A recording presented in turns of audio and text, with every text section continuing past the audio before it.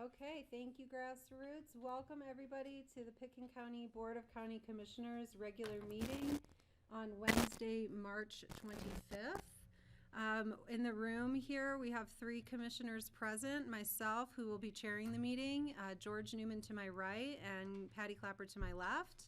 And then video conferencing in, we have Commissioner Greg Poshman and Commissioner Steve Child, who are at their homes joining us today. So let me check in with our County Manager, John Peacock. Do we have any additions or deletions to the agenda, please?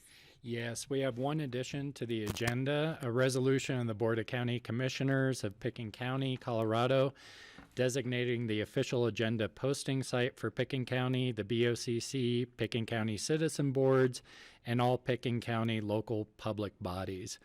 This is being proposed in light of the restrictions to access to our facilities. Okay, and We'll be posting this it will be a online? first reading. So should we call this 4B? Does that work for Yeah. everybody? You'll need a motion to add that. 4B. I'll make a, is that all? That's all. I'll make a motion to amend the agenda. Second. Okay, thank you. All in favor? Aye. Can I? Greg, can you give us a shout so it's on the record, please? Myers and I, we read Okay, his I'll note lips. that we have a unanimous vote to amend the we do lip agenda. So at this time, we will go ahead and move into public comment. Before we start, I just want to have set a few parameters since we're doing this very differently. For any individuals, for the public who are going to call in, I'm going to sort of take a generic poll to see how many we have on the phone. And then if we need to divvy it up into a more organized fashion, such as A to M and N to Z, then we'll do that. And everyone is welcome to speak for 3 minutes. Please give us your name. So let me just get a general, can I hear a yes from the public who are on the phone that want to participate in public comment?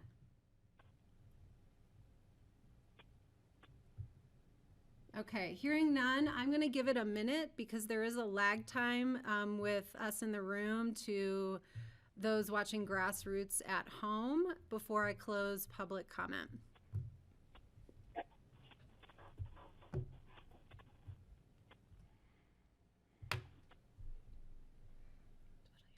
It's so weird to have such silence.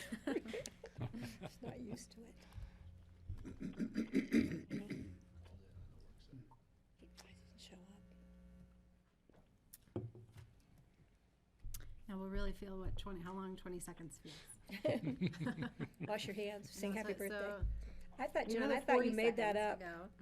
And it's on the poster over the sink in the kitchen. I thought you thought of that yourself, the happy birthday.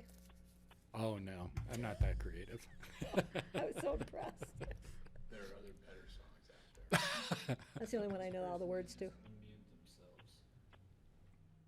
Okay, Somebody did? in about another 5 seconds. I wanted to make public comment. I'm not sure where you're at right No, now. thank you. We know there's a lag between the room and Grassroots TV, so we are going to check in. This is the final call for public comment. Please go ahead, tell your name, and you have 3 minutes to address the board. Hi, thank you. My name is Sean Cox, and I know Sandy Mulcahy personally because I went on a mission trip with them to Africa. And with respect to the procedural components of the case, APSHA's disregard for state court procedural requirements began almost immediately, as in filing the lawsuit. APSHA opted into an expedited procedure despite its own filings, indicating that the property in question was clearly valued well over $100,000. That is above the lawful cutoff of $150,000. Similarly, soon after APSHA filed its complaint, the district court entered a delay reduction order containing early procedural information regarding the case, including specific information about when a case management conference should be set, and directing APSHA as a representative plaintiff and the responsible party to set a conference.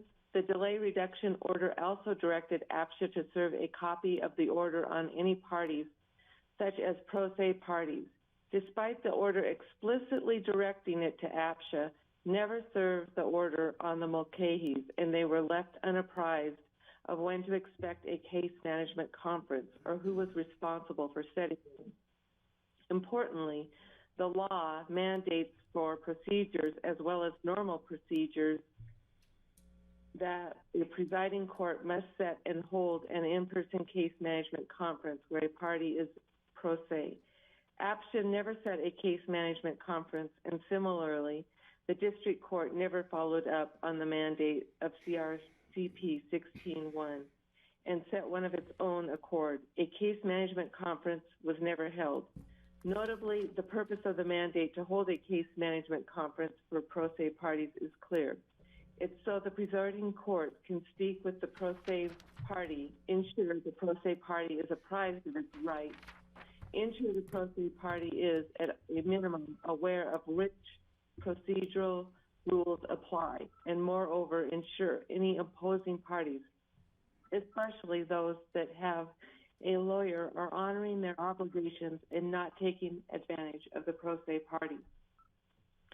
With no case management conference held, the district court never went over the unique expedited case procedures with the Mulcahys, never ensured he was even aware that the CRCP 16-1 had been elected into, never gave Mulcahy the opportunity to elect out of CRCP 16-1, given the value of the property at issue, and never explained that early discovery disclosures, particularly those from APSHA as a claimant, are especially critical in CRCP 16-1 proceedings, as initial disclosures, in effect, represent the full discovery of the case.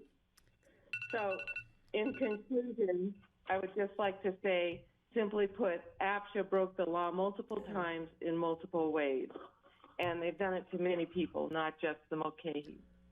Thank you, Did you get Sean. I appreciate you calling in today. Is there anyone else Apparently who? they're having trouble getting through on the line, the public comment line. Okay. I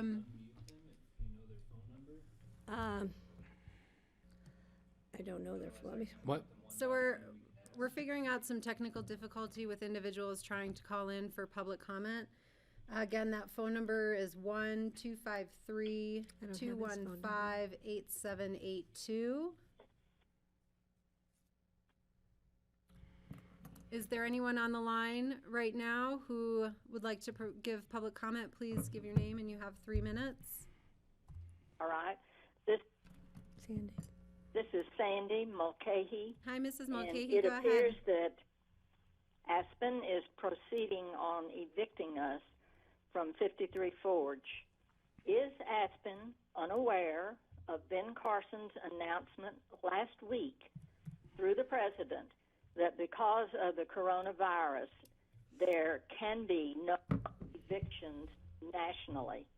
Is Aspen part of the United States of America, or do you have your own government that ignores those kind of mandates? Thank you. Thank you, Mrs. Mulcahy. Is there anyone else on the line who would like to give public comment? Please say your name, and you have 3 minutes. My name is Lee Mulcahy, and by the way, Kelly, you're my neighbor, but the agenda says you have 3 to 5 minutes. I've been in the Valley. I realize that you come here not so long ago, but I've been here a quarter of a century, and I'm very grateful. 4 points. I'm ready to show APSHA compliance as an artist with the records APSHA refused to look at back in October of 2015. 2, APSHA has instituted new fines. You guys on this board, 2 of you voted for them. Why can't my family, which includes an 84-year-old widow, instead of proceeding full speed ahead on evictions as of Monday, why can't we be allowed to pay one of those new fines that you guys have instituted, pay APSHA's legal fees ordered by the court, and do community service?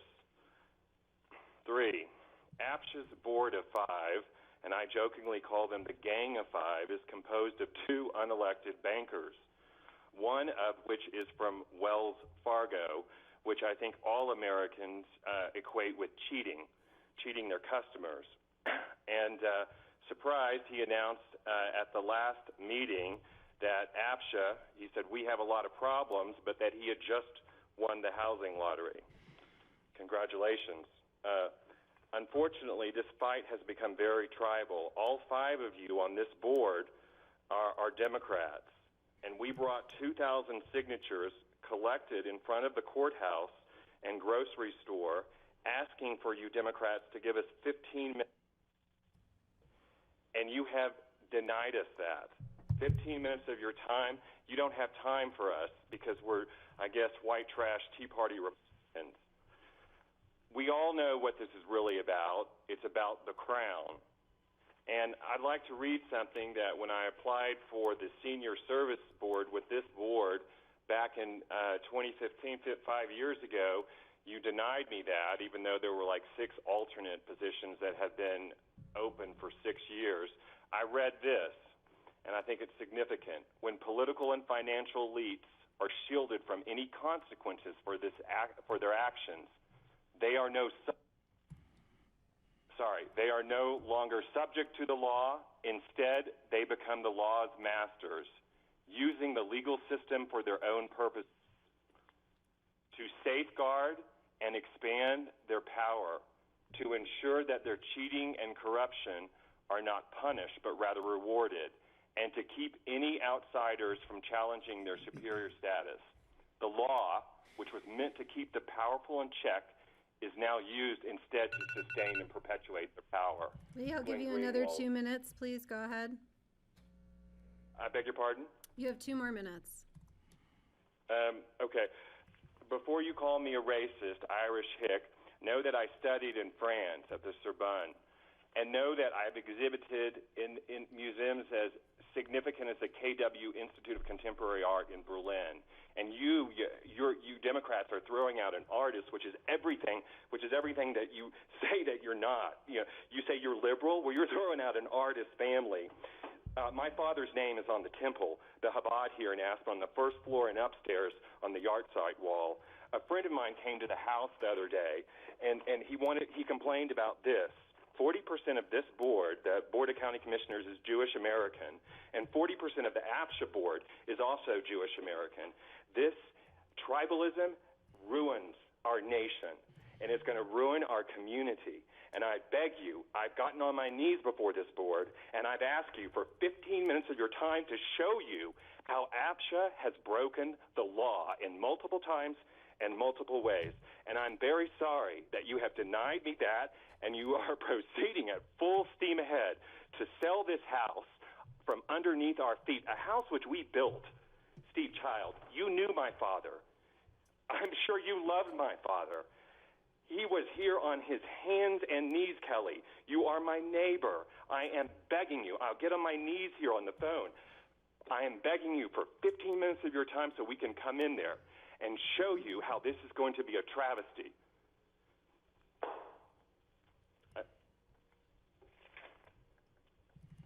I don't think that's an unreasonable request. Thank you so much for your time. I really appreciate it. Thank you, Lee. Is there anyone else on the phone who would like to participate in public comment? Please say your name.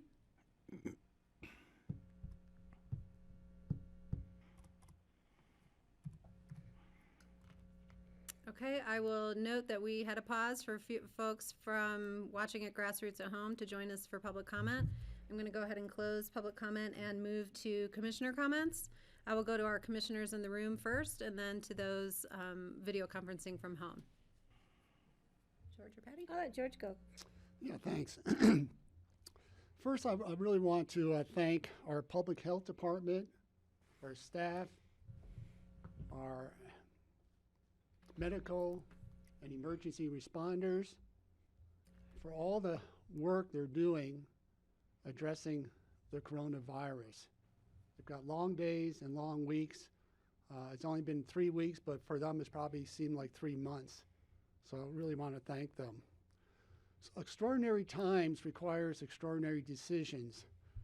And dealing with the coronavirus is a very dynamic and volatile situation still.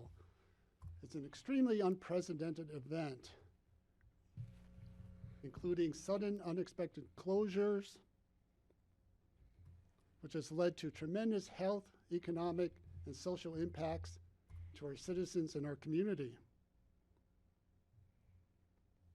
By state statute, county public directors have the authority to implement regulations that are needed to protect the public safety and public health of our citizens.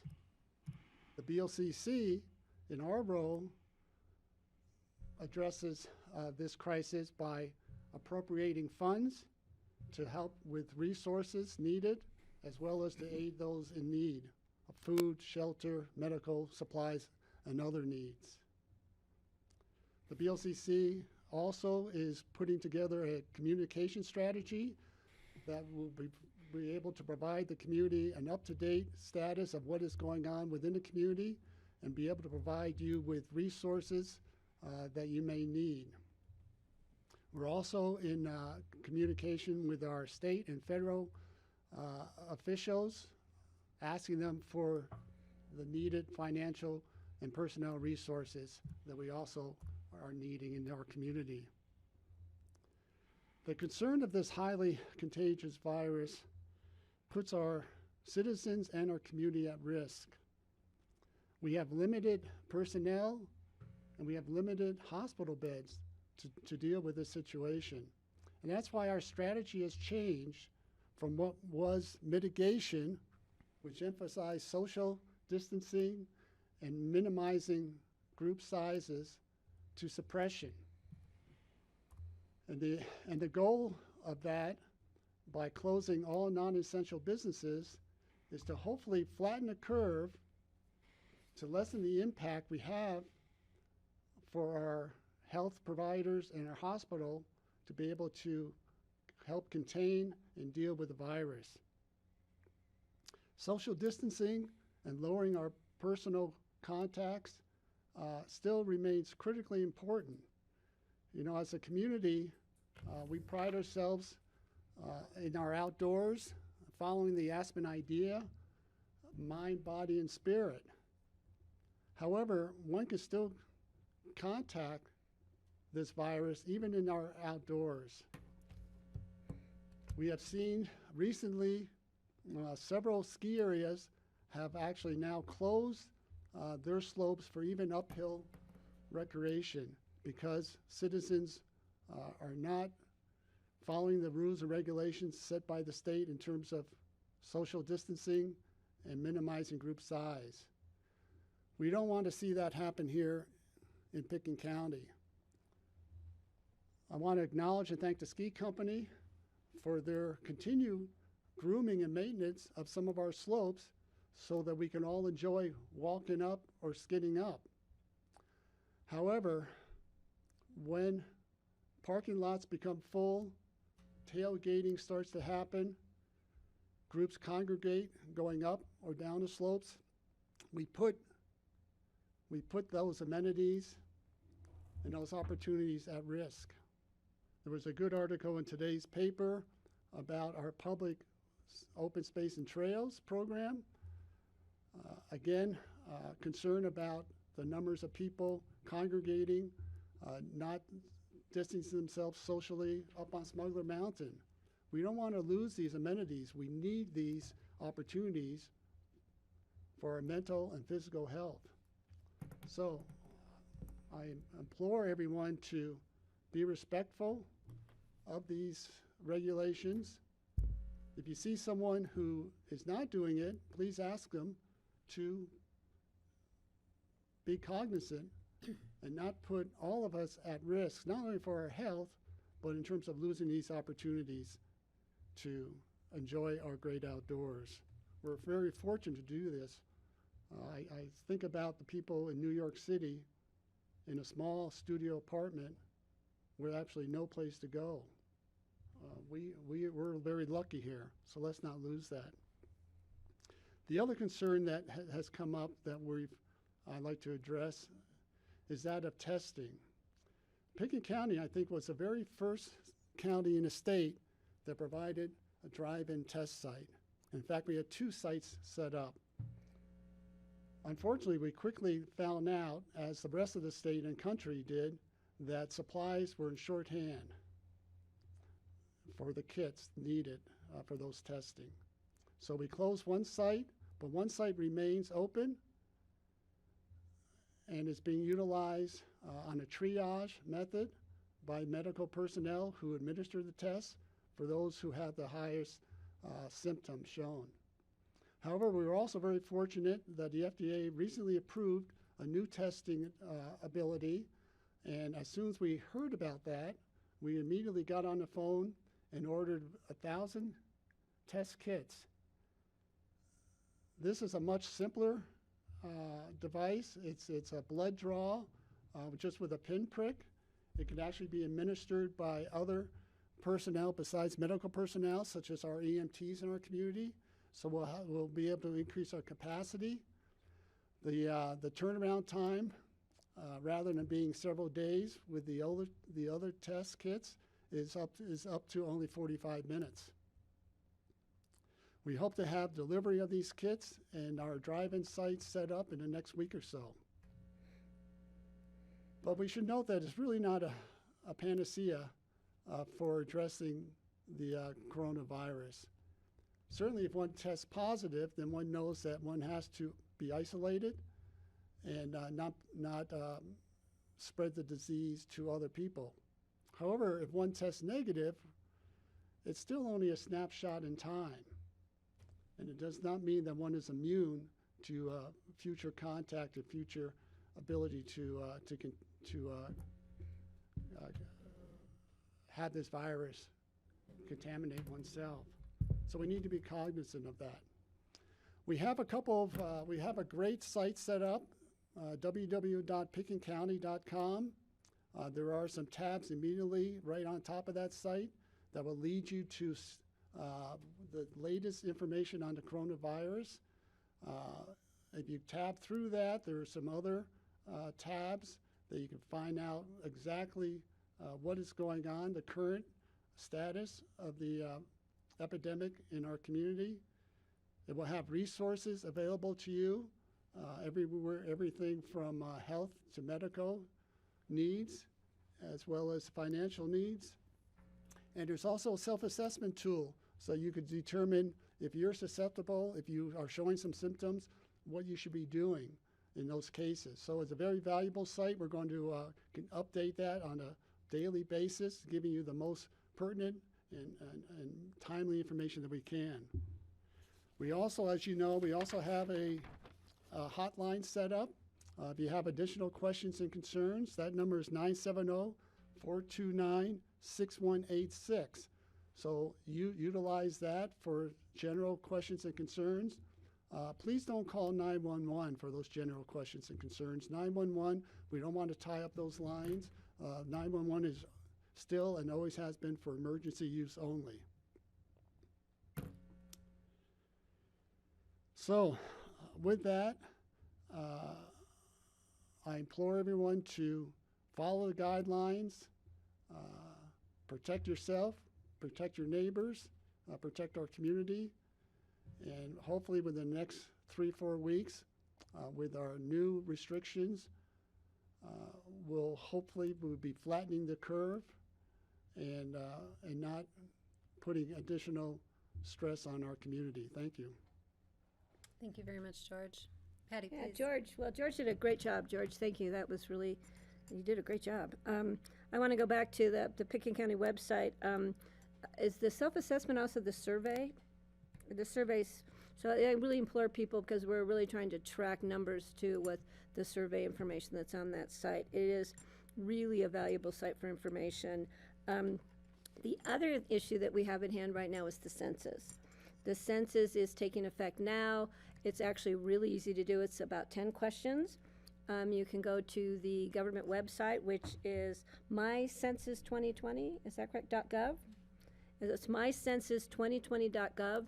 You do not need an ID number or what they're calling an invitation. You can just print in your physical address. And just so people know, anybody living, as of April 1st, anybody who will be living at that address, that exact address, you need to put it in into your information. So if there's 3 of you, you need to fill in information for 3 persons, or if there's 10. If you live in a building, the same physical street address, but you have a different unit number, those unit numbers are all entered separately. So if you're an apartment complex, everybody in that complex would put their own information in under Unit A, Unit B, Unit C, etc. That's really important. We need to have people counted for this survey. It really helps to provide federal and state funds for those in need and for programs and projects. It also will help with our congressional redistricting issues that they do every 10 years. And it may, in the state of Colorado, provide us with an additional congressperson. So please, if you're going to go into the county website, take 10 minutes and go to mycensus2020.gov, fill out your government census. As I said, it's 10 questions, doesn't take very long to do, so please, we ask that you do that. I'm going to reiterate George's information about the county hotline number again. It's 970-429-6186. You can get some general information questions there, some specific health questions answered. Again, as George said, 911 is to be used only for those who have significant serious symptoms such as shortness of breath. Then we implore you to take immediate action. Other than that, we ask that you not show up at the hospital and not show up at your doctor's offices. Please call those entities ahead of time because they have definite precautions that they're taking to keep their persons, their employees safe and healthy to be able to service the public that is in need of those services. So again, we thank you, and my ask of you is to stay safe, stay healthy, and stay home. Thank you.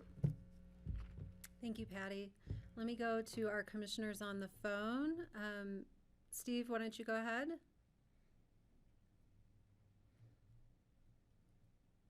Okay, thank you, Kelly.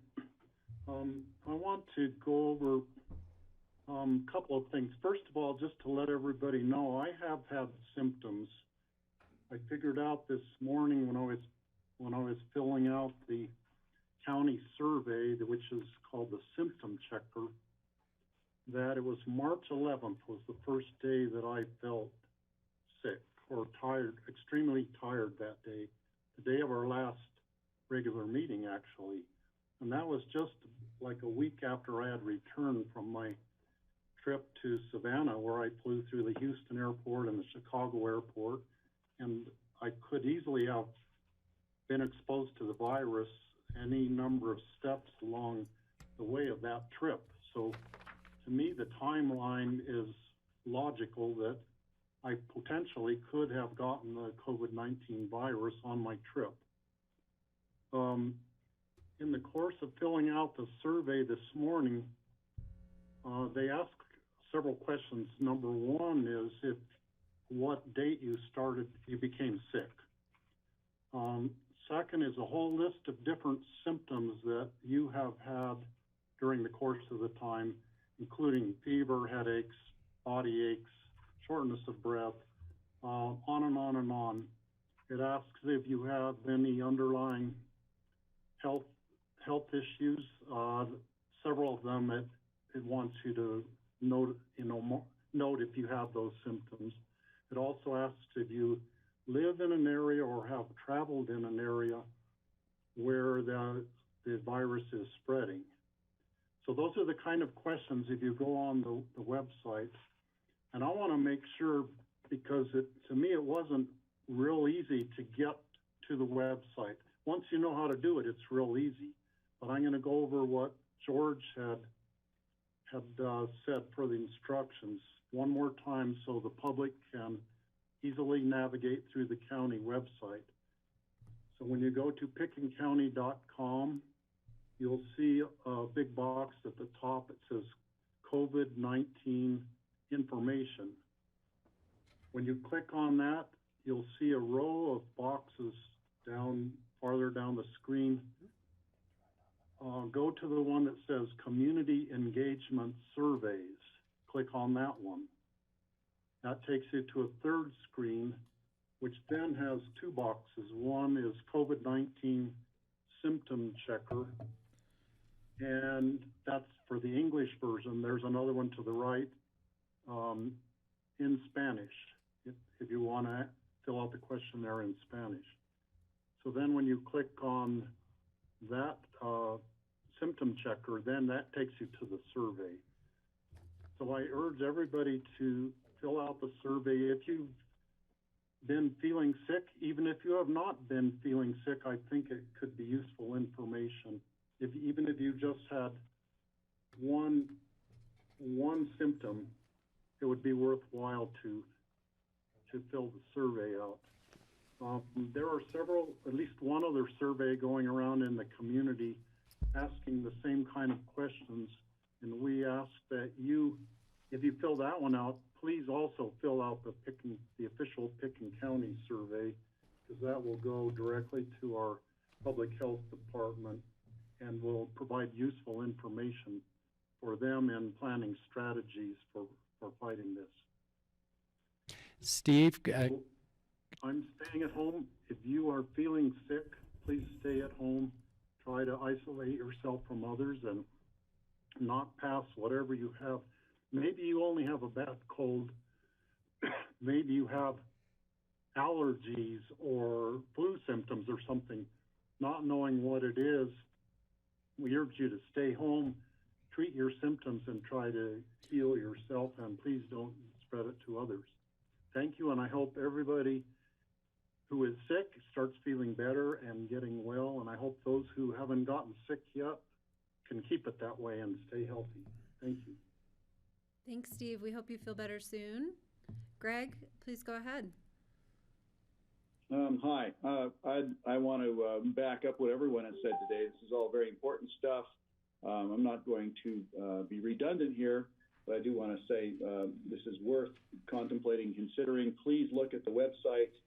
There's a lot of information there. It's very information dense, but you'll find what you're looking for if you persist. The other thing I want to bring up is that we had an incident in the backcountry in Aspen with a snowmobile accident yesterday or the day before.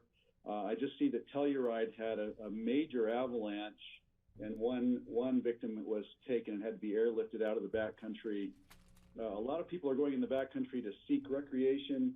They're taking risks that simply are not reasonable under any circumstances now. So people here who wanting to get outside and recreate, please do. Remember, be safe and be risk averse. We don't want to have to use mountain rescue and medical resources to come find someone who really has done something irresponsible at this point when we are facing a crisis and need all hands on deck for a medical crisis. So I just want to encourage everyone to ramp it back and be safe in the backcountry. Don't be hucking big cliffs. Rescue may not be coming as soon as you normally expect it to. Thank you very much. That's it for me. Okay, thank you, Greg. And I just want to, on behalf of myself, my family, our board, really just extend our care and concern to everybody in Picken County. I know the range of emotions can be from uncertainty on one hand to real despair on the other. And we are keeping that in mind, and we are trying to build programs to help support everyone here with their health concerns, with their financial concerns, with their family concerns, to get through this together in a time where we will be together again in the future. We'll all come through this and we'll be healthy together again. If your behavior has not fundamentally changed from last week to this week, I just want to put in real simple terms what day-to-day should look like. Please identify who your core group is, your immediate family, your household, who you live with. Those are the people you should be with. You should be staying at home unless you must go outside or go run essential errands such as medical care, going to the grocery store, and only as you need it. That means no play dates, and that's for all ages. That is not just for my toddler, which has been tricky to explain to her, but We really need folks to just be spending time with their families and the people in your household and make that change in behavior, because we are starting to see more hospitalizations in our community. We are starting to really plan for a surge here and around the country. And our IMT is looking weeks out about the supplies that we have, the personnel that we have, the hospital's capacity, with a goal of keeping people alive. So I thank you very much on everyone's efforts. We have almost universally participation and adherence to our strict public health orders, and we just need some help bringing everybody else along. So thank you. Can we add one last thing? Can we put out there again how to access the I'm gonna do that. applications? Oh, perfect. Yep. Sorry, Kelly. Just want to make sure. No we didn't forget. problem. So we've given you some resources for information, in particular for individuals who need economic assistance now or think they are going to need economic assistance in the next month. If you only have a month of savings you're relying on, please apply now. And that website for all of the help available throughout the Valley is pitkincounty.com/get-help. And there are the forms there to apply, as well as information about food banks that are happening, mental health services, homeless services, senior services, etc. Please go use that resource. Additionally, our pitkincounty.com/COVID-19 website has tons of information about the public health orders and medical side of things. And you can find our symptom checker that Steve Child was referring to right on our pitkincounty.com homepage. So please go fill that out. That will give us additional information to help with the tracking of the movement of this virus in our community. And I think that's all I have. Thanks, Kelly. Excuse me, sorry. One other important thing is to announce a community meeting, which will be happening virtually tomorrow at 2 o'clock. So please tune in to Grassroots TV, either online channel 12, or their video stream at grassrootstv.org to watch that and get updated information. Kelly, Greg here. One last quick comment. Sure. Something John Peacock said yesterday really hit home with us, and I've been seeing a lot of information about this as well. He mentioned that he takes the temperature of his family members each day. That is becoming more and more interesting and more important, I think, for people to monitor that. So if you can monitor your temperature, that is a great indicator for self-screening. It's just one step people can take to monitor their health. Now, I'm going to recommend it, not as a medical professional, but as a county commissioner. Let's start taking our temperatures, paying attention, and it may just help you understand if you have symptoms and the need to continue with isolation. Thanks. Okay, thank you. So we're going to move now into our regular meeting agenda. Item number 1 on the agenda is an ordinance of the BOCC approving acquisition of 3 contiguous parcels comprising of approximately 406 acres within the Thompson Divide. And let me check in with Dale Will to see if he's with us from home and if you need some time to set up. Did he send in the map? Did he? Okay, perfect. Do you have it? Okay. Yeah. Hello? Dale, are you there? I'm here. Hi there. You see and hear me? We hear you. We can't see you just yet. I see. Let me try it on my phone instead. Well, trying both my phone and my computer. I can see you guys and I can hear you just fine. We may need you to mute one of them because we're getting some feedback if you have both of your speakers on. All right. I think that sounds better. I had the same problem this morning. If you will, Kelly gave the directions on the we lower can left see him. side of your screen. I think he's with us now. You're on now. Good. Thank you to everyone for your patience as we fumble through this new reality. Okay, Dale, looking good. Nice to see you from home. And please just let us know. Andrew's going to pull up the map whenever you're ready for him to do so. Great. There's the map. This property that we're proposing the county purchase is right in the heart of the Thompson Divide. Of course, that's an area that the county has had a special concern for some time. There's a legislative boundary of an area that we are seeking to keep free from oil and gas development. But also, we would like to keep the backcountry as quiet as possible for the benefit of the wildlife that lives up there and the historic ranching that has gone on. You can see right in the middle of this map, the Jerome Park Conservation Easement. It's the single largest conservation easement the county's purchased to date.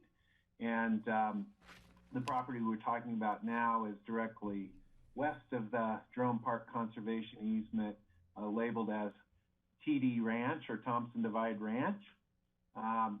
As mentioned in the packet materials, it's currently comprised of 3 parcels that have belonged to a family for several decades. The family wishes to remain anonymous or as anonymous as possible at this time, and we are trying to respect that.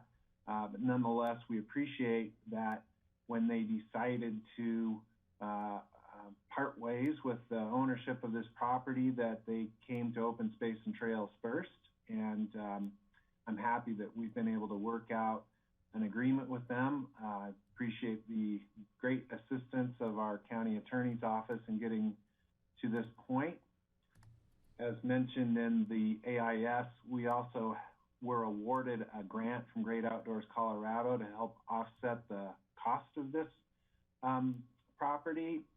The purchase price is interesting. It's set at between 4.5 and 5 million, depending on the final appraisal. We had a preliminary appraisal that shows the value is at least 4.5, so I don't think we're going to have a problem on the low end of that.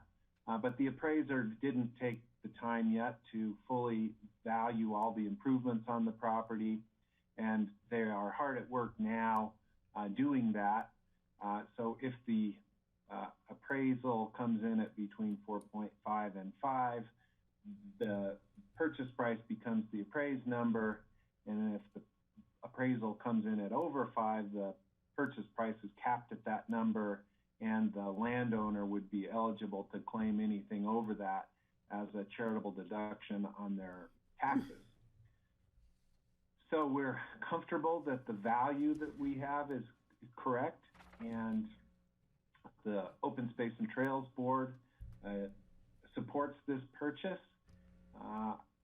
The open space staff are very enthusiastic about it.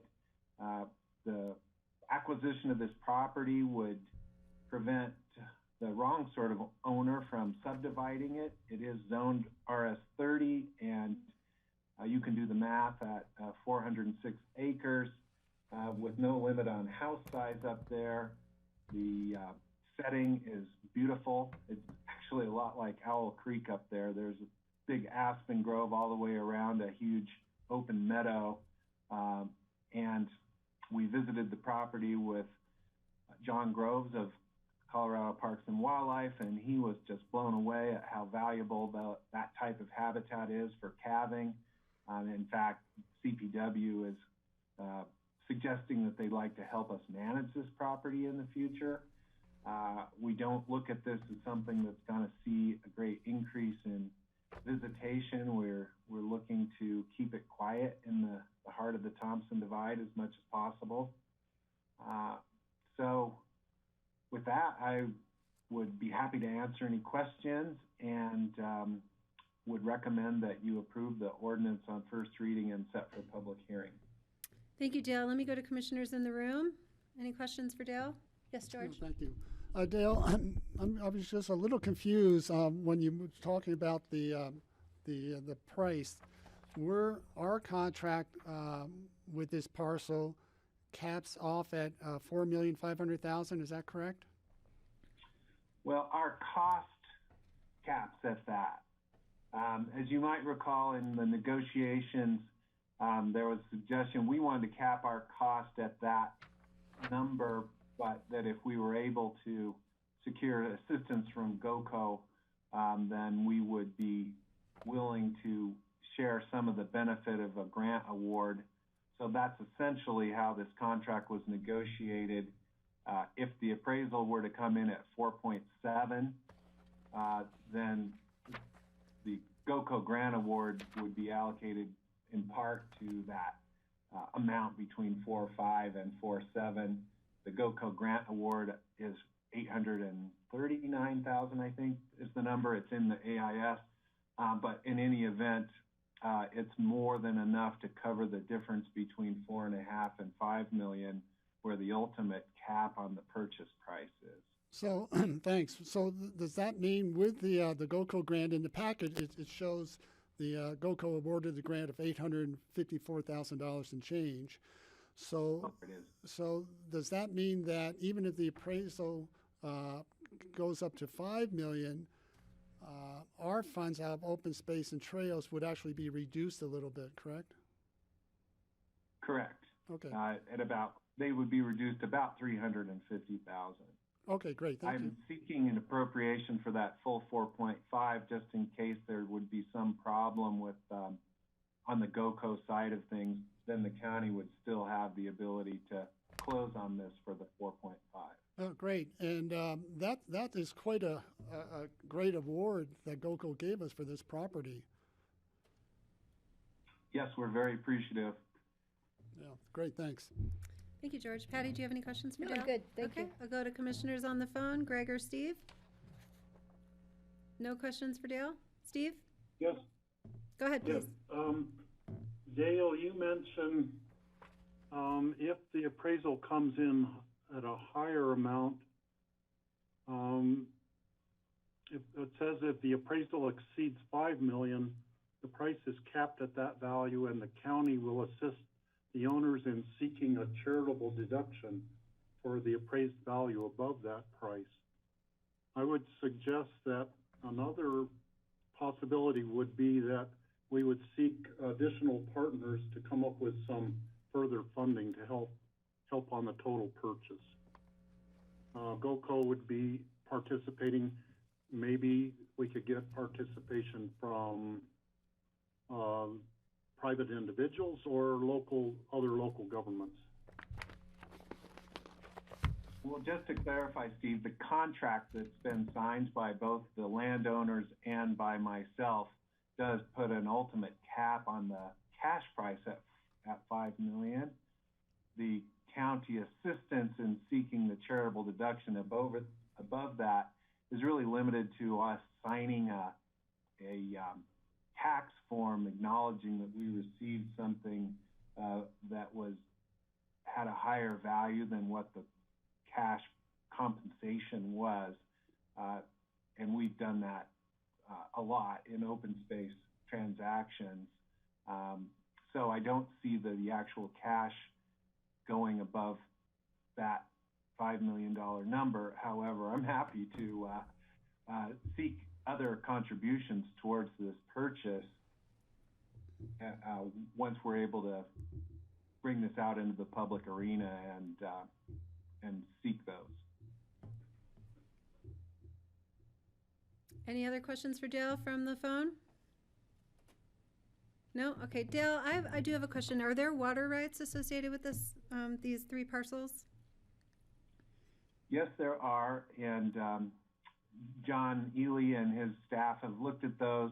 It's interesting, the irrigation on this property is coming off of the southern slopes above it, and there's some small creeks, one of them named Clementine Creek, and the way the pastures are irrigated is those creeks are essentially split as if they were irrigation lateral ditches and spread out.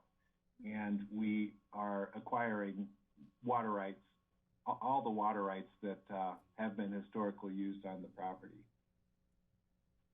Okay, great. I will note that this will go to second reading on April 8th. If I could have a motion to approve the ordinance on first reading. So moved. I will second. Okay, all in favor? Aye. Aye. Aye. On the phone, please. Aye. All right, we have unanimous vote. Thank you, Dale. Thanks, As Dale. always, thanks for your hard Thank work. you. Thanks, Dale. Good work. Thanks, everybody.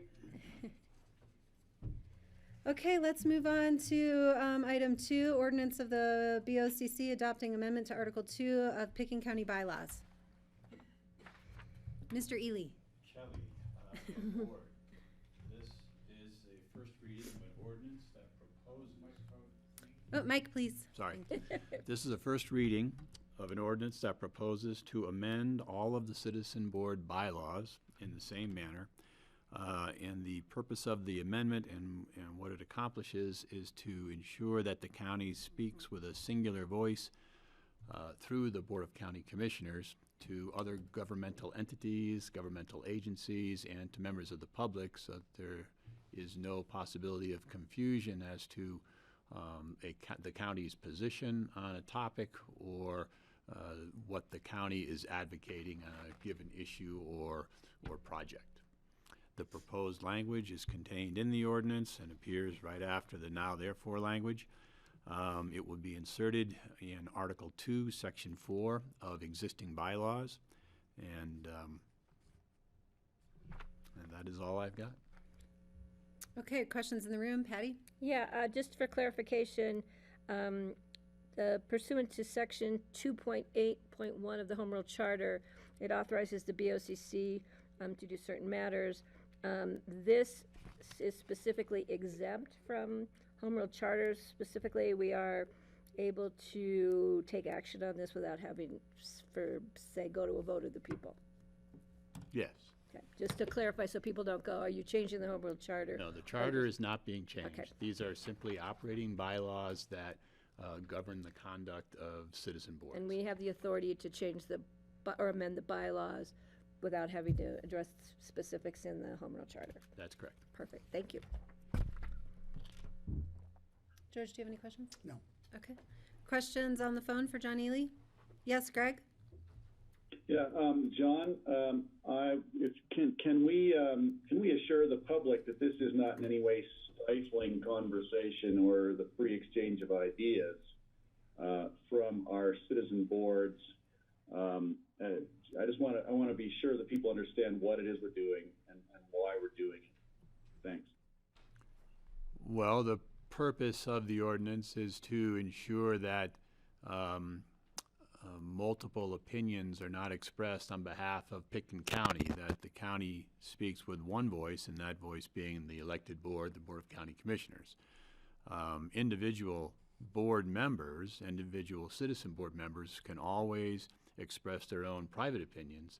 It's just that the boards themselves cannot express an opinion that might lead to confusion to wherever that opinion is expressed as to what the position of the county is.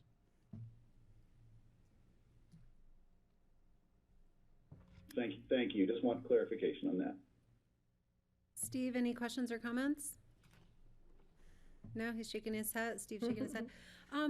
John, can you clarify for me, because there is work that our boards do that doesn't always elevate to the level of the BOCC. For example, we have members from OST who are delegated to kind of community working groups on certain projects, which participate in the formulation of a recommendation that might come to the BOCC or not.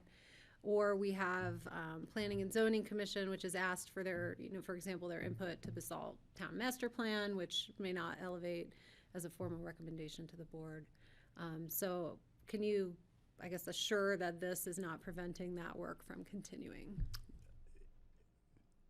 Different citizen boards have different missions or different particular goals. And where those goals are expressed by that citizen board, whether it's the P&Z or Open Space and Trails or any citizen board, then that board will continue to have the ability to express those opinions and take those actions. It's only where the matter comes up after the citizen board to the Board of County Commissioners, and the Board of County Commissioners articulates the position of the county. At that point, that is the position of the county, and with certainty there would be no other conflicting messages put out. Okay. Okay, I appreciate that. Thank you. Is there any other questions? Steve, yes. Go ahead, Steve, I see you. I do have a question.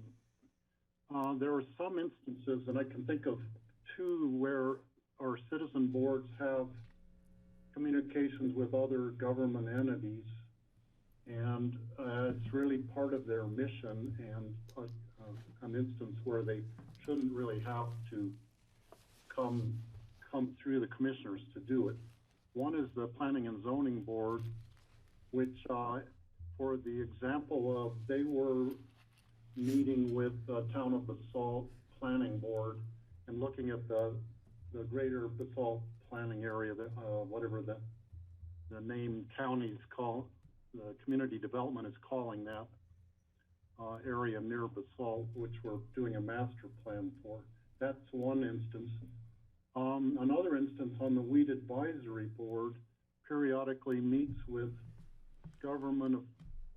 different government agencies, from the BLM, the Forest Service, different towns and counties in the area, to discuss common weed issues. And they've done that. It's never led to any confusion. It's just more a means of communication between like-minded entities working on a common problem. So, John, the question would be, is that kind of activity still protected and preserved for those boards to do those appropriate actions as necessary? That type of communication, Steve, is not curtailed. And to the extent that there is a specific delegation of authority from the BOCC to an individual board, or a duty or an authority that is recognized in state law, particularly state statute, and I could think of several instances concerning the Planning and Zoning Commission, for example, where they have that latitude to act. Apart from those types of circumstances, where there is a recommendation that is forwarded to the BOCC, and the BOCC has an opportunity to consider a recommendation and then to take a action itself, then that action of the Board of County Commissioners becomes the final action for the county.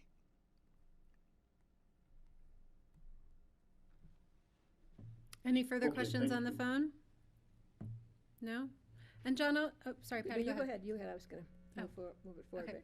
but- I just have another question. Is staff that manage our citizen boards had the opportunity to read this, hear about this from you? I have not gone around to various staff liaisons to citizen boards. It has simply been published consistent with county ordinances. Okay, and this will have an opportunity for public hearing, so maybe between now and April 8th, when we've set it for second reading and public hearing, if there's any feedback on that, be great to hear. I will accept a motion. That's where I was gonna go. Okay. I will make a motion to approve, and in doing so, I just want to reiterate the fact that this is not stifling freedom of speech. It's just, again, as the county attorney has said, it's just providing that when the boards speak, we speak as one voice, representing Pickens County as a whole and the position of the Board of County Commissioners. That was your I made a to motion approve? before I Okay. made my comment. Thank you. May I have a second, please? I'll second. Okay, thank you, Greg. Any further discussion? All in favor? Aye. Aye. Aye, on the phone? Aye. Okay, we've unanimous vote, thank you. Okay, item 3, emergency resolution of the BOCC providing supplemental appropriations to the 2020 budget and amending the 2020 budget for community emergency response to COVID-19. Hi, Connie. Good afternoon. Hi. Baker, Budget Director. We began 2020. Just, might you pull your mic up? I don't know if we're still, Yeah. You have it on? Okay, thank you. Thanks, We Connie. began 2020 with an appropriation of $150,000 for emergency response within the manager's budget. Then on March 17th, the Board of County Commissioners approved an addition of $350,000 in the Public Health Fund in order to better respond to the COVID-19 emergency. Today, this is a second emergency resolution adding $500,000 to the Human Services Fund to continue response for more on the community level. So between the two emergency resolutions, it's an addition of $850,000 to the county budget, bringing our total for emergency response to $1 million. And I think John has some additional comments on the use of the funds. Yeah, so the way that the funds are proposed to be divided now, as Connie just said, $500,000 to our emergency aid fund in human services. And that's in light of today, I expect we will exceed 700 requests for emergency aid. That is representing, as of yesterday, that was representing aid to over 1,000 people in our community that have lost their employment or find that they're either in need of food or assistance to maintain shelter, the basics. And Nan had a good update for the board on that yesterday. We're very pleased that the city of Aspen appropriated $200,000 yesterday for that purpose, and the town of Snowmass Village is looking at another $100,000 appropriation to support those same efforts. We wanted to be sure that that fund was adequately resourced now that we have a better idea what the demand is, and we expect with the new public health order that demand will go up. We feel like that will definitely hopefully bridge us until relief is coming down through the federal government, hopefully with the passage of a relief bill forthcoming. The other $350,000 is appropriated into the Public Health Fund, and that is to support the response costs. I would note that it is not right now anticipating staff costs. A lot of those are already budgeted either in our own organization or the organizations that are partnering with us, whether it be the municipalities and fire districts, everyone who's partnering in our response. However, there are costs that we're anticipating, including supplies, food, materials, and such that we're purchasing. As of today, we've expended $31,000. We're anticipating we'll need right now, at least for the next quarter, $120,000 for those types of costs. We have also requested from the state about 7 FTEs worth of support for epidemiological support, subject matter expert support in public health, liaison and public information support, as well as testing support. Those are all requests that have not been filled or have been denied. We are anticipating that we'll need to contract some of those needs where they aren't otherwise able to be filled locally for the duration of this response. Right now, we're estimating about $130,000 in additional costs for those contracting needs. And then finally, the subject of testing, of course, has been one that's been broadly discussed in the community. We have gotten pricing on the test kits from the company that we're hoping to have our confirmation of delivery on soon. But we're anticipating an initial budget of $65,000 for those test kits, and then another $35,000 for additional personal protective equipment.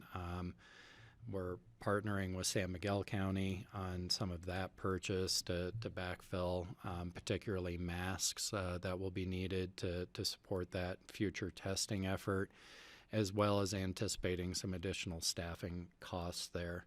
So the $350,000 will be used for those purposes. Again, we may be back.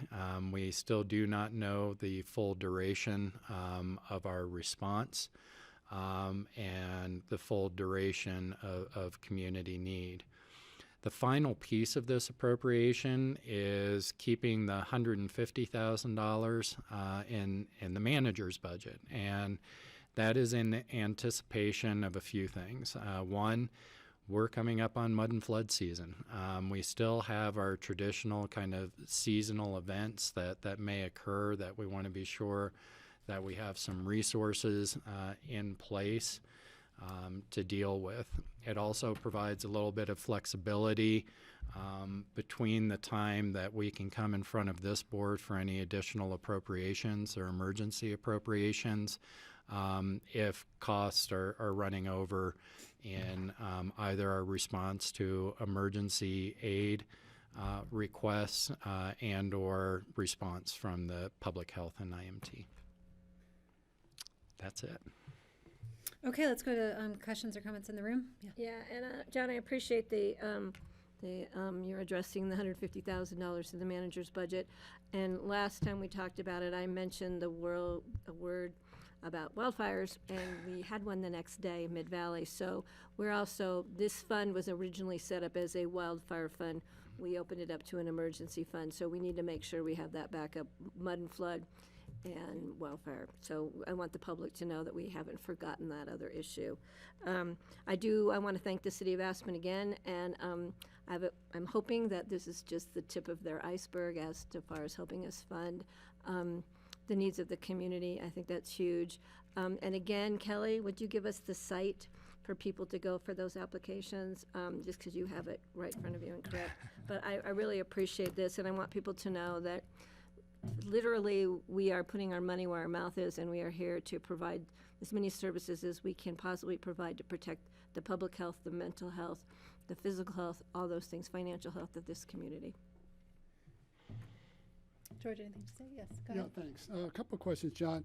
How will we be coordinating with the city's contribution as well as the town of Snowmass Villages? Yeah, so I believe that John, Ely, and Jim True have been in contact about an intergovernmental agreement with the city of Aspen, and the intent is to add those funds to our emergency relief fund and have those funds go through the same qualification, be available through the same qualification processes as the county funds. I think the only difference being they'll be reserved for requests of residents of the city of Aspen. Last that we saw, that was about half of our requests, so there's definitely going to be a need for that. I believe Snowmass has not made their appropriation yet, so we still need to have that conversation, but the intent in our initial discussions was similar to add it and have us qualify people and be able to use the funds for what those needs are. All right, thanks. Two other questions. One is you mentioned that we've applied for 7 FTEs to the state. We haven't heard back, or some have been denied. Is there something at the BOCC that we can do in terms of reaching out to whom? Yeah, I think both through our representatives and contacts that you may have through CDPH, Colorado Department of Public Health and Environment. I want to recognize that this is not a Pickens County only event. This is a state and national event. However, some of these requests went in when we had the highest number of confirmed cases in the state, and we did not receive response. The governor has definitely identified Pickens County, Eagle County, and Summit counties as hot spots. We need support. If that is the case. We need the state to be helping us with resources, and as Patty just said, to be putting resources and money where their mouth is. And so any way you can amplify that message would be helpful to us. So I'm not aware, but maybe Kelly is. We should know who we should be contacting, phone, and if we want to send a letter on behalf of the entire BOCC. I think we should do that.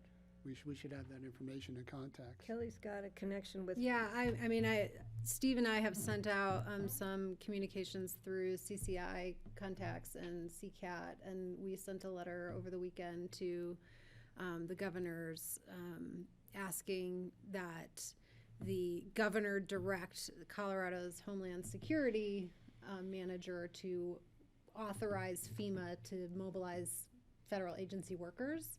And I know we've talked about that here, and that's why we sent that. And so we've done that. I've elevated our requests through John Whitney at Senator Bennett's office, who has been, Senator Bennett's office has been incredible trying to help us to say these are the requests of personnel we have made and either have not heard or have been denied.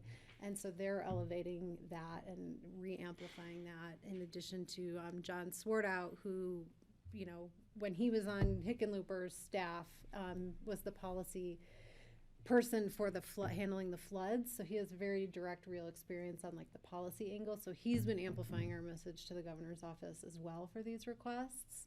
And yeah, I'm happy for all of us to weigh in kind of more, and I'll do a better job funneling that out to the board on what that is. But there's been almost daily communication from what we need through these channels to try and see if anything comes through. And John's being very diplomatic. I'm going to be a little less so. I'm very dismayed that some of this hasn't been filled.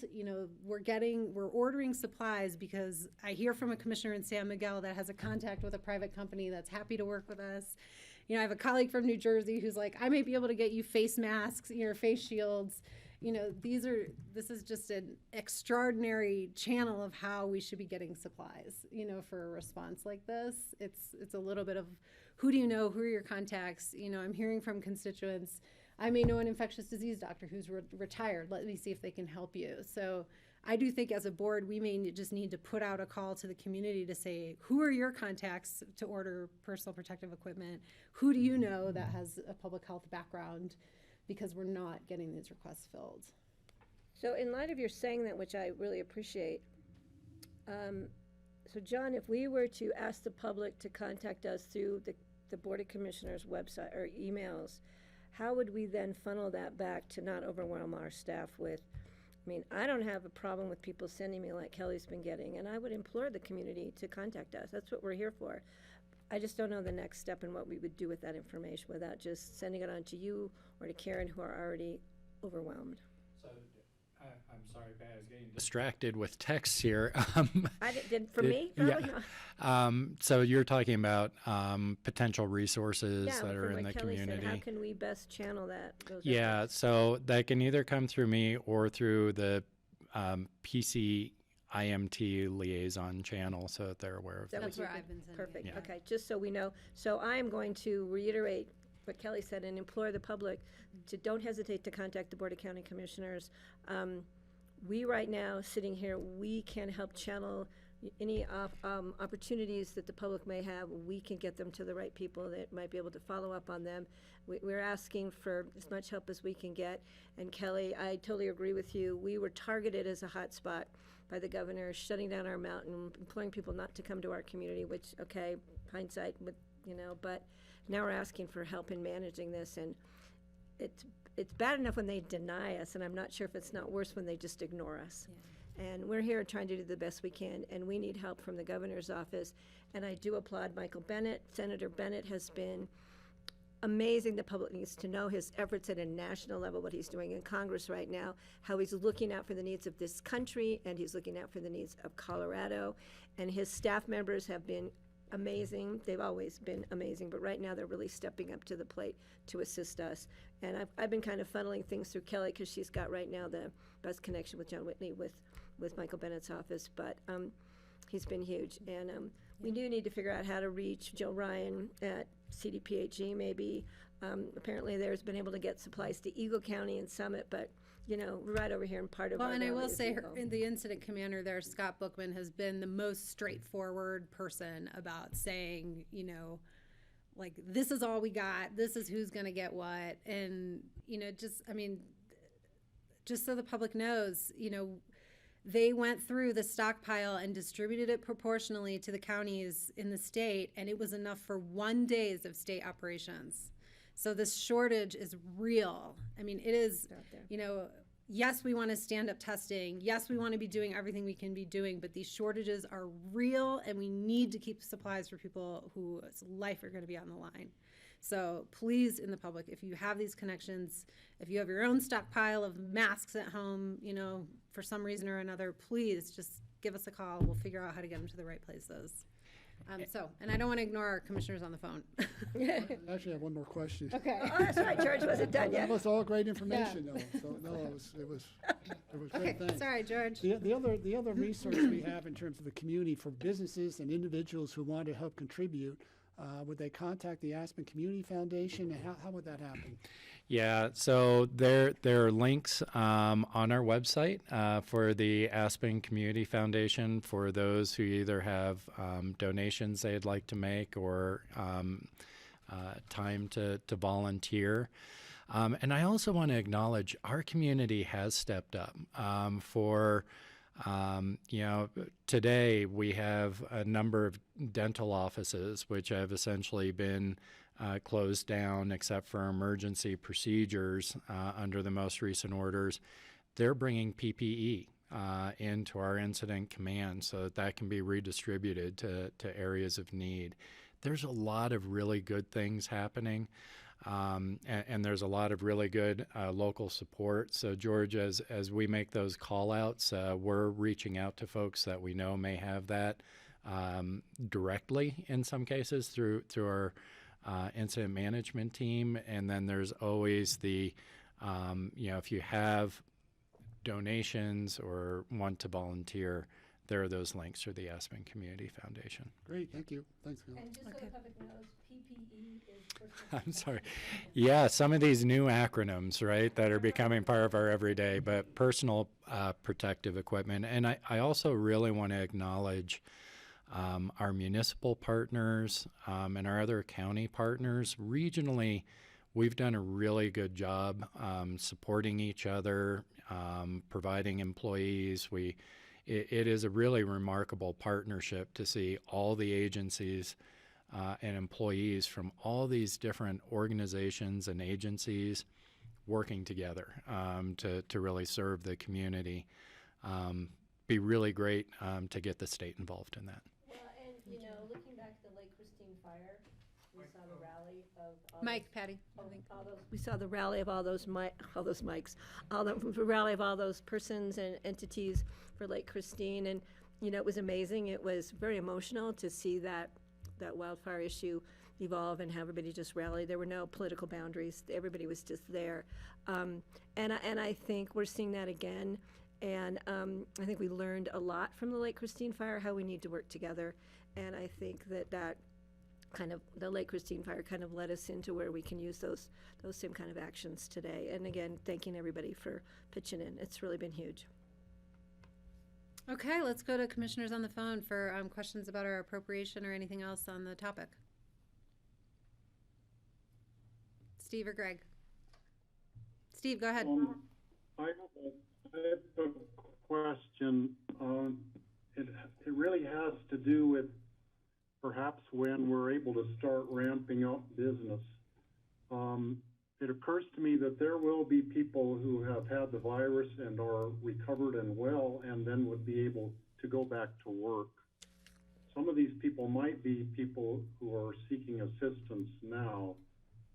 And I think we should start thinking maybe a few weeks ahead of where we'll be, that there will be people able to go back to work that won't need the assistance again, and we might need to, at that time, provide the opportunity to open up or partially open up some businesses or help people find work in areas that the businesses are still open.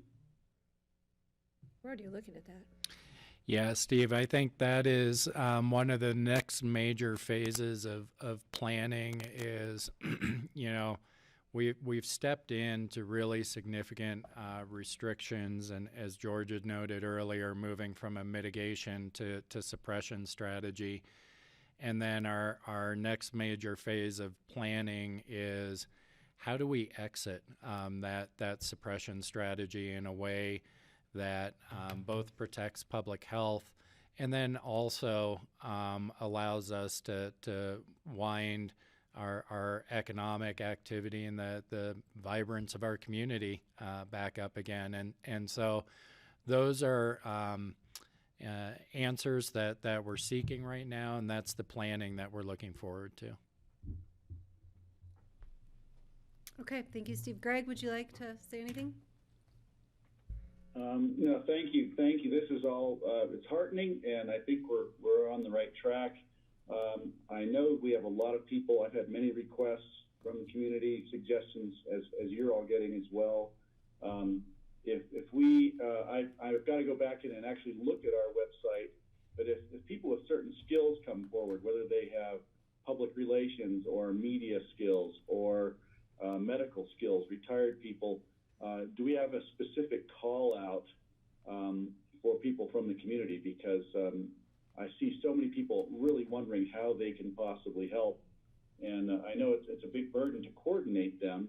I'm also concerned about them reaching out to John individually, because he's probably getting about 200 emails an hour and texts an hour right now. So I want to make sure that you're not the only point of contact and not an overwhelm. So if we can publish maybe today somehow, other ways of getting through, that'd be great. And then, Greg, if you do have folks with particularly who are approaching you guys with epidemiological or nursing or healthcare, if we could push those through directly to the PC IMT liaison email, they're collecting those. Okay, great. So this is a first reading. Second reading will be set for April 8th. May I please have a motion? Move to approve. I'll second. Okay, any further discussion? Thanks, Connie. All in favor? Aye. Aye. Thank you. Aye. Aye. Fantastic. We'll see Okay. you again soon, Connie. Okay, yes, thank you. And just clarification, this is the emergency Right. resolution and then confirmatory reading on Thank you, April 8th. Connie. Yes. Emergency resolution approved here, and the confirmatory reading will be April 8th. So it's effective now. Okay, item 4, an ordinance of the BOCC amending Title 8 of the Pickens County Code, Sections 6-40, 6-50, 2-30-40, 2-40-40, Table 2-1, Table 2-2 regarding the growth management quota system. Rye, do we have you on the phone? Can you hear me, Kelly? I can hear you just fine. Should we expect to see you or no? Well, I'm getting this message that my internet connection is unstable. Okay. So I'm going to do it by voice for the Okay. moment. Okay. Sounds good. I know that Cindy is also available, and I'll give her an opportunity to chat on this because I know she has some stuff for you as well. Okay, let me check in and make sure we can hear Cindy. Cindy, can you hear us, and can we hear you? Hi. Hi, Cindy. Hi, How are you Cindy. feeling? This is Cindy. I'm great. Thank Okay. you. Thank you. Good to see everybody. Okay. Okay. I'm going to get this started, and then I'll turn it over to Cindy. Richard Neely, Assistant County Attorney. This is an ordinance of the Board of County Commissioners amending the Pickens County Land Use Code, specifically Sections 6-40, 6-50, 2-30-40, 2-40-40, Table 2-1, and Table 2-2. All of these amendments are related to the growth management quota system. This is a first reading. Public hearing will be on second reading. It's tentatively scheduled for April 22nd if you all approve the changes here on first reading. The impetus behind these land use code text amendments is to do three things. All three of those things are really focused on establishing or reestablishing competition into the growth management quota system and to make the system function in a way that does a better job of pacing growth in Pitkin County.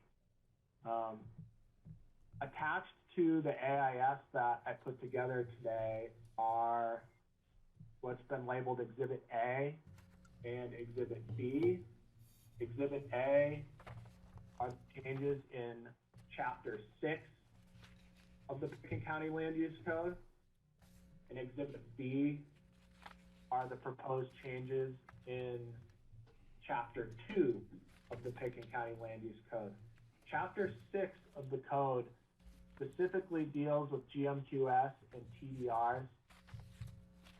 Chapter 2 is part of the process and review component of the land use code. So it's necessary to try and match the changes in Chapter 6 with the changes in Chapter 2.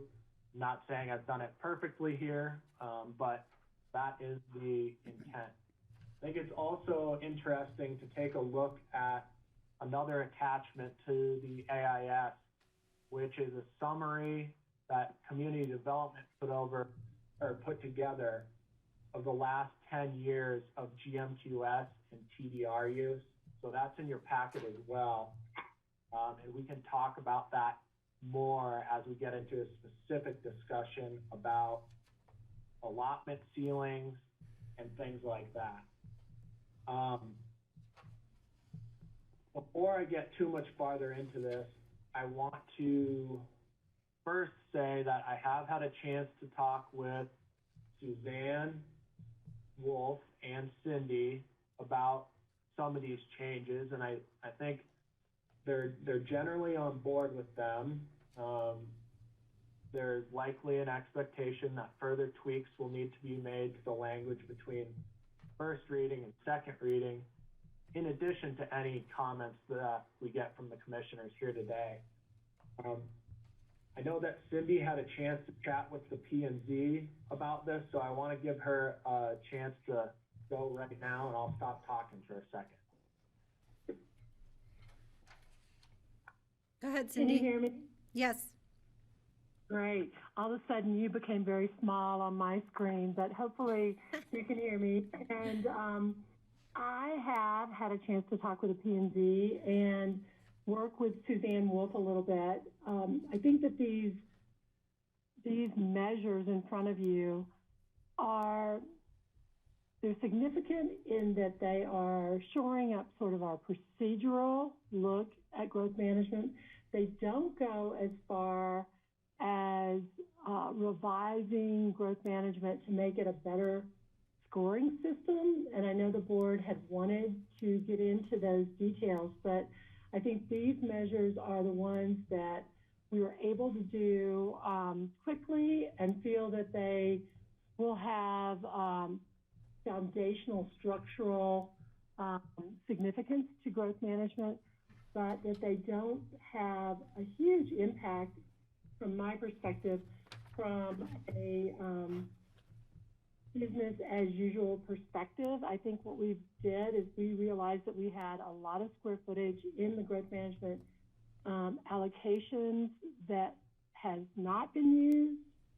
We also have the TDR process, and it turns out our community has chosen to use the TDR process significantly, which is a wonderful thing from some of the board's goals to preservation of the backcountry. So the growth management system has not been utilized to the full extent with the square footage that we had in the allocations.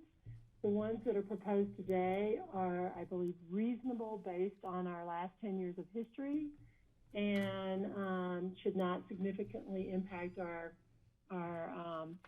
development community. But as Rice said, work on a pacing, if you will, for new development Also, the way that we looked at potentially pulling together a one-year competition for both new lots and new square footage, basically additional square footage for existing homes, we decided that it would be better to keep those separate because it does pace the work, if you will, for the staff, and it gives the community a sense of when they need to get ready for their particular type of competition. So with that, I won't go into all the details, but Planning and Zoning Commission will take a look at this after you've taken a look at it at first reading and make their recommendations back to you on any of the specifics. But they are aware, and I'm hoping some of them are able to watch today and keep up with this process. And we'll be back to you with more details about the scoring system, but that's going to be a little bit later. Thank you. Okay, we'll stop for questions. Patty, go ahead. Yeah, Cindy, I have a question, or Rai. You just said you were splitting out because of staffing and pacing, but in looking at table 6-4 annual allotment ceilings, the residential development or the additions, not the new parcels and lots, it looks like from what I can see, we've changed the allotment and it looks like it's zeroed out. It's red lined through, and the only things it's, is it it's 5? But that's been lined through. What page are you on? I'm on page 26 of the packet, or page 4 of the chapter 6. Go ahead, Ray. Thanks, Patty. So let me make sure I'm on the right page here, but I think I am. You're at. I'm confused. Table 6-4. I'm gonna help you out here. Okay. So thank you, Rai. The red line is a little bit confusing, no doubt.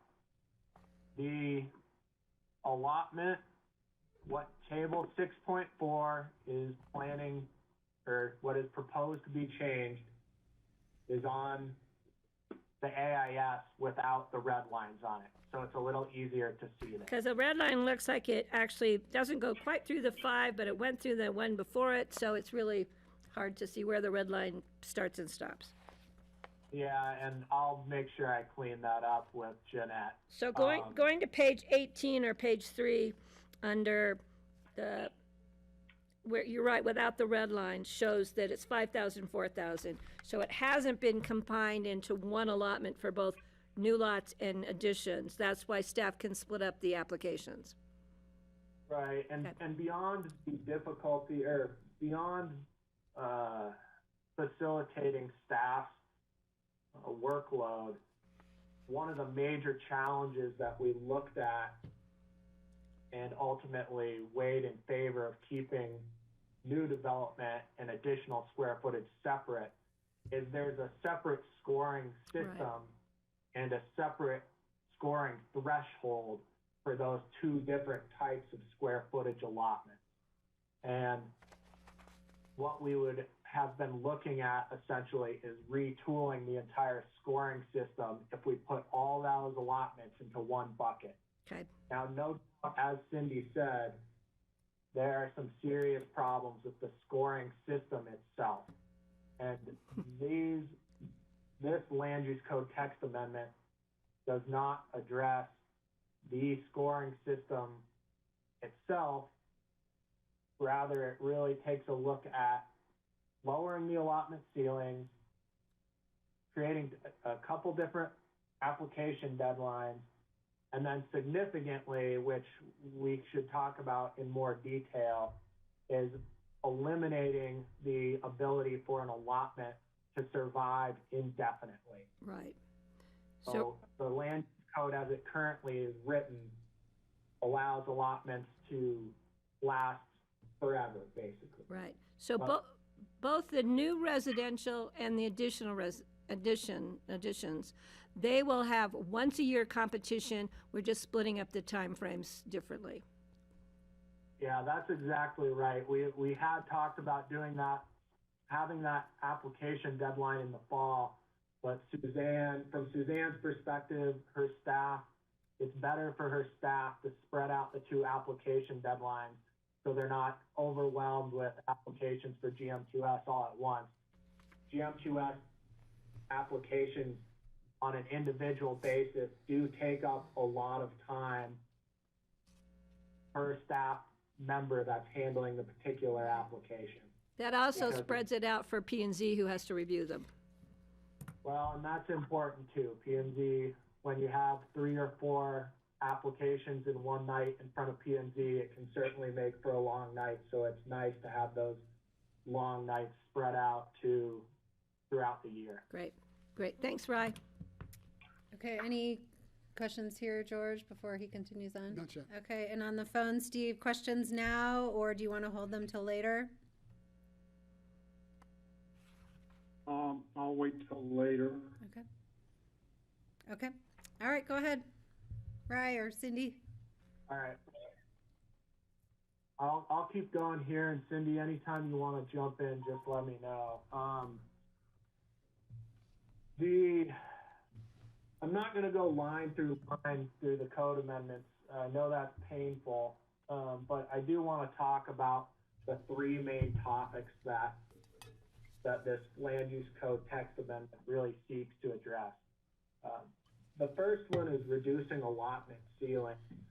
And as I was just discussing with Commissioner Clapper there, the AIS has a pretty handy comparison on between page 2 and page 3 of the reduction in allotment ceiling. The hope with reducing the allotment ceilings is to establish competition in the system again. The problems that we are experiencing due to a lack of competition were, one, just generally kind of lousy applications coming in. There was a real lackadaisical sense in some of the applications as to applying the standards in the land use codes to get points. Along that same vein, it was becoming very, very easy to get an allotment, as in it was almost guaranteed. There was no competition. The threshold was pretty easy to meet.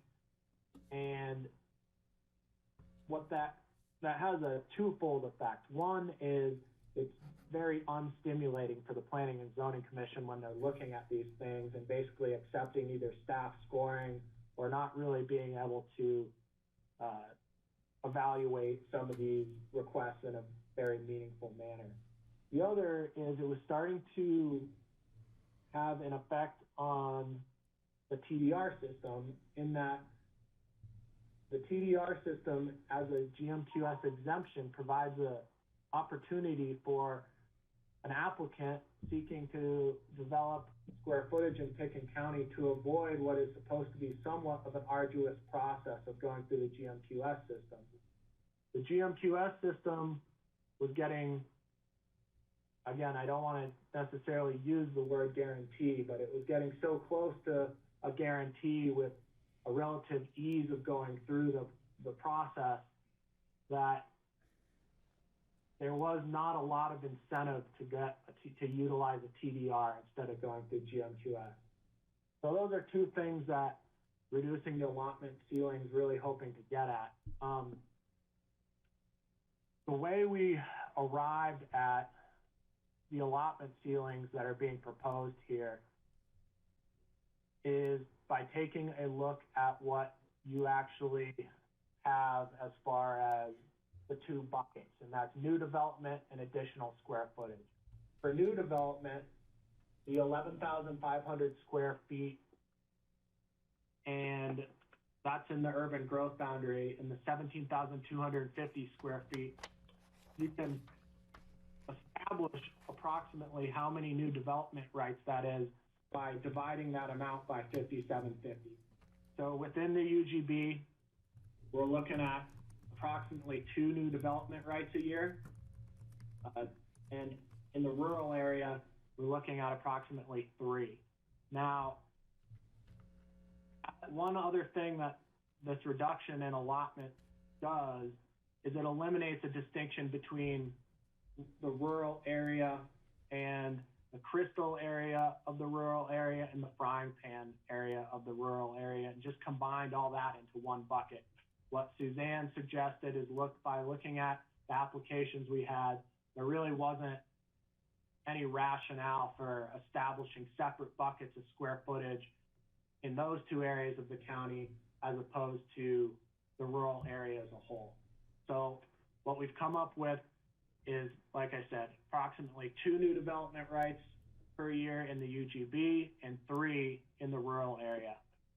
Then as far as additional square footage goes, we arrived at those numbers by simply looking at the applications we received over the last 3 years, averaging those out, and then reducing the square footage a small amount so that there's some hope that there'll be competition in the years moving forward. Again, as Cindy mentioned, the scoring system hasn't changed in that particular aspect of GMQS remains imperfect, but I think the effect from lowering these allotment ceilings hopefully will bear out in the next couple application cycles, so mostly the next couple of years probably.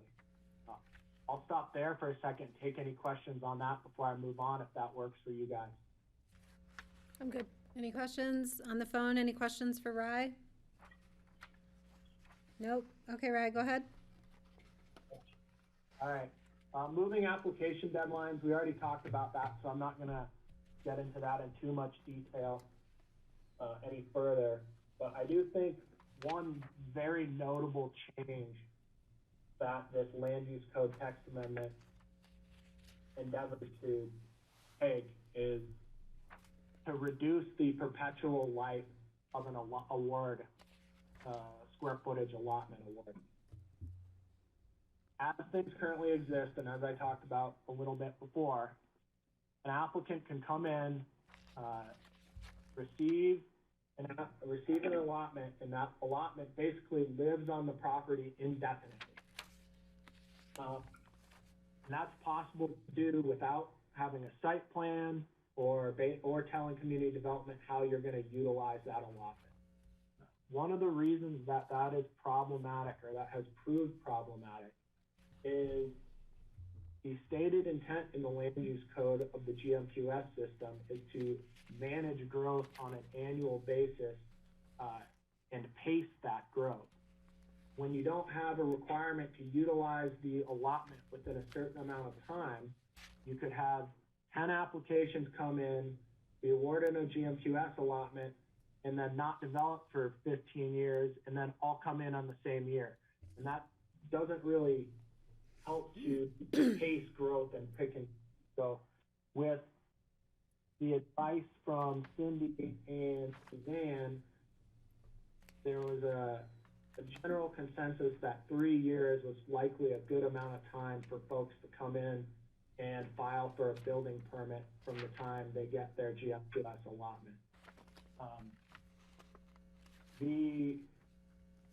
If they do not do that, there is an opportunity for a 1-year extension of time to utilize the allotment. If the allotment is for additional square footage, the allotment will go away altogether. If the allotment is for new development right in a subdivision, the way that the land use code text amendment works right now is the development right survives the expiration, but any additional square footage beyond 5750 does not. And then that applicant could potentially compete again for additional square footage if they wanted to. Any questions? Yes, George has a question. Yeah, I have a question, Ryan. How do we address, or do we need to address transfers? So if the original applicant comes in and is awarded their GMQS, but then sells the property transfers to a new owner, does that right go with that new owner, or do they have to reapply?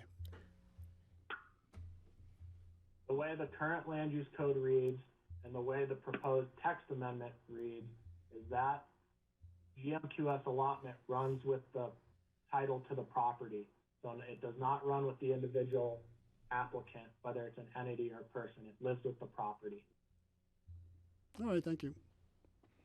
Patty, did you have a question? Ryan, I'm not sure when to ask this question. It has to do with the covenant that you have to enter into after you get a GMQS allotment. Well, why don't we do it now? Good idea. I just I noticed the red line. Is that okay? Yeah, we'll go back because I know Greg has a question on We're going this to come back to topic. this. Okay. Okay, just real quick, it's on page 25 of the packet or page 3 of chapter 6.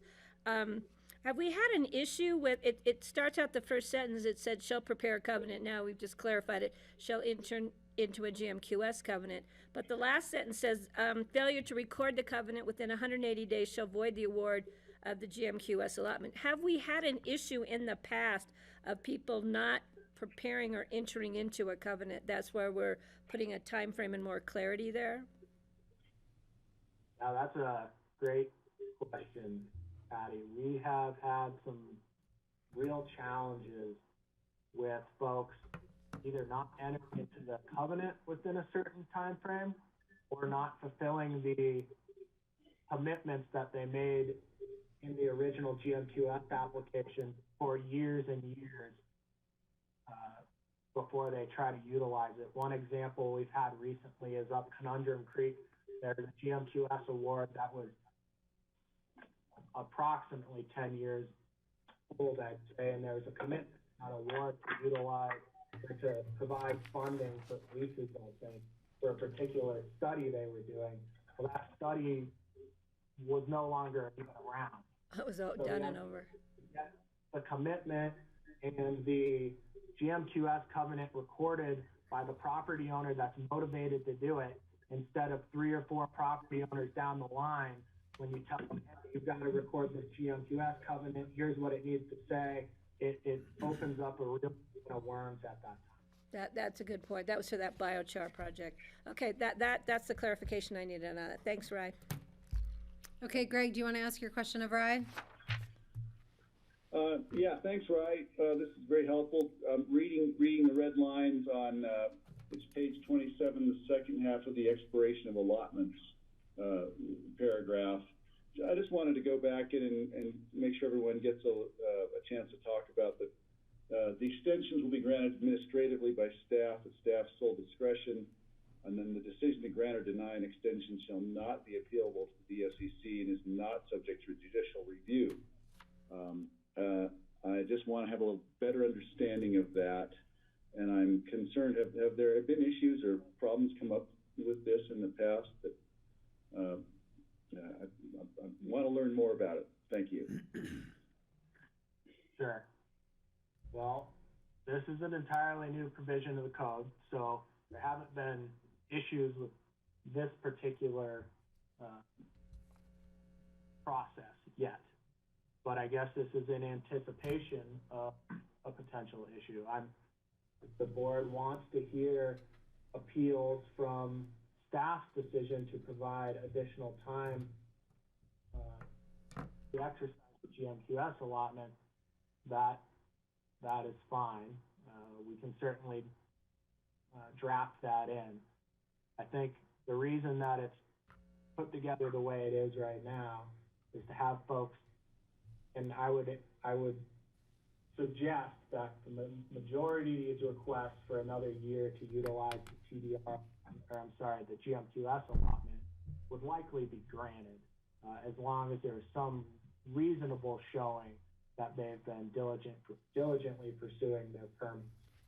But I guess the reason for not providing an appeal right on this decision is to, again, to promote the pacing of development so that you either use it within 3 years. If you need an extension, come to staff and request an extension.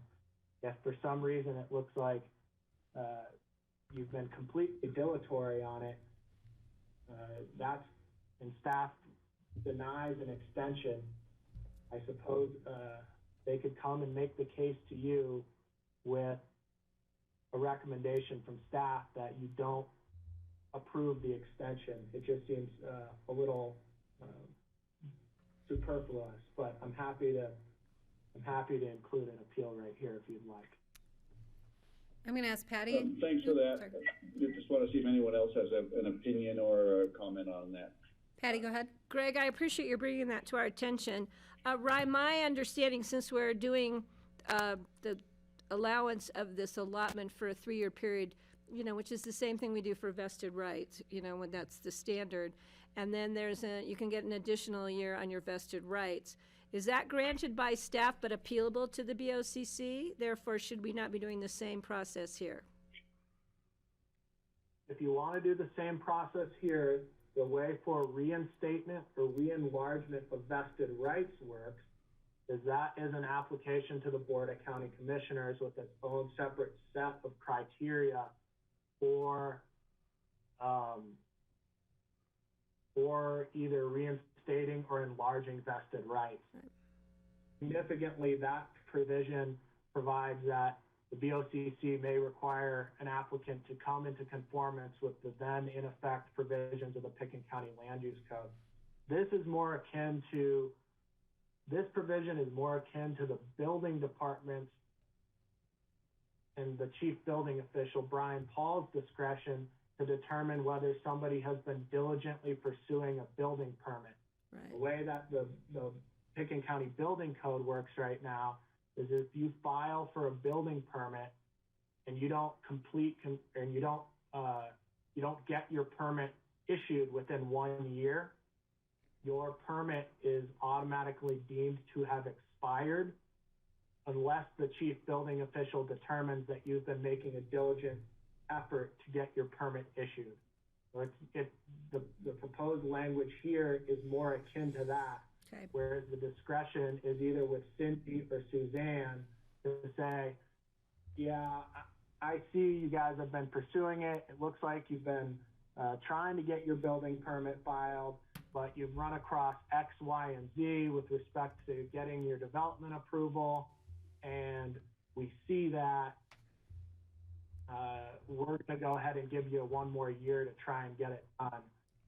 Whereas the alternative being Cindy or Suzanne looking at it and saying, you guys really have done nothing on this. And as a result, we don't think an extension is appropriate. Right. I understand that. This is a great. Yeah, I don't want the process to be cumbersome like with a regular vesting when people want extensions.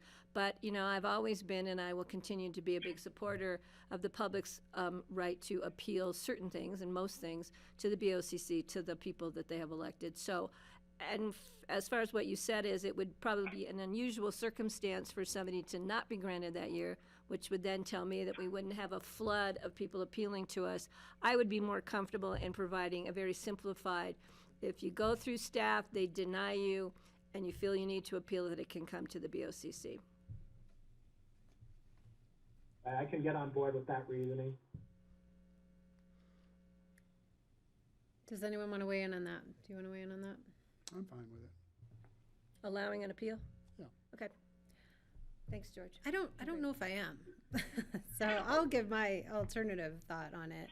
The question for me is an allotment more akin to a vested right or a building permit? And the advantage of having building permits expire is then as our codes get better, those buildings get better. So letting the GMQS allotment expire means they can come back, but they have to do it either the same and get an allotment now, or they have to do it better and have a better project, which I think that there's a advantage too. I can understand and see that, but I think we'd have very few that would come back. Not to say that they wouldn't come back better if they had to come back, if they were denied, but I think there is a difference between if your vested right runs out, you still have to only apply by generally applicable code changes. But I think in this case, since we're doing we will be doing even more changes to GMQS, I think this is the better way to go to allow an appeal process. When the whole thing comes back to us, and if we've seen a flood of appeals, we might want to change our minds at that point. It's harder to go back. Anyone, Steve and Greg on the phone on this point, do you want to weigh in? Yeah, Steve. I'd be amenable to thinking about the appeal process without having thought about it too much. It seems like we should put some thought to it, and maybe we could do the final decision at the second hearing. Sure. Does that work for you, Greg? Okay. Cindy, did you want to weigh in on anything else on that? No, I think Ryan covered it. Thank you. Okay. All right, Ryan, do you have your direction on that point? I did. Okay. Yeah. Great, thank you. Let's keep moving. All right. Well, I think I would go ahead and just let you know that the attorney's office is recommending that you approve these land use code text amendments on first reading and set it for second hearing on April 22nd. I am more than happy to answer any other questions about how these changes are going to be placed into the GMQS system. I did want to clarify one other point, because I know that this has come up in the past with this board. That has to do with the BOCC's ability to rescore an application.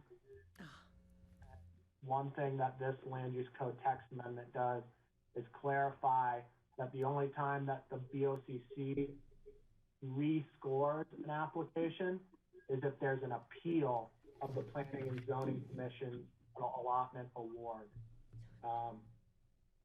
There has been, from a staff perspective, I know I've talked to Suzanne about this, some confusion about the BOCC's ability to rescore an application. What this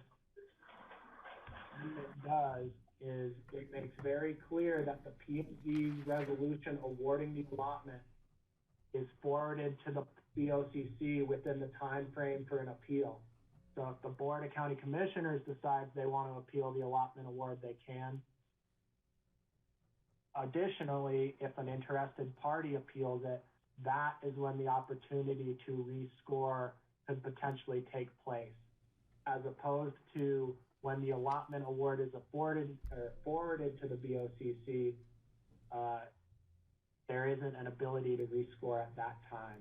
And I think that's what the land use code currently says, but it's confusing. The language is no doubt confusing the way it's drafted right now. So I just sought to clear that up by saying, hey, P&Z, you're awarding the allotment, the resolution awards the allotment, and if there's an appeal, that appeal goes to the Board of County Commissioners. One option during that appeal process is to rescore the application. It's a specific appeal procedure outside of what you guys usually do on appeals. I can't think of that happening in the 3 years I've been here, but it's certainly a possibility it could happen at some time in the future. So I just wanted to clean that up a little bit. Thanks, Great. Ryan. Okay, any further questions of Rye or Cindy? Okay, may I have a motion, please? I'd make the motion. This is Greg. I'll make the motion to approve. And set for second reading on April 22nd. And I'll second. Patty Clapper seconds. Comments? Any further discussion? Yeah, thanks. I just wanted to, I appreciate the work that Cindy and Suzanne and Rye, you've done on this. I know there's been a long time frustration with staff, from the P&Z, and certainly from the BOCC in terms of trying to address some of these, what I consider sort of loopholes in terms of the goal was try to create a competitive system that would actually provide a better product and better community benefits. So I think we're heading in the right direction. The next challenge, of course, will be the scoring part that Cindy mentioned. But I also think that this is yet another step in the direction that we've been moving towards with our through our building codes and our up-to-come energy ordinance updates as we're looking at the entire impacts of growth on our community. So thanks. Any further comments in the room? No. Any further comments on the phone? No, I'm seeing two heads shaking their heads no. Yes, I'll just note, thank you for the quick turnaround on this. We recently had some of these GMQS scorings come before the board, and they almost didn't get a second for the chair to move them along, and we had some commissioners vote these down on principles. So, thank you for tackling this so quickly. We know the scoring conversation will be much more, contextual and take longer time. So look forward to that coming back to us in the future. But many thanks to staff and look forward to the P&Z discussion on this. So I'll call the question. All in favor? Aye. Aye. Aye. On the phone? Aye. All right, we have a unanimous vote. Can we take a short break? Right now? Yes. Okay. Well, are we done with the? Well, we have our addition to the agenda, which let's is. finish that. Okay. I thought we were done. Okay, so we will hear from John Ely on our addition to the agenda regarding our public noticing requirements, and then we will take a short break before moving into public hearing and second reading items. So John Ely, item 4B, and if you have anything for me to read, feel free to send it along. To read? Yeah, for whatever the ordinance says. Well, first of all, does the board have a copy of the ordinance? I emailed it out on Monday, so hopefully you have it. Yeah, I did read it. I don't have it in front of me, but I did read it. I don't know if I Okay, did. I have copies if you want it. Okay. This is a single read resolution. It changes the location and methodology for posting official notices for actions of the Board of County Commissioners, for meetings of the Board of County Commissioners, as well as meetings for all citizen boards and local public bodies, and the posting of associated agendas with the noticing of meetings. Currently, the procedure for the county is to enact a resolution at the end of every calendar year for the upcoming calendar year to identify the location for posting of official notices of meetings and their associated agendas. Currently, that location is the lobby of this room, or of this building. With the advance of Public Health Director orders concerning occupancy and function of this building, along with many other locations in the county, it's no longer feasible to expect the public will have access to the lobby to read notices of meetings and to be informed of what the agendas are of those meetings. So this resolution will change that posting to be on the county's website. The county's website has been utilized for posting of meeting notices and agendas already for quite some time. This simply makes it the official location. If something happens with the server or power or anything else associated with our website, then the notices will be posted on the outside of the county administration and sheriff's office building. At 530 East Main. At least at 530 East Main and at least 24 hours before any meeting occurs. Okay, is there any questions for John in the room? I have a question. Yes, please. Outside Patty. the building where public have access to it, like in the front foyer or? Yes, on the outside of the taped on the building door or whatever. to the very Okay. front door. Okay, thank you. Any questions for John on the phone? Greg or Steve? They're both shaking their heads. Seeing no further discussion, I will entertain a motion.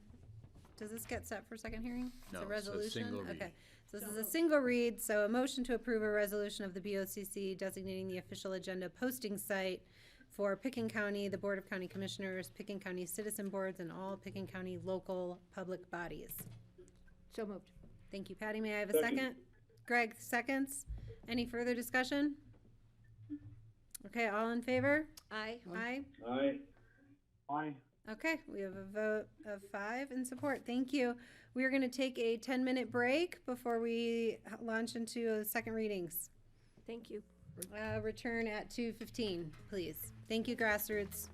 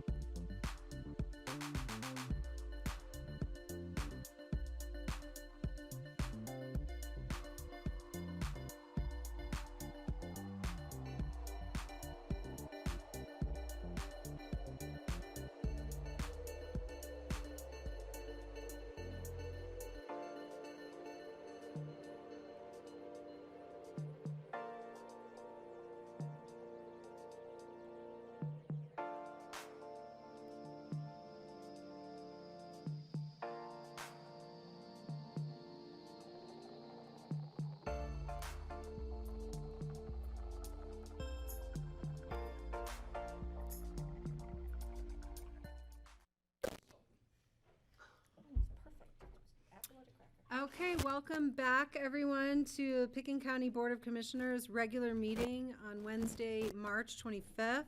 We are moving into our public hearing and second reading items.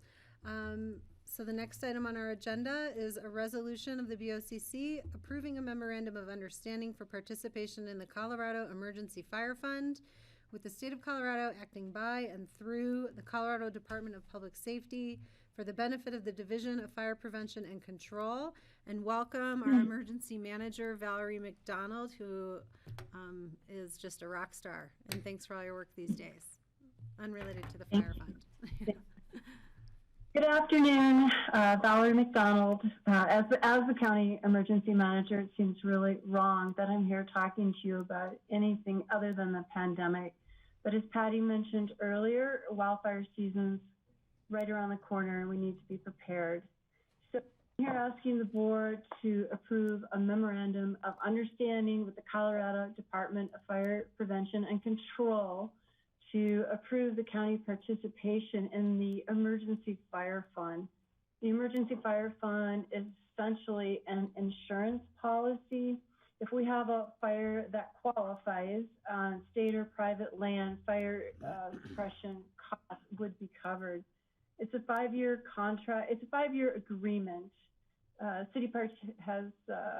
county has participated since the 80s. The cost is about $42,000 a year, and participation in the EFF is allocated in the sheriff's office budget. Any questions? Let me check in with commissioners in the room. Are there any questions on this memorandum of understanding? No, I just want to extend thanks to Valerie, as always. Thank you. On the phone, do we have any questions from commissioners for Valerie? None from Greg? Steve? No questions. Just a comment. I saw already that all of southeastern Colorado had fire watch going on right now out in the grasslands. So yeah. You're right on. The fire season will be here shortly. Yeah. Okay, this is a public hearing, so I am just going to check in, see if there's any public on the phone, and we will take a minute for the delay to go through grassroots if anyone wants to call in. The number is 253-215-8782. Is there any public on the phone? Okay, we'll give it a minute.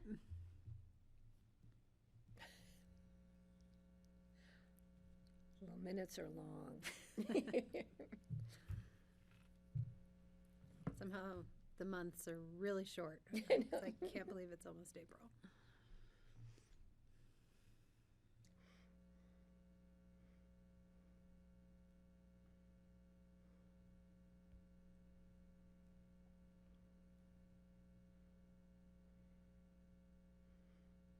They all went home.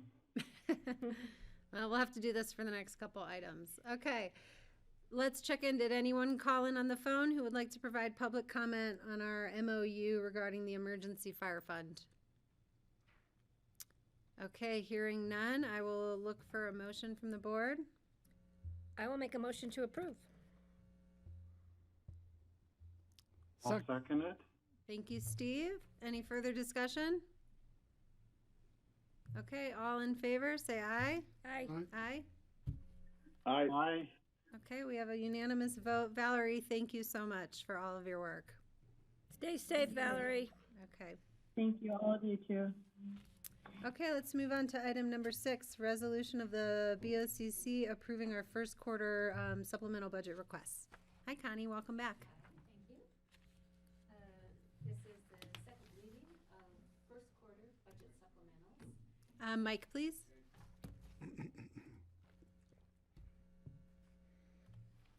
So first reading of second reading of first quarter budget supplemental requests. This resolution increases the county's 2020 expenditures by $1,144,023, offset by an increase in revenues of $125,000, for a net impact to the budget of $1,019,023. There is no impact to the general fund in any of these budget requests. A few different requests. The first one is for Maroon Creek Road overlay. This is a project that was originally scheduled for 2024, but upon the board's request, Road and Bridge went back and put together the costs for doing it this year in 2020. It's an increase to budget of $600,000 and would include 0.8 miles of Maroon Creek Road.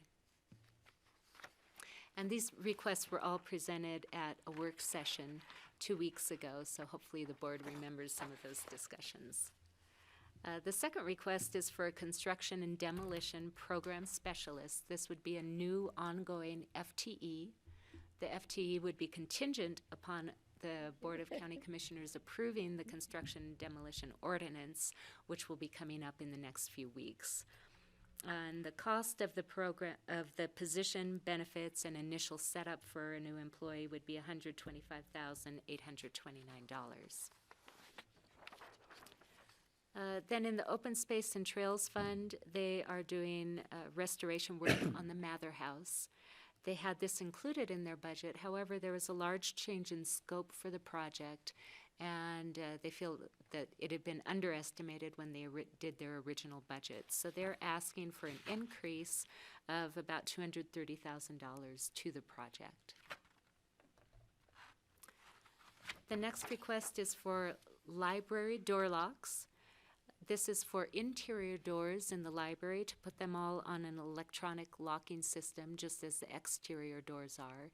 This provides a lot of extra safety and security measures for library staff within the building, and the cost is $63,000. And then the final request is not a new appropriation, but changing an appropriation from the general fund to the Human Services Fund, and that's for pretrial services. So again, no increase in cost, the same program that was already approved during the 2020 budget, just moving it out of the jail's budget where it originally was into the Human Services budget where it's now being managed. So those are all of the requests. Any questions? Is there any questions from commissioners in the room? Thanks, Connie. Okay, we have fully discussed these. How about on the phone?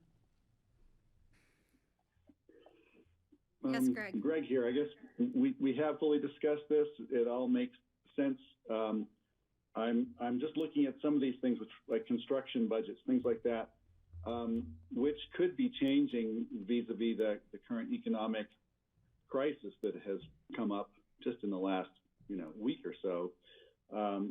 And I'm willing to approve these, but I kind of want to make sure that staff is going back and reviewing and looking at the changed landscape that we're working in here as appropriate.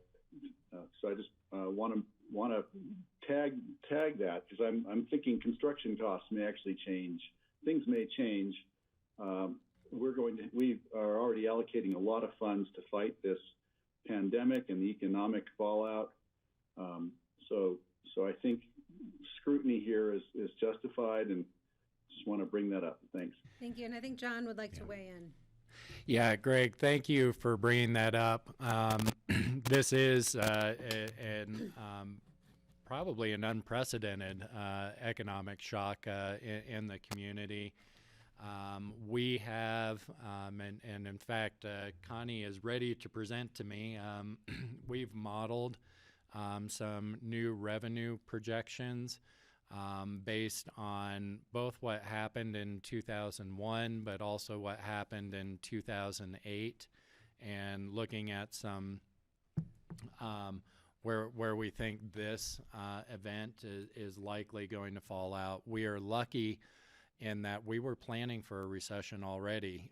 You might remember that we started reducing revenues, and we got a lot of questions about that from some of our partner agencies. So we are both projecting out, Greg, and as necessary, even with approval or appropriations to spend the funds, we will be taking into account whether the timing is right for those expenditures to actually happen.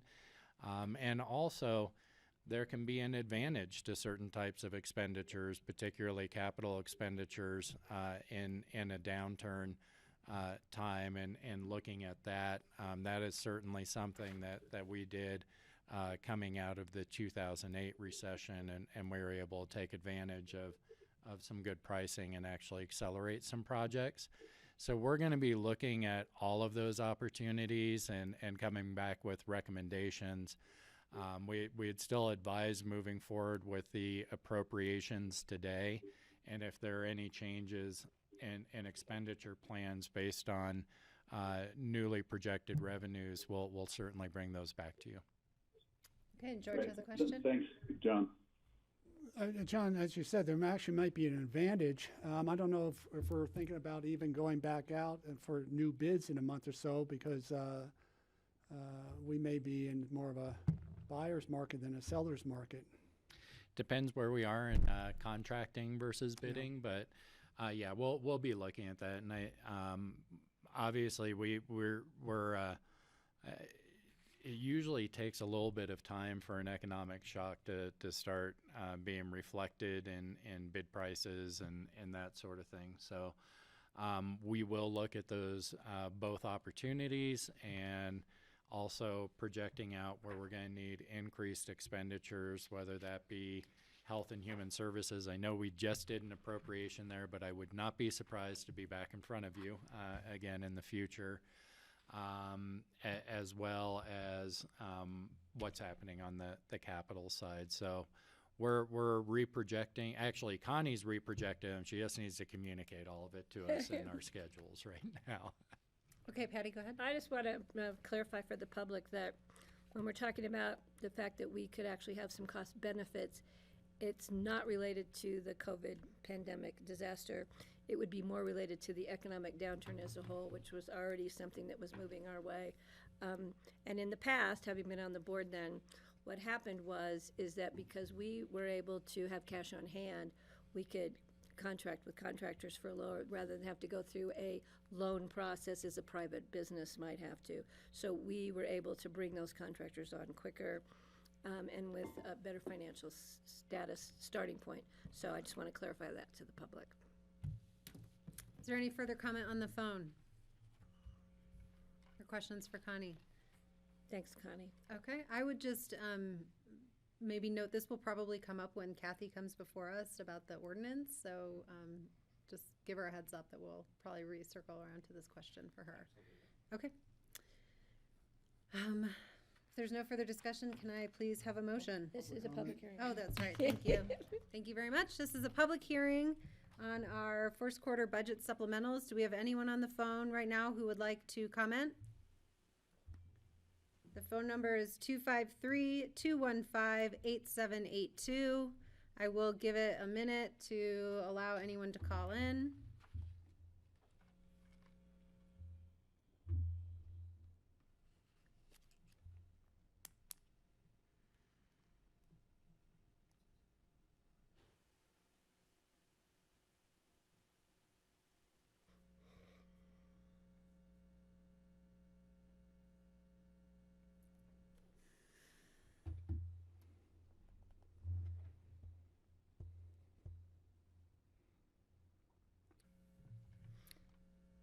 Both Steve and Greg left the camera.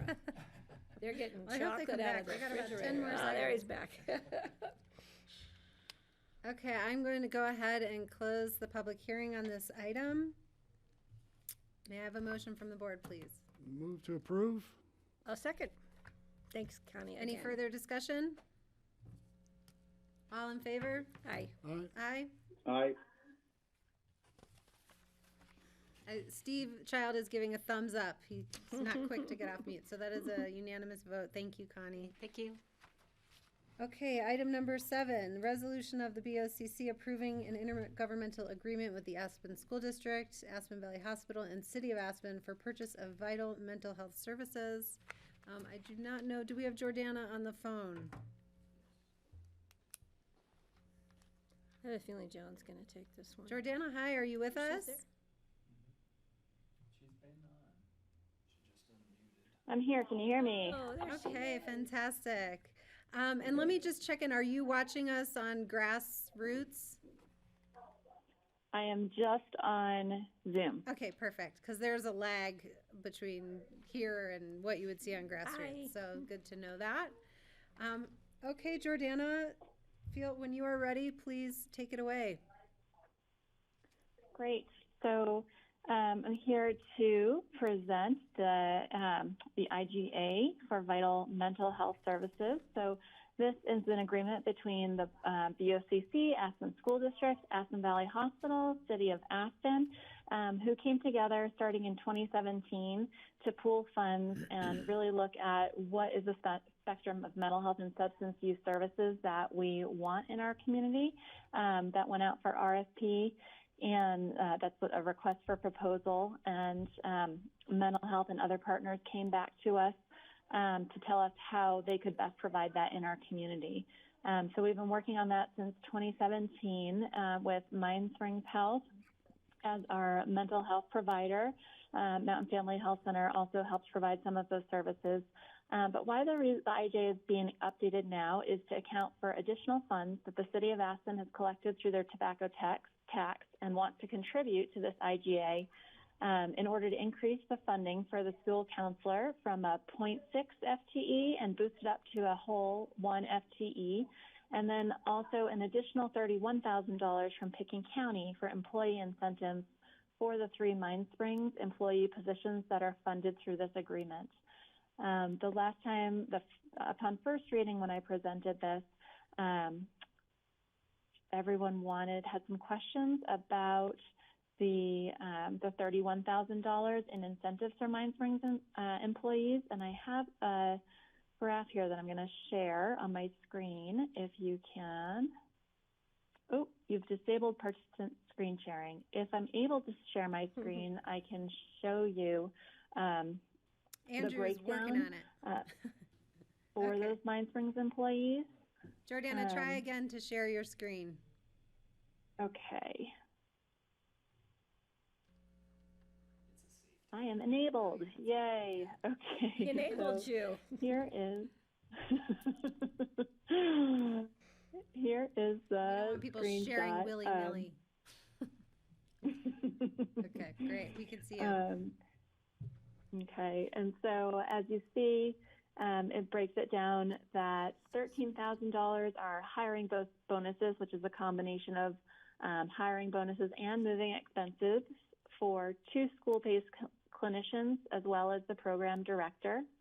And then also monthly housing allowances for 1 year at $500 a month for the school-based clinicians as well as the program director, totaling $18,000. So the total of all of those incentives really ratchet up to $31,000, which is the additional funding that is being asked to be contributed from Pickens County. And as Richard Pryor from the police department spoke to last time, we're really finding that these bonuses that we've implemented for Mind Springs employees in other program areas such as PACT are having a big impact on being able to hire mental health clinicians and keep people in our area where we know housing is really difficult and expensive to come by, as well as we know there's a shortage of mental health clinicians throughout the state and they're tough positions to hire for. So these really help with bringing folks on and into the positions. Okay, let's see. Questions in the room. George. Yeah, thanks, Jordana. I forgot if we talked about this last time or not with these bonuses, but it's always kind of a challenge when you bring someone in from out of county, out of state, out of region, and everything looks hunky-dory, and then 6 months later, that person decides, this isn't quite the Disneyland as I thought. So do we wait for a year? Or do we prorate it, or what do we do to try to address if for some reason someone after several months decides, this doesn't really cut it for me. I need to get back to where my family is or whatever. Sure. So I think, in the hiring process, as someone who is a hiring manager, there's always finding somebody who works here locally is always a great first option. But we know that there's often not the staff to be able to do that. So the next best thing when we bring folks in from out of the area, we found is to hire these bonuses, and then they are offered.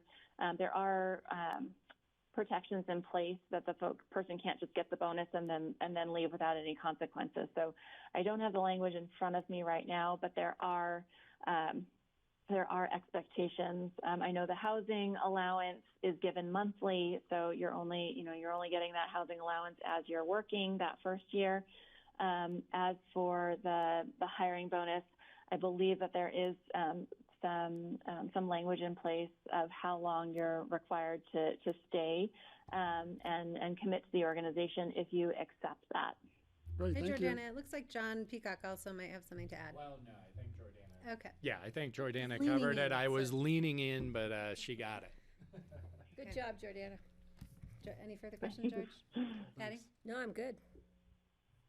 Any questions from our commissioners on the phone? Greg here. I was just thinking that I understand George's point. You want to make sure that we don't give somebody a bonus and have them leave town. On the other hand, if we implement this and people are still leaving, that's going to be a message for us that perhaps we're still not doing enough. If we're trying to bring in really good help, qualified help, and we still have that problem, which I can't help but think we might. It would be great feedback to us, but I think this is a good step. I'm supportive. Okay, Steve, anything to ask or offer?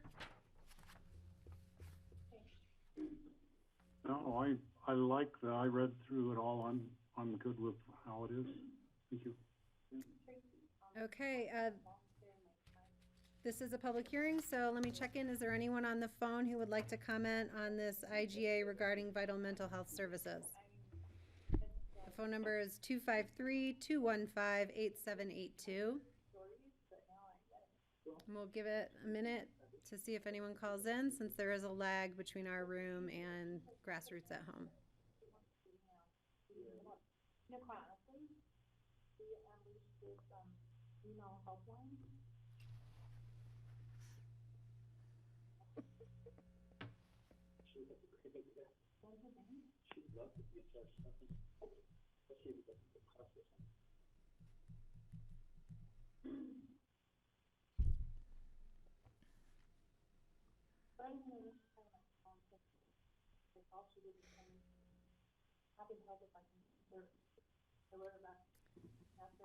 Okay, anyone call in on the phone who would like to comment on our IGA regarding vital mental health services?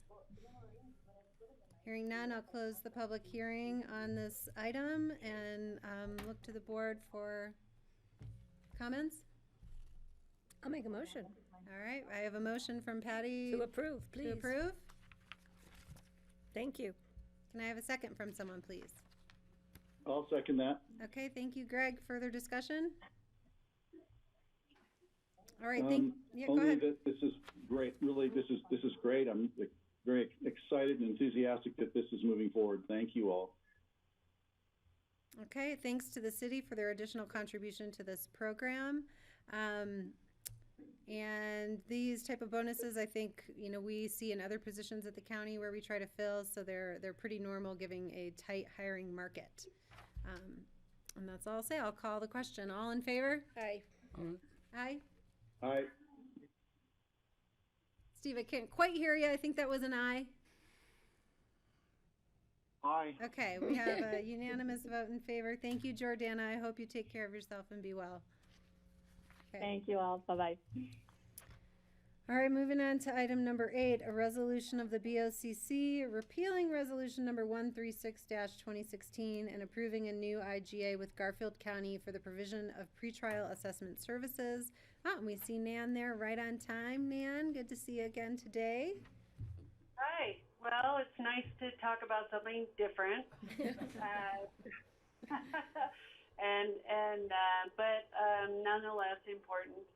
So, as you know from the supplemental that Connie just pushed through to you all, this is the second reading on repealing resolution number 139-216 and approving a new intergovernmental agreement with Garfield County for the provision of pretrial assessment services. We have to repeal the resolution that you approved in 2016 because it was never fully executed by Garfield County. So that's a cleanup. The pretrial program allows the justice system to more effectively release low-risk offenders and maintain appropriate detention or supervision plans for high-risk criminals. So basically, the pretrial program allows for the Ninth Judicial to do the CPAT, and I wrote down what that was right now. I'm forgetting. Wait a second. It's on there. Colorado pretrial assessment tool to really determine a person's risk for bond violation. So if they're low income and they can't post a bail, they get an assessment for whether or not they're going to follow through. And right now, the Ninth Judicial is conducting about 2 of these a month, whereas the Recovery Resources has over 48 people in the pretrial program. So many more people are going to Recovery Resources, even who have posted bond and they're getting assessed. But this particular IGA is simply for the Ninth Judicial or Garfield County to conduct the pretrial assessment tool for people who qualify, make a recommendation to the court, and then they're also doing a robo-dial to everyone who has a court date, though right now, that's a little bit different. And that's what this intergovernmental agreement covers. I got an email from Commissioner McNicholas Curry asking a few questions, so I answered them in the memo. And in particular, the reason why Human Services is taking this on is because the jail determined it wasn't in their mission. And the judges Ely and Selden really feel strongly that the program is essential to ensuring the safety of the community. And Human Services, we have contracts with these partners and we have the capacity to manage the contracts.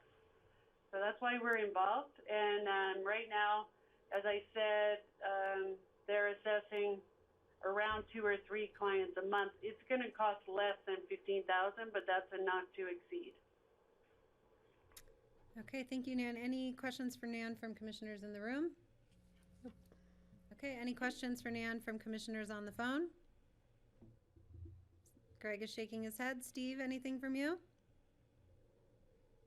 No? Okay, this is a public hearing, so let me check in and see if there's any public on the phone who wants to comment on our IGA with Garfield to provide pretrial services.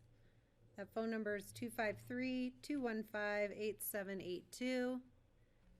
And I will give it a minute for someone to call in if they would like.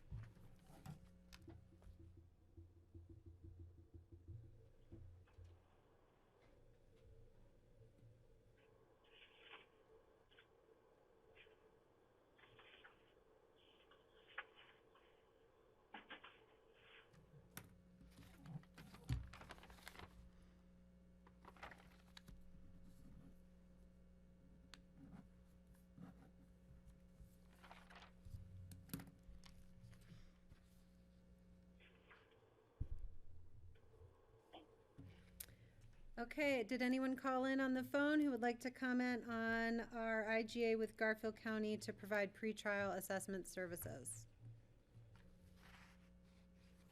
Hearing none, I will go ahead and close the public hearing on this item. And if there's any further discussion, and if there's not further discussion, I'll take a motion from the board, please. I'll make a motion to approve. And Nan, I want to thank you for taking this on. We've heard over the years what a beneficial program this is, helping to reduce the population as appropriate in our jails, which we know is much needed in recent times with more population in our jail system. So I appreciate it. And Nan, we also thank you for everything else you're doing at the same time, and we appreciate all your efforts. And I'll second that. Okay, any further discussion? Hearing none, all in favor, please say aye. Aye. Aye. Aye. Okay, we have a vote of 5 in support. Thank you so much, Nan. Nice to see you. Take care of yourself. Bye-bye. Okay, let's move on to item number 9, an ordinance of the BOCC granting an access easement to the Aspen Consolidated Sanitation District and granting an utility easement to Holy Cross Energy. Rye, are you still on the phone with us? Yes, Kelly, thank you. Hi there. Go ahead. Take it away, please. All right. Richard, Assistant County Attorney. This is an ordinance of the Board of County Commissioners of Pickens County, Colorado, granting an access easement to the Aspen Consolidated Sanitation District and granting a utility easement to Holy Cross Energy. This is second reading. BOCC approved the ordinance on first reading on February 12th. Today is also a public hearing. It was continued from March 11th, 2020. The reason it was continued is I was doing a deposition that day, so I couldn't be in front of you all.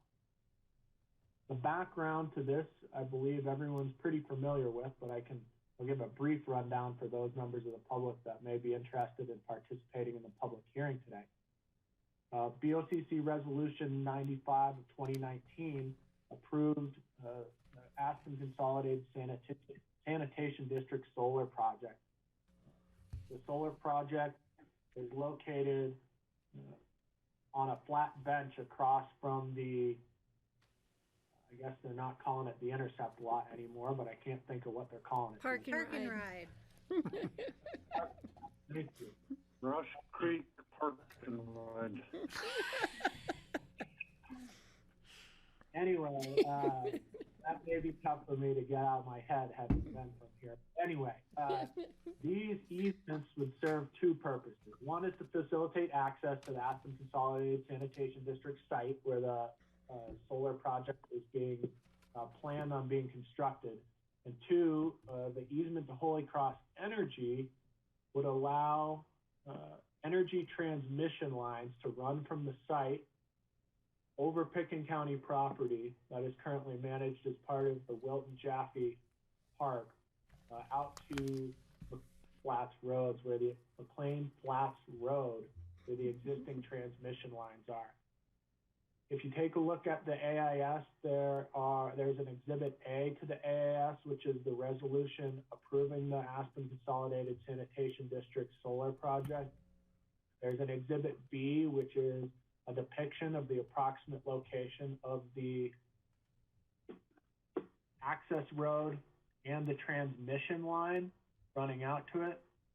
The proposed ordinance is in your packet, and that has an Exhibit 1 and 2. Exhibit 1 is the proposed easement to the Aspen Consolidated Sanitation District, and Exhibit 2 is the proposed Holy Cross easement. I also want to turn your attention to an email from Holy Cross that I put in the packet. The email is directly in response to commissioner questions from first reading. One commissioner question had to do with a jog in the alignment for the electric transmission lines. As the email explains, the jog is to accommodate a pad-mounted circuit breaker. And that equipment protects neighboring customers from voltage swings originating on the solar site.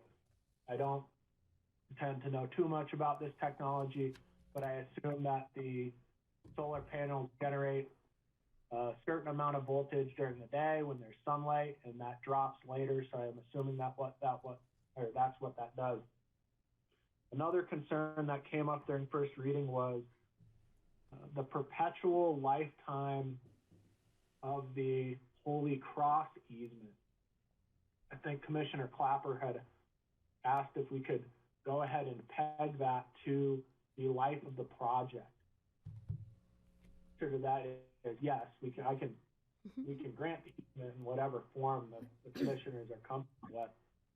Holy Cross did provide some response to that, and the response is in the email, and it's really a two-part response, I think. I also talked with Keith Hernandez at Holy Cross Energy, who was really helpful on this issue. The request for a perpetual easement is based on, one, having reliable service in the event that there is ever electricity provided past the solar project or used the transmission line. He acknowledged that it may be unlikely that that happens in the future, but the event that something did get hooked up out there, they don't want to, Holy Cross doesn't like to have their electrical easements tied to the duration of a land use approval that may or may not last for any particular length of time. Sorry, I got something stuck in my throat. So that was basically the response to that. Of course, I'll proceed however the BOCC would like with respect to the duration of the easement to Holy Cross. The Attorney's Office is recommending that you adopt this ordinance on second reading here after you provide an opportunity for the public to participate, and I'm happy to answer any questions at this. All right, in the room, commissioners, any questions for Rye at this point? Patty. Right, in looking at Keith Hernandez's response, which for the board is on page 144 of the packet, it doesn't really make sense to me. I mean, the part about the pad-mounted circuit breaker does, but I understand they want, some kind of reliable protection, but otherwise we would have to research miles of line installed over the last 81 years every time somebody wants a new service. I'm not quite sure how that would apply to this specific easement since it's servicing that one project. Can you? Well, all I can communicate, Patty, is that from what Keith was saying is that in the event that there were some additional extension of the lines past this project, or if the project was repurposed or something like that, they don't find it desirable to have to go back and try and figure out whether the line that they have installed can be extended or can be extended past or has an easement that can survive a certain fixed time period. Again, I'm more than happy to draft it one way or the other, but that was the response I got from those. Okay, because I don't know how 81 years of time plays into this, but I would be more comfortable if we tied it to the project because of all the issues we've had with the project itself, the public comment, and what's going to happen with that site after this goes away. If it does, when's it going to be? So I'll wait to hear what the members of the board say before I make up my mind on it. Thanks, Rye. On the phone, yes, Steve.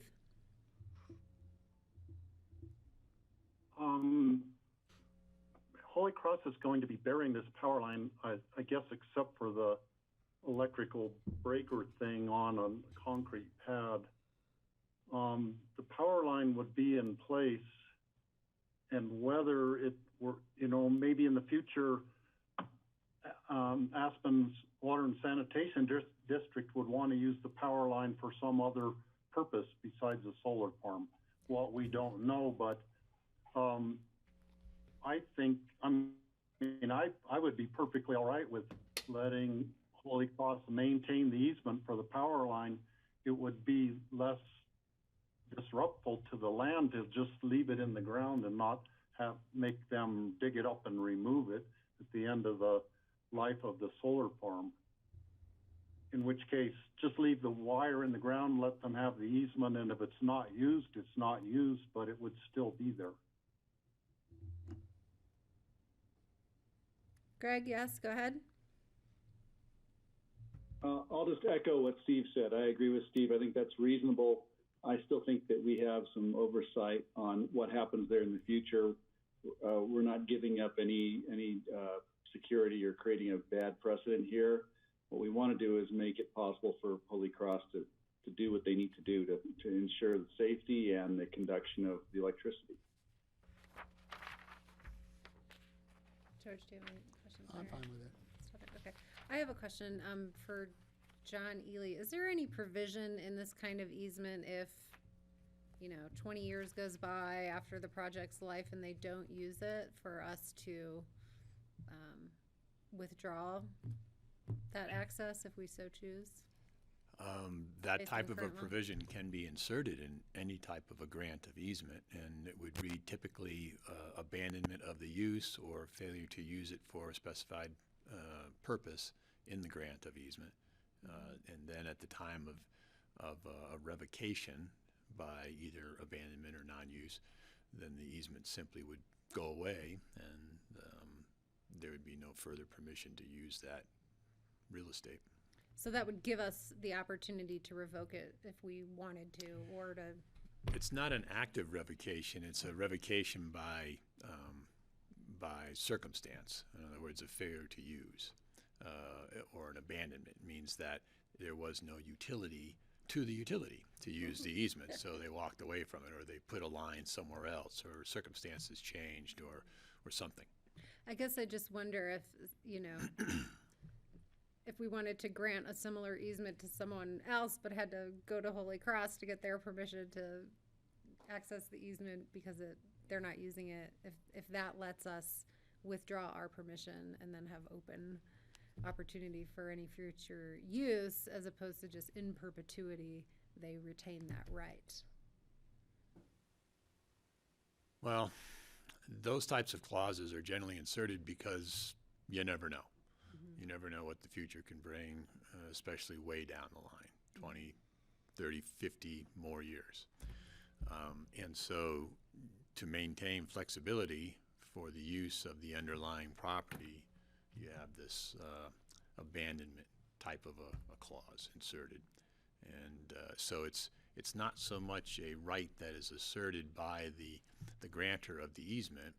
It's a condition of status. If it no longer has any utility, the easement goes away and you're free to use the property for something else. I just wonder, I want to check in with the board, does that help us balance the concern about an easement in perpetuity? Well, it does a little bit. My concern would be, the question would be, if we tied it to the project, it wouldn't mean we would request that they tear the line out. Addressing Steve and Greg's concerns about disrupting the land again, we could just say, could we have them specify the line would stay in place Well, because of disruption to the, Holy Cross is going to be free to run their system however they want to run it. So if the line is in place or not, it's going to reflect a larger decision made by the utility.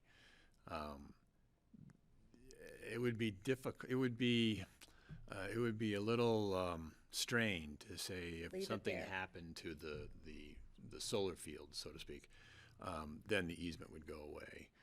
An abandonment type of clause is generally triggered by a decision of, in this case, Holy Cross, that they don't need it anymore. So even if the solar array went away, they might still utilize this easement to get through the property to somewhere else, and it would be part of their system. but they wouldn't have to, if they abandoned it and said we're just not going to use it, we wouldn't mandate that they take it out. Because Steve and Greg are concerned about if they're no longer using it, we don't want them to rip up the land again. Well, that's, Which I can understand, but if that doesn't have to happen, well, as long as they are in possession of the easement, they can access right, the power line. right. Well, the other thing too is, isn't this across open space? That's why maybe I'm being a little more protective. It's across property that is managed by open space, But but it- that was not acquired Okay, through open that's space the funds. difference And on so it. there's no restriction to its conversion or to use for other purposes. Rye, do you have any sense of whether that type of abandonment language would be palatable for Holy Cross? I will certainly talk to them about it. I don't see why it would be objectionable if they no longer need to utilize the line anymore. I'm not sure why they would have an issue no longer having the easement. And can I add to that? real Yes, quick? Patty. And adding to that, I think we need to, because it is going across county open space, it's not really in a different category, it's different, but it's still county open space, that I'd be concerned about in the future if they decide just to change the use to something else, would we not have any say in that change in use, using that line?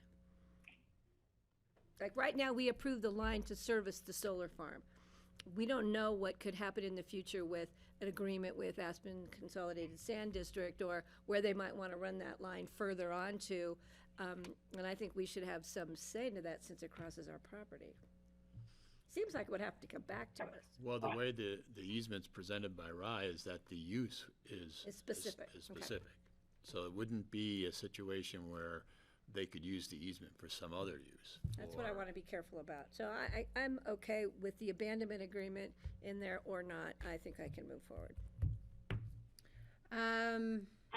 So let me check in with the board. Is there interest in, we would have to continue this, to alter the language to make that addition. Is there interest in the board to do that, or do you prefer to move it forward now?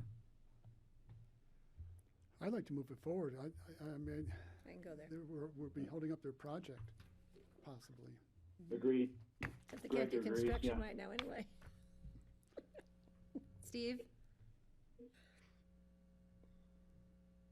Yeah, they're probably chomping at the bit to start doing physical work on the project, and I would hate to delay it any further. Okay, so we will withdraw that suggestion. Rye, is there anything else you'd like to present on this ordinance? No, I don't think so. My understanding is that you all vote to approve the ordinance today. I can do that, but I'm gonna insert this abandonment language into there. We don't need it. Agreement from Holy Cross, is that correct? It sounds like the board doesn't feel the need to do that, that as you've presented it is acceptable. Great. Just wanted to be clear. Thank you. Okay, are there any additional questions for Rye? No. Or the commissioners in the room? No? Okay, Steve on the phone, go ahead. If we approve it like it is, can we then go back at a later date and then negotiate slightly different terms with Holy Cross in terms of the length of the easement? Johnny, You're talking about- Rye. Rye, go ahead. Sorry, if you're talking about the duration of the easement or the lifetime of the easement, if it's granted in the form it is today, it's a perpetual easement, so it doesn't go away.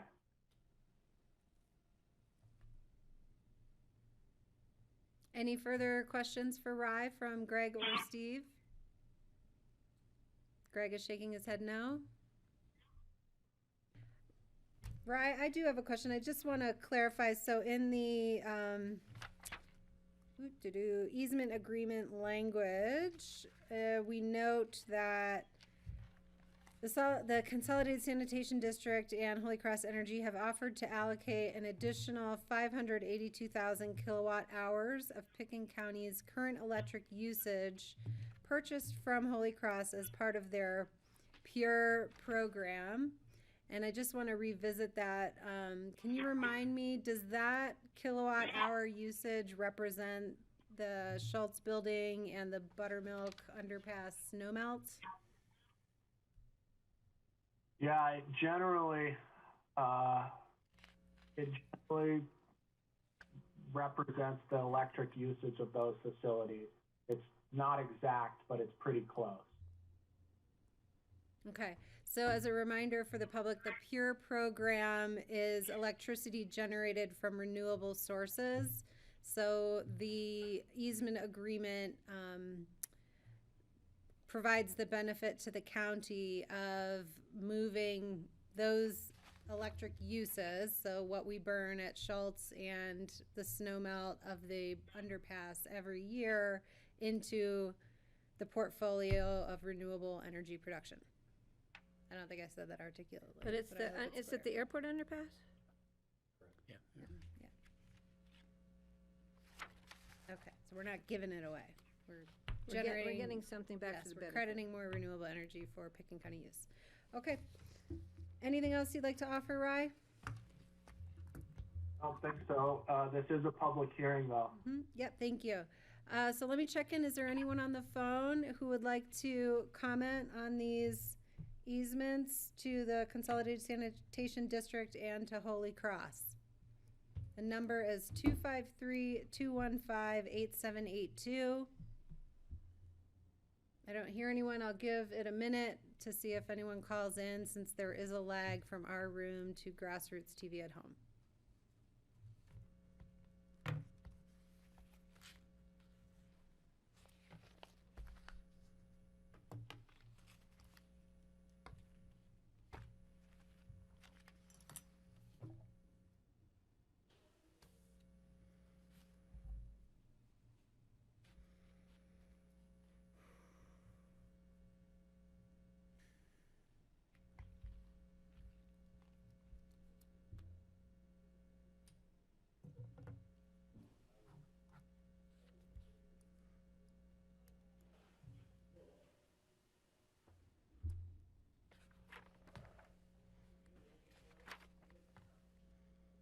Okay, is there anyone who's called in on the phone to comment on our ordinance regarding access easement to the Consolidated Sanitation District and a utility easement to Holy Cross Energy? Okay, hearing no one join us, I'm going to close the public hearing on this item, and I will look to the board for comment or a motion. I move to approve. I have a motion. May I have a second, please? Second it. Second from Steve Child. Any further discussion? Okay, so hearing none. All in favor, please say aye. Aye. Aye? Aye. Okay, we have a Thank unanimous you. vote. Thank you. Thanks, Rye. Thanks, Rye. Okay, let's move on to item number 10, an ordinance of the BOCC, repealing ordinance number 14-2016 and ordinance number 3-2019, repealing and enacting Title 11, Section 11.32, the International Energy Conservation Code. This item is slated to be continued. Do I need to open it for public hearing, John Ely? Yes. Yeah, that wouldn't hurt. Okay. To be honest with you, I think when this comes back on April 8th, we'll probably be initiating a new first reading because the ordinance would be significantly changed. But in case it's not, it's better to preserve the ability to go forward on the existing ordinance. Okay, that sounds good. So I will go ahead and open it up for public hearing on this item regarding the International Energy Conservation Code. Is there anyone on the phone here for public comment? The number is 253-215-8782. Getting that memorized. I'll give it a minute.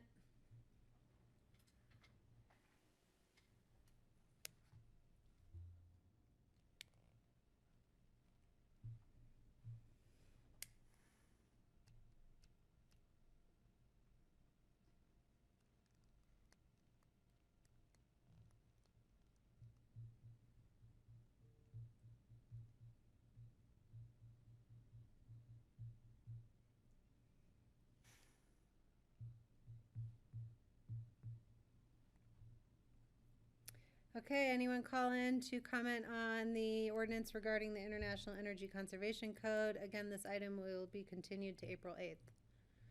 Seeing and hearing no one, I'll close the public hearing. May I have a motion to continue, please? I'll make a motion to continue. Thank you, Patty. May I have a second? Second. Thanks, George. Any further comment? Hearing none, all in favor, say aye. Aye. Aye. Aye.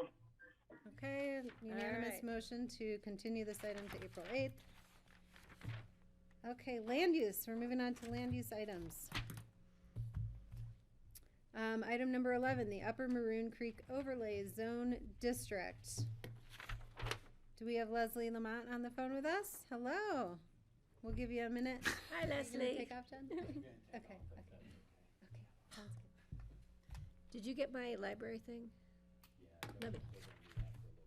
Hi, I'll just let him Leslie. know what's. Hi, how are you?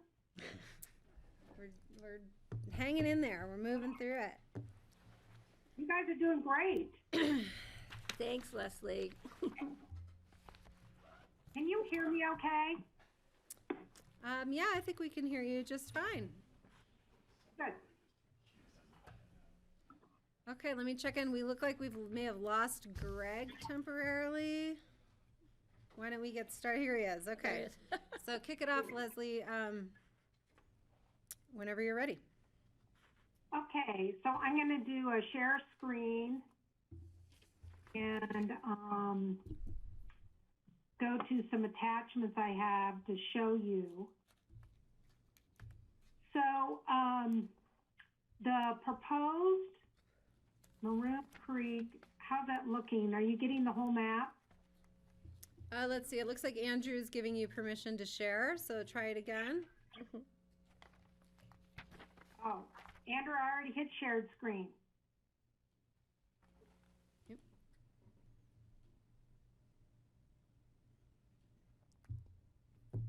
Hold on, we're figuring it out. You had it for a second there. I think that's this map. Yeah, I think that was an old map. Oh. Do you need Leslie to try again? Yeah, Leslie, if you could try to share one more time, that green button at the bottom of your screen. Okay. I hit share. And then it gives you a menu to choose which screen you want. And then you'll have to click share the blue button in the bottom right one more time. Got it. Got it. I forgot that. All right. All right, we got it, Les. Yay! Oh my gosh. We're doing good. We really got this down.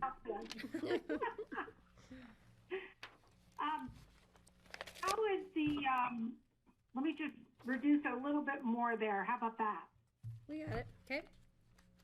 Okay, so the Maroon Creek Caucus has been working with the community development staff to implement land use code legislation to codify recommendations of the Maroon Creek Caucus Master Plan. As you recall, the master plan was adopted in 2018, and staff agreed to sponsor the code amendments so they could be adopted sooner rather than later. So before you are two requests: an ordinance to amend the zoning plan to create the Upper Maroon Creek Overlay Zone District, and this map is the boundary of the Maroon Creek Caucus boundary, and it is also the boundary of this overlay district. And this little inset here is, we wanted to, I'm sorry, let me switch. The inset is a map of the entire area, and the bigger portion of the map shows the private property that is within the Maroon Creek Caucus boundary. But this whole area is the boundary of the caucus, and it's the boundary of the overlay zone district. And then we're also proposing to adopt text amendments that will be applied to this entire overlay zone district. And the text amendments are intended to place additional review standards on future development within the overlay district, and they are oriented towards scenic quality standards, protecting the iconic scenic qualities of the Maroon Creek Valley.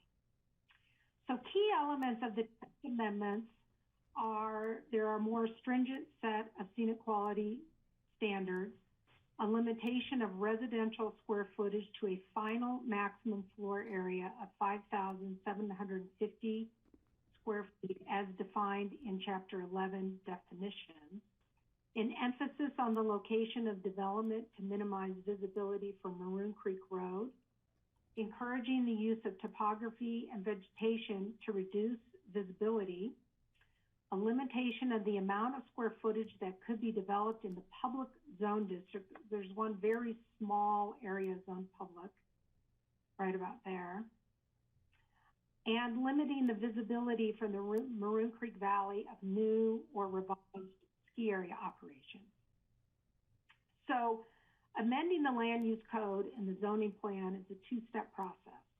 The P&Z considered this application at their December 17th meeting and recommended approval. of specific language. The BOCC, you all reviewed the overlay district and text amendments at a public hearing February 26, 2020. And you also revised some of the language. So because of that revision, specifically to subsection C6, that required another review by the P&Z. So we took this back to the P&Z and they considered it at their March 17th, 2020 meeting.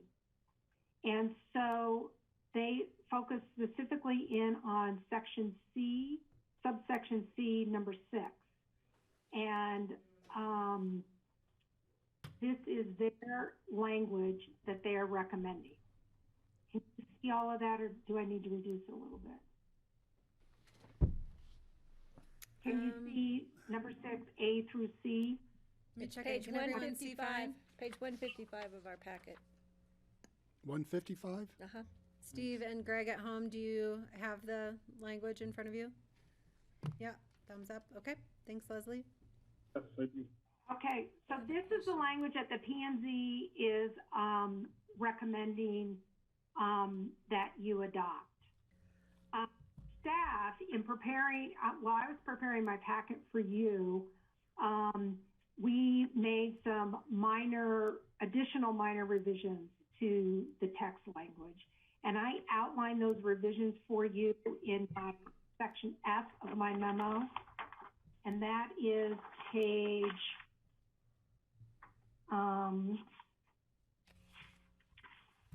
that's page 148 of your packet, section F of my memo. We did a few housekeeping changes, but we did make another change that I would not characterize as housekeeping, and that is to note 11. So note 11 is a note that is found in Chapter 5 of the Land Use Code, Table 5-1.A. What And I'm what sorry, we want to what do what is page? we Sorry, want hold to, on. Can you give us the Leslie, I packet don't know what page that is. please?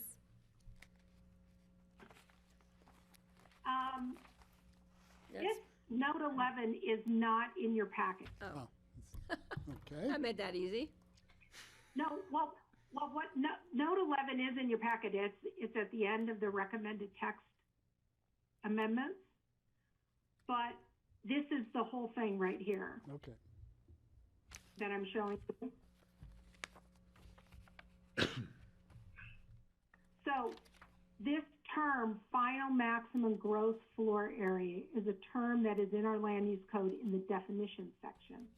And we want to use that term, final maximum gross floor area, and be consistent throughout note 11 here. So note 11 is the area in the code that talks about the square footages that each of the various caucuses have implemented. So for example, the frying pan area, and they used a term final gross maximum floor area. There's not, this term, final gross maximum floor area, is not defined in our code. So RAI recommended that we use our definition section of the code, and we are consistent with this term, final maximum floor area. So partway down in note 11, I have the entire sentence here in red. Final maximum floor area for all residential development within the Maroon Creek Caucus shall be 5,750 square feet.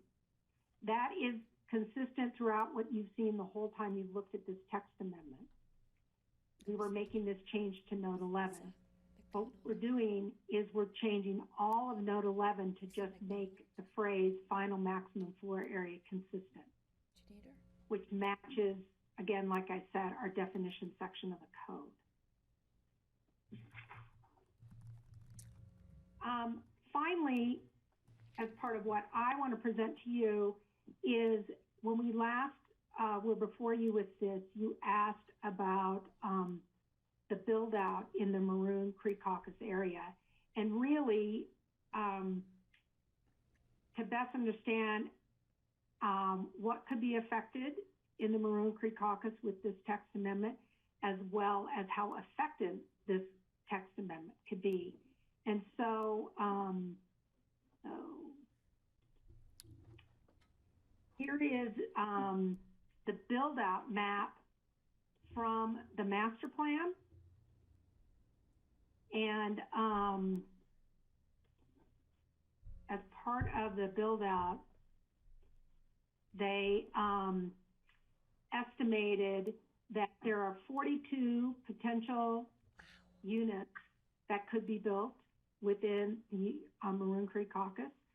Obviously, if you look at the note, it says this number could be adjusted, will be adjusted when it's determined how many residential structures are on T Lazy 7. But the average house size is 3,917. So the board kind of asked for a snapshot of what's happening now up in the Maroon Creek caucus area. This data is from 2016 when the master plan was adopted, and we've not updated that, but that is what we're using today. Alan Richmond was hired by the caucus to work on these code amendments, and he's on the line and would like to give you a brief presentation, as well as Rana Dershowitz, representing the ski company, is also online in case the BOCC has any questions for the ski company. And this is a public hearing. Yes, I haven't opened it yet for public hearing, but let's go to the board for any questions of you first, Leslie. Any commissioners in the room, questions? Patty? Yeah, Leslie, when you brought up the C6 section in our packet, on page 155 of the packet, it says Aspen Skiing Company recommendation to P&Z. Therefore, it would lead me to believe that this language was recommended to P&Z by the ski company. No, okay, so this language that I first showed you, as well as what is in your, in the ordinance that's in your packet, is what the P&Z approved. All right. But and I have ski company language that I can show you if you want to see that. Well, I just am confused. Why does it say in my packet Aspen Ski Company recommendation and that same language is listed? Are you looking at, I attached for you the P&Z memo, and the P&Z memo as one of your attachments. The P&Z memo included two sets of language. It included, well, three sets of language. It included the language that you directed us to work on. If you recall, the last time we met with you, you wanted us to insert language in paragraph B about emergency lighting and emergency operations. Right. I understand that, but it also says under the note, it says below are the revisions recommended by the ski company. So, but those weren't the same recommendations that were adopted by P&Z. I don't know, it's just confusing on this memo. Here, let me, hang on, let me just show you. Did you see that? Did everybody see that? Can you guys see that? Yeah, that's what's in our packet as recommended, and it's all red line. And then I didn't find in here as clearly the ones that P&Z finally. In the memo would probably be the clearest place to find what P&Z recommended. Well, that's what I'm looking at. Page 146 of the memo, the top of page 146, your 146. Okay, got it. Okay, so that is what the P&Z is recommending to the board. And that's slightly different than what the ski company, well, never mind. I'm not even going to go to ski company. I'm just going to go to what P&Z recommended. Right. But let me. But if you want to, I got it. Deeper, I have this right here that is on the screen is what the ski company was recommending to the P&Z. Right. And then this, but I have both of them before me, so I'm good. But I think George had. Yeah. Yeah, I can't. It takes me a little longer to scroll back and forth. But Leslie, looking at what the P&Z has supported the following language in the ordinance, that includes all of our comments from our first reading? Yes, your comments Okay. were relate. So this number C has not changed at all. Number C has not changed. Okay. Number B, what we took away from you guys at our first reading was looking at emergency operations, necessary lift maintenance, lift repair, temporary or special events. That is something that the ski company and the caucus talked about. Exterior lighting, building codes, county codes, other regulatory authorities, emergency or temporary lighting, which is necessary for lift maintenance and lift repair.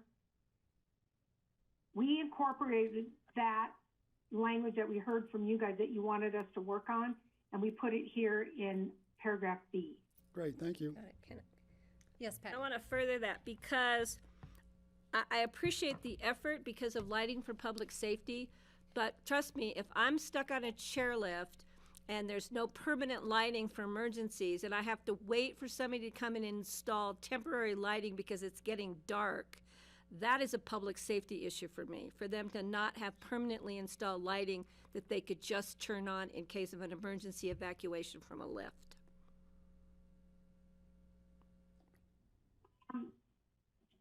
Am I correct? There wouldn't be any permanent lighting? It would have to be installed on a temporary basis?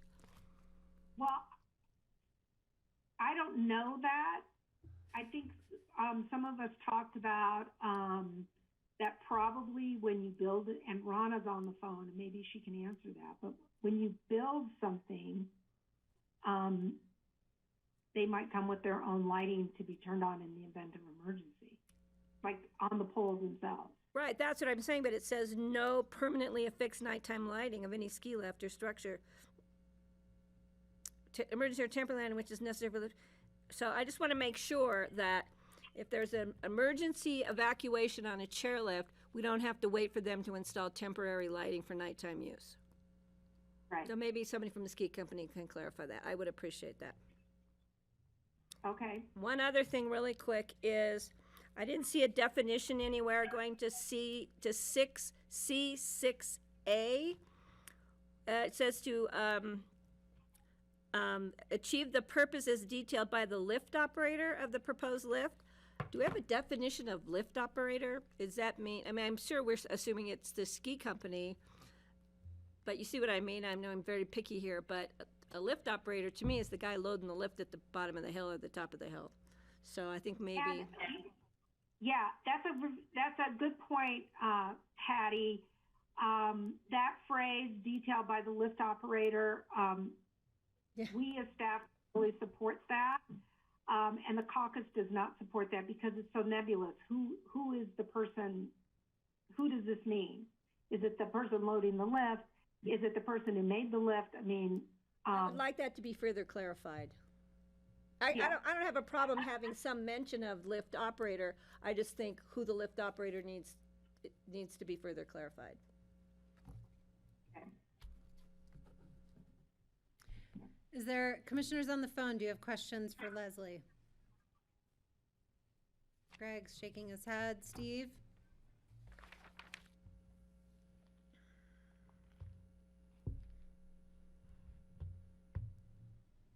Steve, I don't know if we've lost you. You seem to have frozen. Can you hear me on the phone? Hey, can you hear me now? Yes. Can you hear me? Yes. I can't see you now. I'm just looking at Leslie's screen, but one question I had actually had to do with a question about the celestial letter, which was on page 199. It didn't have to do with this recommended language. So that's sort of a separate issue. We should, as soon as we're done with this, maybe go back to the celestial thing. Okay. And I think what we'll do is we'll go to Alan to weigh in and then the SKICO to weigh in, and we'll make sure we circle back to that letter, Steve.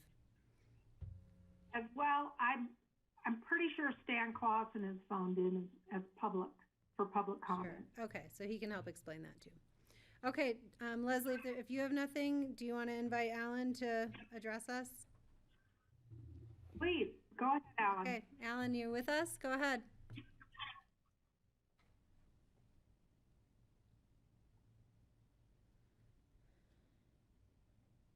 Can you hear me? Yes, hello, thank you. Okay, great. I'm on the phone. Sorry I don't have a camera, but I'm nothing great to look at anyhow. I'm Alan Richmond. I'm here representing the Maroon Creek Caucus, the citizen group which prepared and submitted this code amendment. The members of the caucus, some of whom I think may be on the phone, but are hoping that they don't have to speak today. They're very pleased that they've reached this final step in the public hearing process. So I wanted to just make sure everybody understands the intent of what the caucus is trying to do with this proposal. I also wanted to provide some thoughts about the letter which Celestial Land Company has submitted to you regarding our proposal. And I also wanted to talk just very briefly about the language which is on the screen right now, the ski lift language, which we participated in the creation of and which we think is really close to being right, but we do have one or two thoughts about it. So to begin, the intent of the code amendment is to implement the Maroon Creek Caucus Master Plan. That plan was adopted by the County Planning Commission in 2018 after considerable work by the caucus.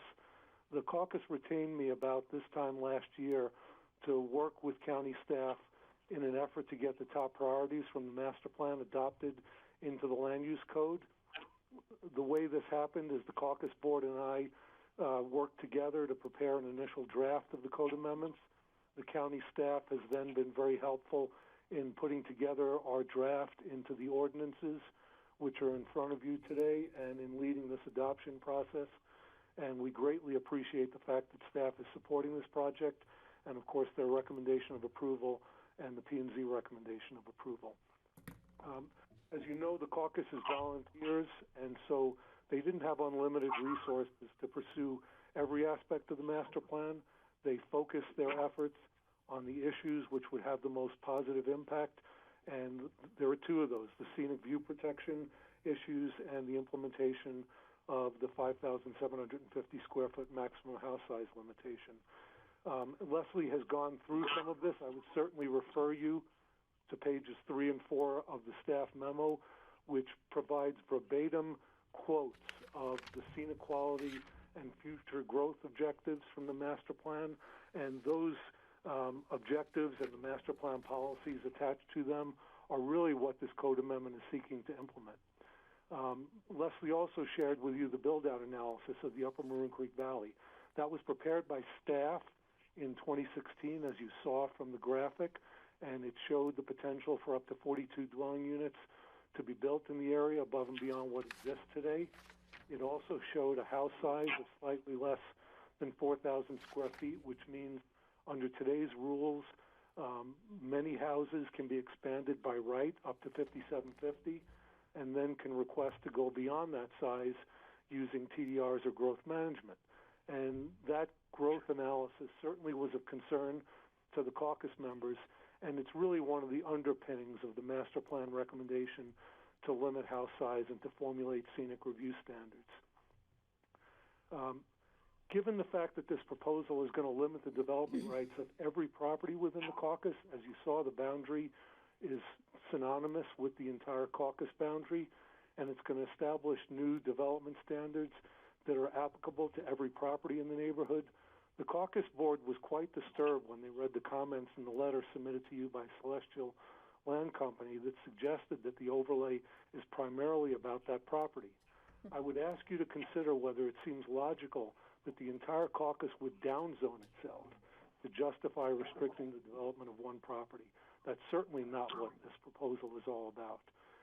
That said, I think it would be correct to say that the caucus has learned from the Celestial Land Use application, and it's applied what it's learned in this code amendment. I would suggest to you that that's the very essence of how land use regulations are written. Communities learn from their experiences, and they use that knowledge to refine their codes.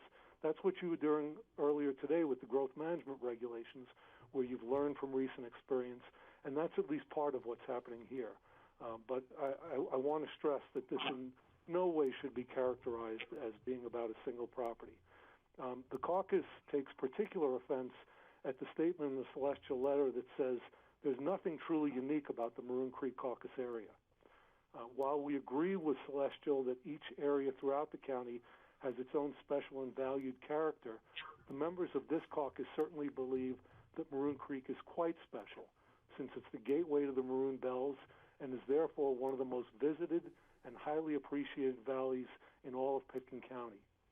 But because all of the neighborhoods in the county are valued, this county commission has set up a caucus system to allow each area to define its character through the master plan process, and then to work to preserve that area's unique character through the code.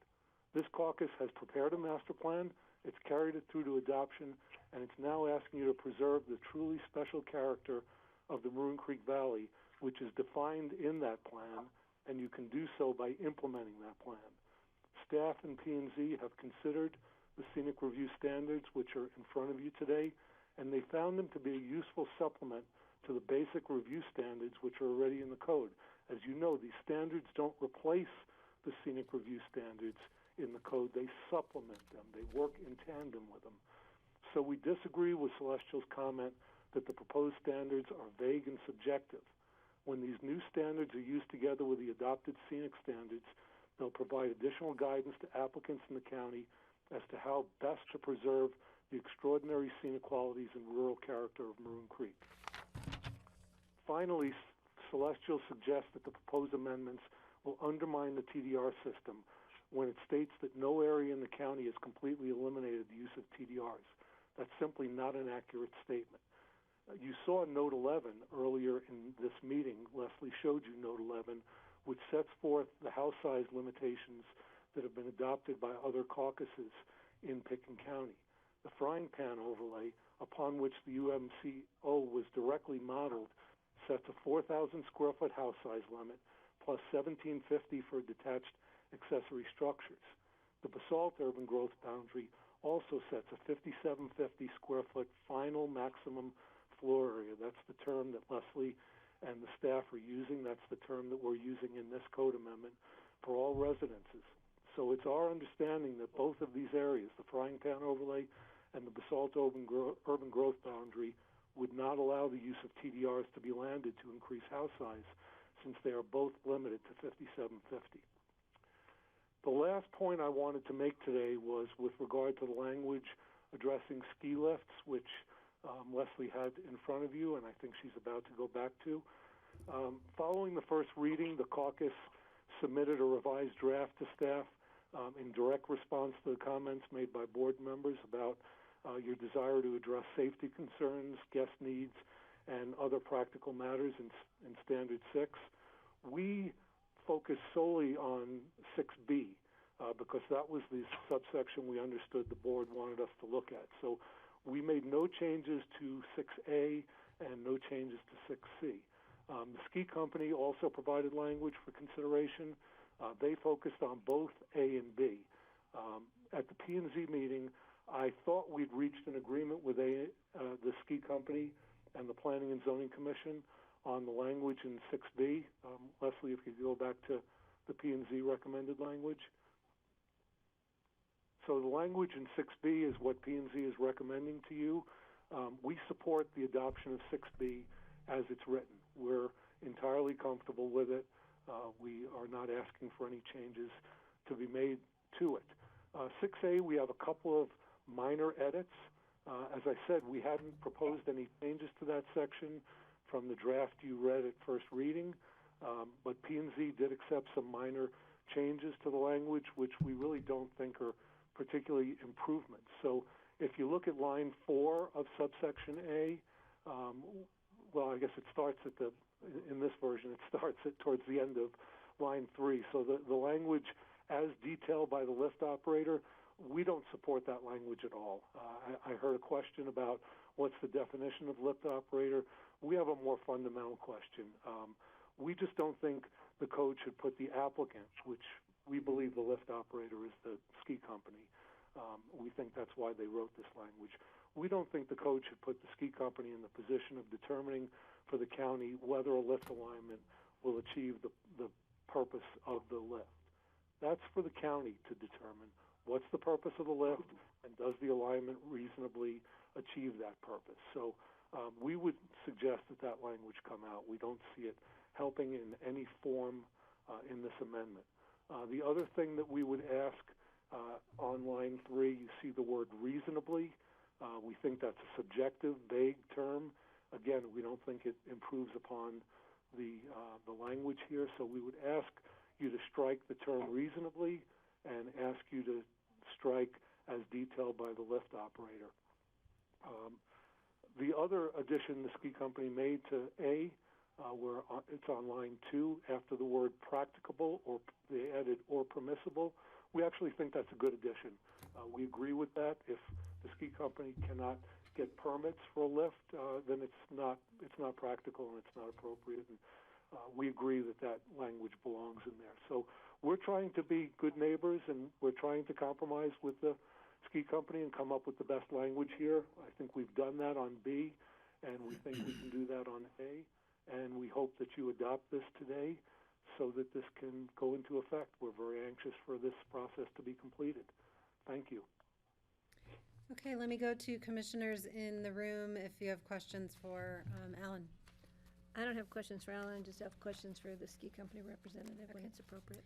Let me go to the phone. Commissioners, do you have questions for Alan? Greg's shaking his head no. Steve, any questions for you? Go ahead. No, I don't have any questions. Okay. Okay, can Thanks, we hear? everybody. Thank you very much. May we hear from Skiko now, please?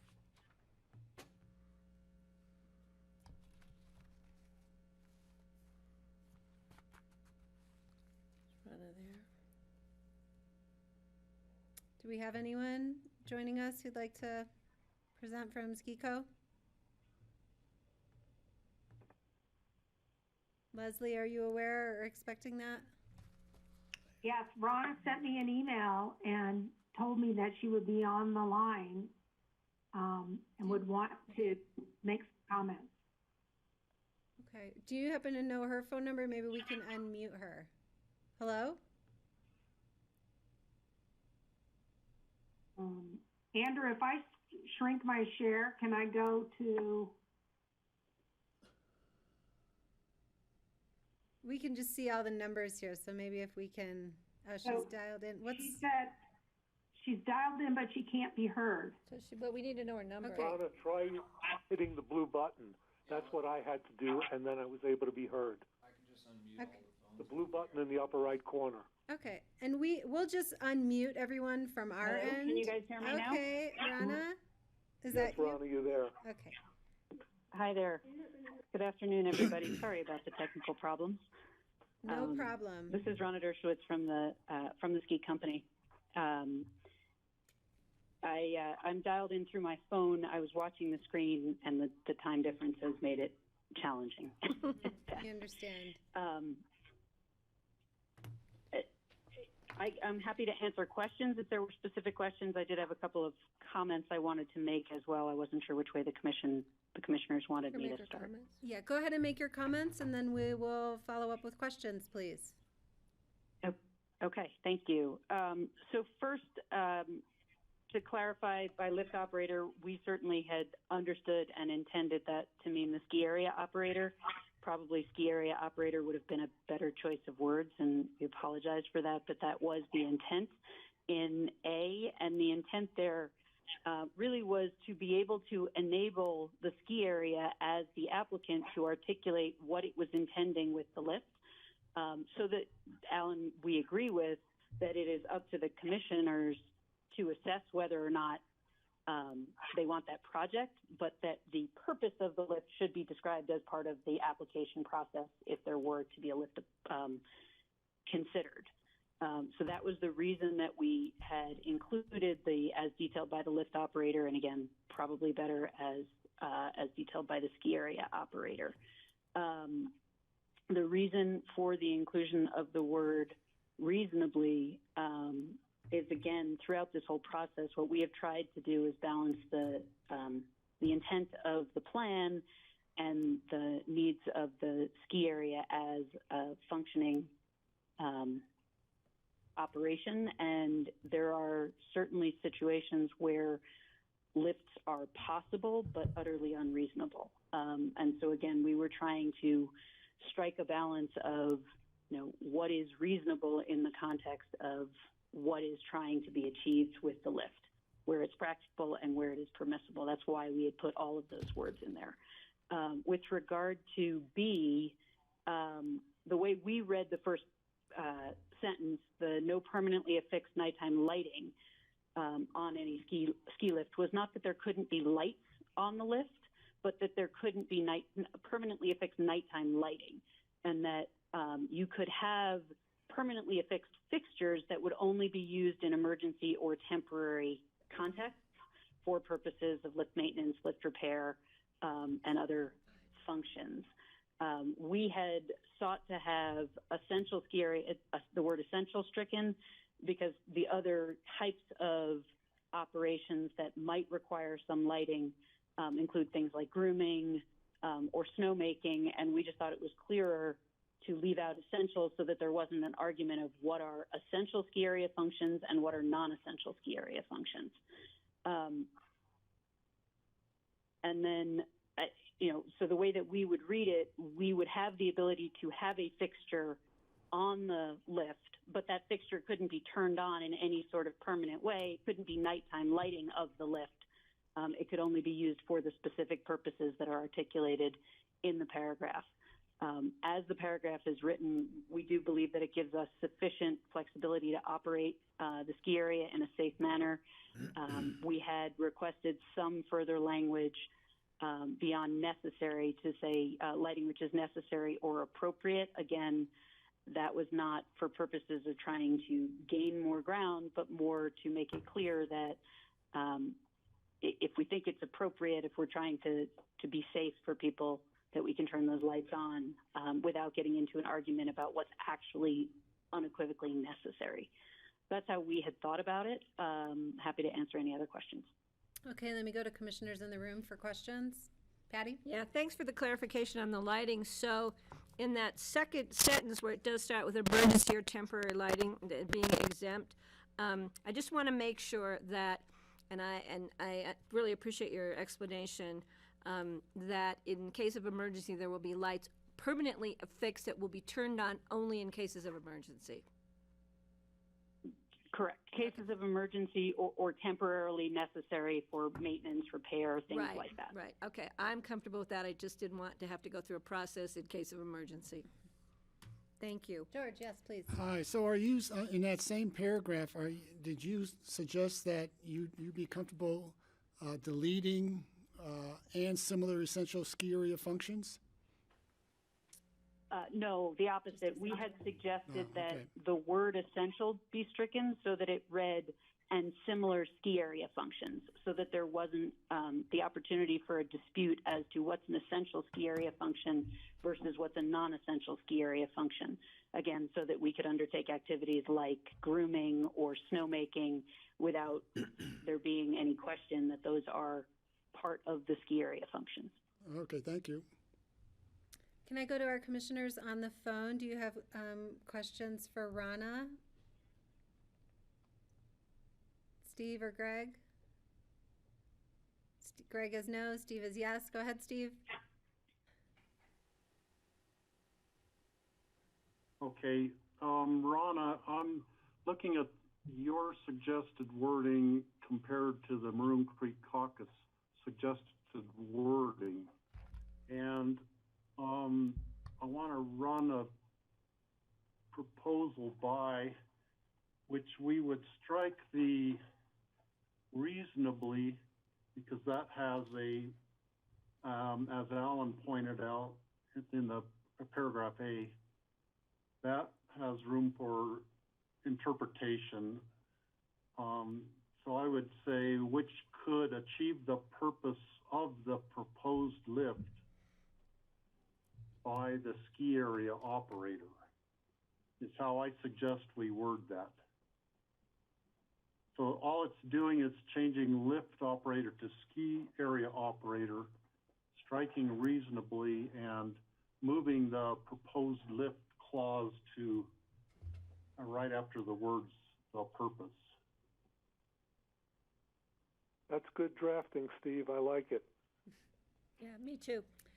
If I'm following again, we can live with whatever obviously the commission wants. We really did feel that having reasonably achieve was important, or some clarifier there, because again, we didn't want to be up against a scenario where either doing it was exorbitantly expensive, unreasonable for some other reason. It would require high amounts of electricity. It would require construction in dangerous locations. We were really trying to capture the notion that the purpose of the lift, that we're all trying to be reasonable in this, and that, recognizing the importance of the Maroon Creek Valley's nature, but also understanding that if there is a project in front of the BOCC, that the BOCC should have the ability to assess it on its terms at the time, based on what the purposes are that the applicant is trying to achieve.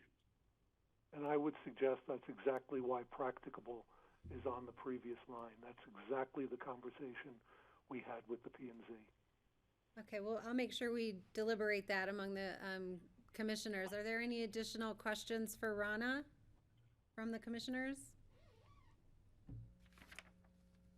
Okay, hearing none. Before I go to the public hearing, I have a question for John Ely. Any edits or changes that we make to the language here, do those then go back to P&Z for their review again? Not necessarily. Depends on the change that the board wants to make. If it's something that's already been considered by the P&Z, it doesn't need to go back. If it's something that is new on review, then it should be sent back. Do you think that in the context of this conversation, there's anything that has come up that you feel would need to go back to P&Z? Not yet. Okay, thank you. Okay, let's open this up for public hearing. Let me check in. Are there individuals on the phone who would like to provide public comment on the Maroon Creek Overlay Zone District? Okay, we have our tech support is going to unmute everyone, so if you've tried to say yes. Already been considered by the P&Z, it doesn't need to go back. Oh, we're hearing John again. Okay, let's open this up for public. Let me check in. Here's someone's grassroots. Okay. That really is delayed. No, they just heard. Okay, so is there anyone on the phone? I believe we've unmuted all the numbers we think might be public. Phone who would like to. What are we getting? And can you turn down your grassroots TV in the background, because we're hearing it replay in the background. Okay, we have our tech support is going to unmute everyone, so if you've tried to say yes. This isn't going to work if they're. Okay, so is there anyone on the phone? I believe muted. Oh, that's happening now. It'd be public because you can hear their TV with grassroots on. Oh, someone's watching grassroots at the same time. Must be. Because when we moved. All right, I don't want to screw this up. Is there anyone on the phone with public comments? Yes. Wonderful. Please say your name and go ahead. TV in the background because we're hearing it replay in the background. Turn your television off. Yes. Hello. Hi. Yes, please go ahead. Say your name. My name is Marcella Larson. Hi, Marcella. Go ahead, please. Okay, so there seems to be a lag. I don't see that I'm actually being heard right now. Am I wrong about that? You're being heard. I can hear you, Marcella. Okay, great. So my name is Marcella Larson. I am the Maroon Creek Caucus moderator. Go ahead. And so This has been very difficult to follow as a member of the public, just so you know. There are issues of due process and, frankly, the manner in which comments were taken as if ski company was an applicant instead of a member of the public as they are. That's unfortunate, and I hope you will no longer allow that. Am I wrong about that? Can you all hear me? We can hear you just fine. Okay. Okay. So I would recommend anyone okay. who has So I'm going to grassroots continue on to assuming that pause. you can hear me. So I have two comments regarding Section 6A. First, the current draft of the Section 6A is really, frankly, poorly drafted. It will be super impossible to administer, and who knows about county liability around that. As one PNC member said something to the effect of, I'm all in favor of this loosey-goosey language in paragraph 6A. Further, the inappropriate and perhaps illegal delegation to ski company to the quote unquote lift operator is wrong. This needs to be a BOCC decision.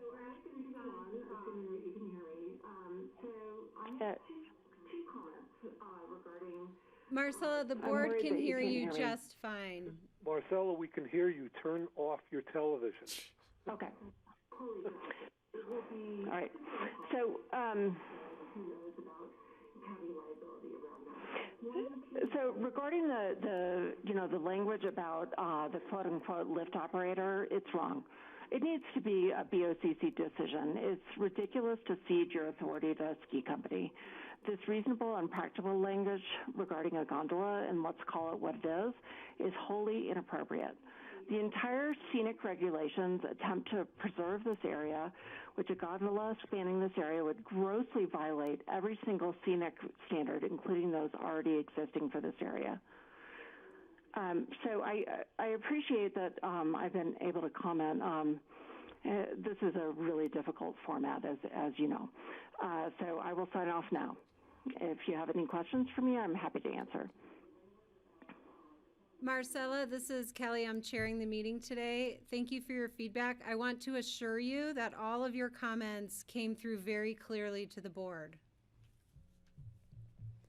Okay, thank you. I'm not sure that the public actually could hear them, given what I have going on in my house. Multiple feeds, and it's very awkward. But I thank you all for listening, and I understand the difficulty that these forums present given the coronavirus. So anyway, thank you, and I will listen on and listen to your comments on the web. Thanks. Bye. Thank you. And before we move on to anyone else for public comment, I will ask that if you are commenting over the phone to please mute or turn off your television, because there is a delay between our room and what you are hearing on Grassroots TV. So let me give that a second to sink in.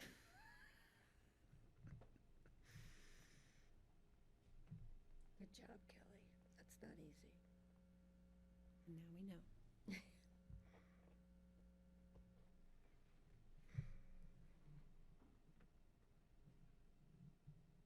Okay, let me check in again on the phone if there are members of the public who would like to comment on the Maroon Creek Overlay Zone District.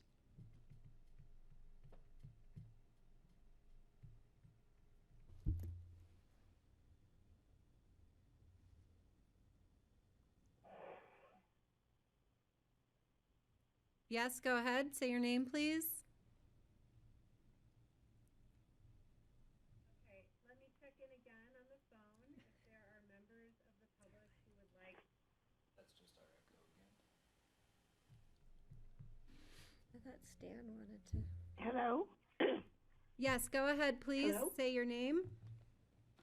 This is Donna Ward, and I'm a member of the Executive Committee of the Maroon Creek Caucus, and I just wanted to...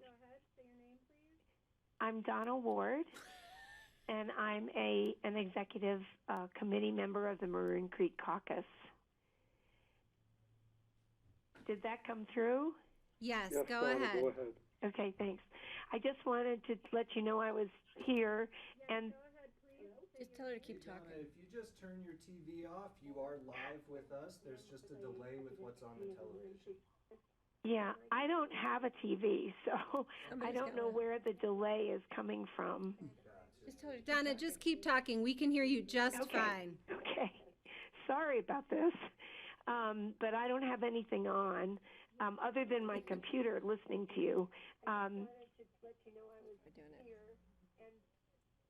Turn off the computer. Okay, I'll keep talking. I just wanted to let you know that I was here and in support of Alan Richmond's sharing of his comments, and just wanted to be in support of that. Okay, and Marcella as well. Thank you. Thank you, Donna. I will check in to see if there's anyone else for public comment. Please turn the volume down on your computer or turn your television off, because there is a delay between the room and what you're hearing at home.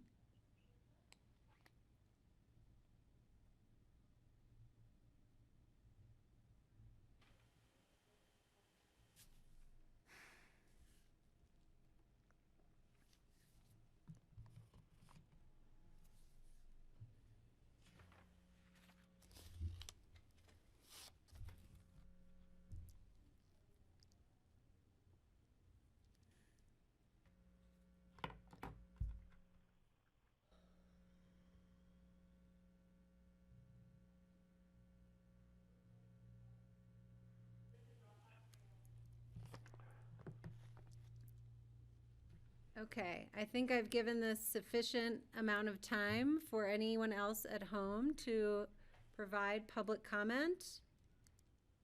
I'm going to go ahead and close public comment and bring the discussion back to the board.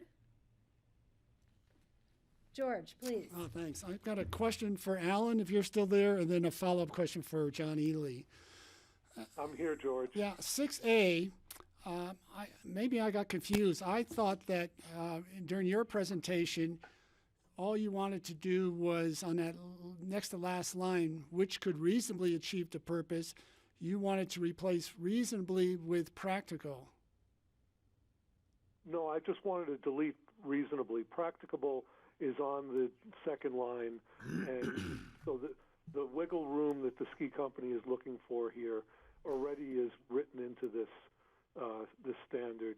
So our suggestion is to delete reasonably and just have the sentence say could achieve the purpose of the proposed left period.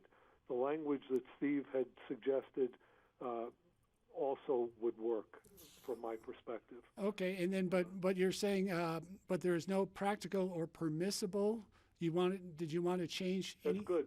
That's good. No, it's all good. So that's what Practicable or permissible is fine. And that was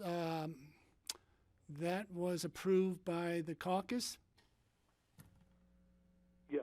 Okay, because it sounded like Marcella was speaking for the caucus and was not in the same alignment as what you just said. Marcella and I have had multiple conversations on behalf of the caucus, and the primary concern in A is the reasonably language and the as detailed by the lift operator language. The permissible, I had several conversations saying I really do feel like that language is good language because if the ski company can't get a permit for a lift, then that would be a problem. So the applicant needs to demonstrate that there's no permissible alignment just as well as no practical. I think those are both good terms. Okay, and then under B, there was a discussion. Third line, after emergency or temporary lighting, which is necessary, repair and similar essential ski area functions. Someone wanted to take out essential. I think the ski company mentioned. The ski company is asked to remove it. We would prefer to keep it. We're not asking for any changes to B. Okay. And then, just for clarification, John Ely, under A, 6A, which seems to have gotten the most conversations, does this in any way eliminate or alter the normal county process in an application? Well,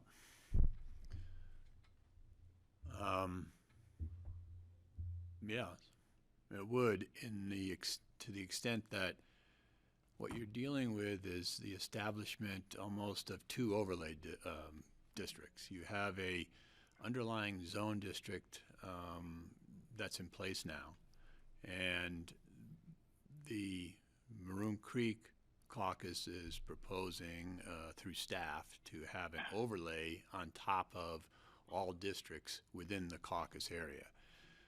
The way the AFSCI zone district works is it's not a perfected zone district. In fact, it's a zone district that exists without any permissible uses until there is a subsequent approval of a mountain area master plan. And so typically the mountain area master plan would be brought forward by the ski company as an applicant. The board would review it and would determine at the time it's reviewing a ski company application the advisability of improvements that have been requested or modifications that have been requested to a mountain area master plan.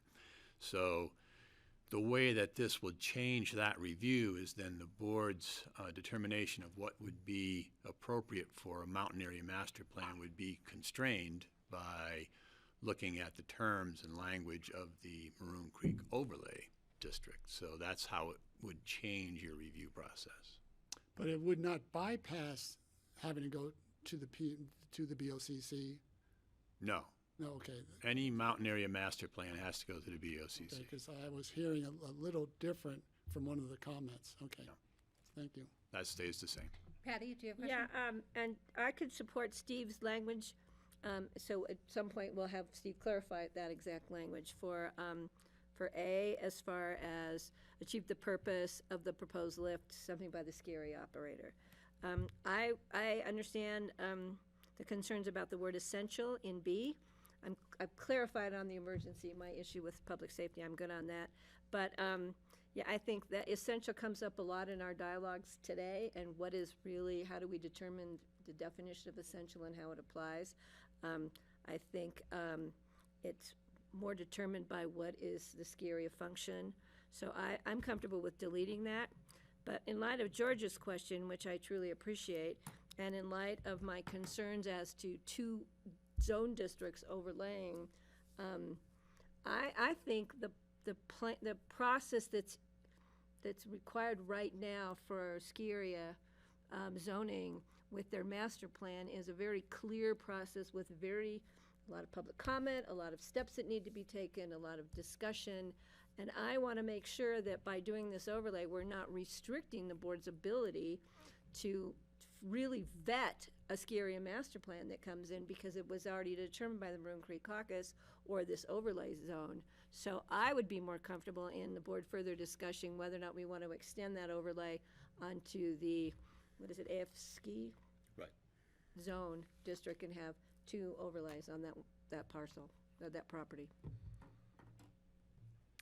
Can I go to commissioners on the phone, please? Greg or Steve?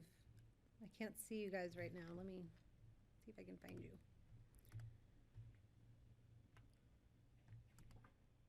Let's see. Steve, go ahead. I don't think Greg's on the call right now. I don't know what happened to him. Go ahead, He's Steve. not on our screen. I'm here. I'm here. Oh, you are? Okay. Okay. Let's see. I was thinking about what Marcella had said about the language in the number A paragraph. And I wonder if we should add, okay, let me give some new proposed language. It's the same thing I said, but then it would add on and approved by the Board of County Commissioners. So that sentence would read, and what I'm trying to do is achieve the compromise between the Maroon Creek Caucus and the ski company as to the wording. So the A would read then, which could achieve the purpose of the proposed lift as detailed by the ski area operator and approved by the Board of County Commissioners. I don't have a problem with that Well, that would addition, take it's into redundant, but. account Marcel's concern. Steve, can you read that again, please? Which could achieve the purpose of the proposed lift as detailed by the ski area operator and approved by the Board of County Commissioners.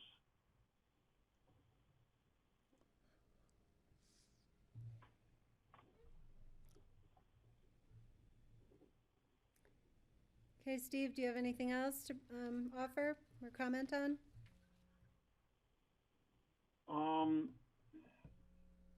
I would be okay either leaving the word essential in or taking it out. Either way is okay with me on part B.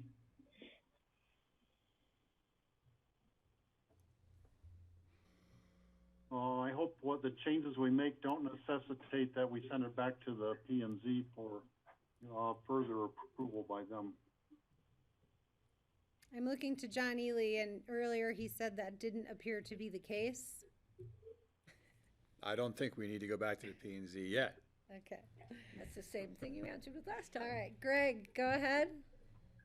I'm happy with what Steve just articulated for A, and honestly, the essential thing is not so important to me on B either. So I'll just align with Steve on this. This is fine. Patty, do you have another question before I make my comments? My issue is the board still supporting this overlay on the AF ski zone district also to have 2 overlays of zoning? I mean, because if I'm the only vote against it, I don't want to be I'll late. look to George, he has a comment or Yeah, I'm okay with it. We had a pretty good discussion at our first read and went over all the pros and cons, so I'm comfortable leaving it as it is. Well, that's one. Yeah. Okay, Greg is nodding his head. Steve, do you continue to agree? I agree with you, George. I'm okay with having the overlay. Okay, and I'll just note, I support the overlay. The point is to bring in additional criteria for any ski rec master planning that happens in this specific area of the county, and to provide some additional scrutiny or criteria that we should look at when scrutinizing any application, master plan application. So I'm okay with that. I support removing the language reasonably in A because I believe practicable and permissible allow for the deliberation of reasonable projects there. And, it sounds like the board is okay with ski lift operator. I could sort of care less about that, but so I'll defer to the majority of the board to support the addition of ski lift operator language. As far as B, I think keeping the word essential again helps to provide the scrutiny for this additional area. So that's functions that may be appropriate in some ski areas in the county may not be appropriate in this area of the county. I have to poll the board again as to where we're at on that. I may be in the minority there. I'm comfortable deleting. So Patty thinks to delete essential. George? I would leave it. George would leave it. Steve, do you prefer to leave or remove the word essential from B? Like I said before, I'm okay either way. I think I probably would feel more comfortable leaving it in because there are some things that a ski area might want to do that really aren't essential, that would be more frivolous ski area functions, like having a party up there or something would not be an essential function. They'd have to have a special event permit for that. The word essential then gives gives us the means to do more scrutiny on it and when it comes to that. Greg, can I check in with you on that? Okay, I'm going to go with essential because I'm not convinced it really makes a huge difference here. Right, I'm gonna that's go with 2 down essential. for me. Okay. Okay, I think I have covered all of our outstanding points. Leslie, is there anything that the board needs to further deliberate, or have we clarified all the outstanding questions? I just want to clarify Steve's proposed sentence regarding when he said which could achieve the purpose of the proposed lift as detailed by ski area operator and approved by the BOCC. Is that what the rest of the board is leaning toward? Yes. Okay. Yes, that's acceptable. Okay. And essential stays in, and the map covers the ski rec zoning. Yes. What about taking out reasonably? Where were you guys with that? We took it out. Okay, in paragraph A. Yes. Okay. And John Ely looks like he has something to offer here. Leslie, you mentioned the map. Are you referring to Exhibit A in the rezoning ordinance? Yeah. In that regard, I would like to suggest that we add something to the ordinance. The map is a little less descriptive than I would like, in that I can't tell by looking at it where, for example, up the ski area it actually ends. The ordinance does state, though, that it follows the boundary of the caucus area. So if we can then insert the boundary of the caucus area, it would make it a lot easier to interpret this ordinance in the future and not have to flip to some other extraneous recorded document. So you mean in the master, do you mean the text of what the boundary is? The Yes. actual Yes. text describing the boundary? Yes. And put that on the map? Put it in the text that it's going to incorporate the Maroon Creek Caucus boundary, right? Is that I what don't see a text description of the caucus area. There's not. There was one in our public noticing. Okay, well, that's good. If we could just use that in the ordinance, I think that would be fine. Use it in the, I have two ordinances. I have a text ordinance, I have a map ordinance. You want that in the map ordinance? Correct, in the rezoning ordinance. Okay. Make it an exhibit, Leslie. We want it in the text. It doesn't matter. Okay. And it'll be an exhibit to the rezoning ordinance. That's fine, just refer to the exhibit within the text of the ordinance. Okay.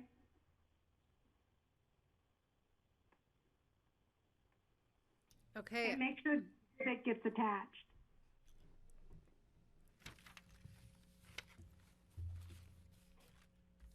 Okay, is there any further discussion?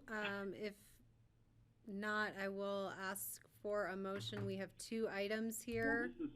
Yeah, Steve, go ahead. Well, we didn't talk about the celestial letter very much. I mean, the board didn't discuss it. Well, that's just. It's on That's just page interesting. 199 of the packet, And Ellen went through it. and I have one concern and one question. The concern is the second paragraph. Stan Clausen said, our client did not receive notice of the original P&Z hearing leading to the resolution. The Maroon Creek Caucus has complained numerous times in regard to various notice-related matters pertaining to Celestial's development. The caucus should be held to the same standard it seeks to enforce against others. So what I want to know is, did Celestial in fact receive notice of that meeting, and maybe they dropped the ball, or do we have a record of who was notified about that meeting? Steve? if I could jump in, the P&Z meeting was not a publicly noticed meeting. It was on the agenda. Your meeting, February 26th, was publicly noticed. Celestial received a letter, a notice.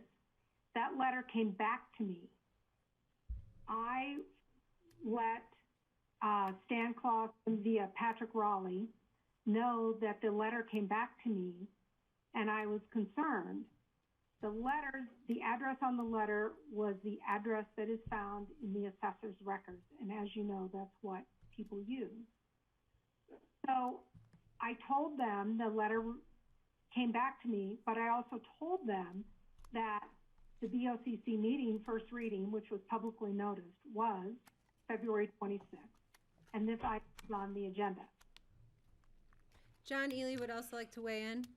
Just to clarify the comments that were submitted by Celestial, the application is not an application by the caucus area. It was a action that was requested by the caucus but was assumed by the Community Development Department. So it is not an application that is being brought in by a group or party, not the county. The next thing, as far as the P&Z meeting goes, the P&Z meeting, Steve, is not noticed particularly through mailings or postings. It is noticed through the posting of the agenda.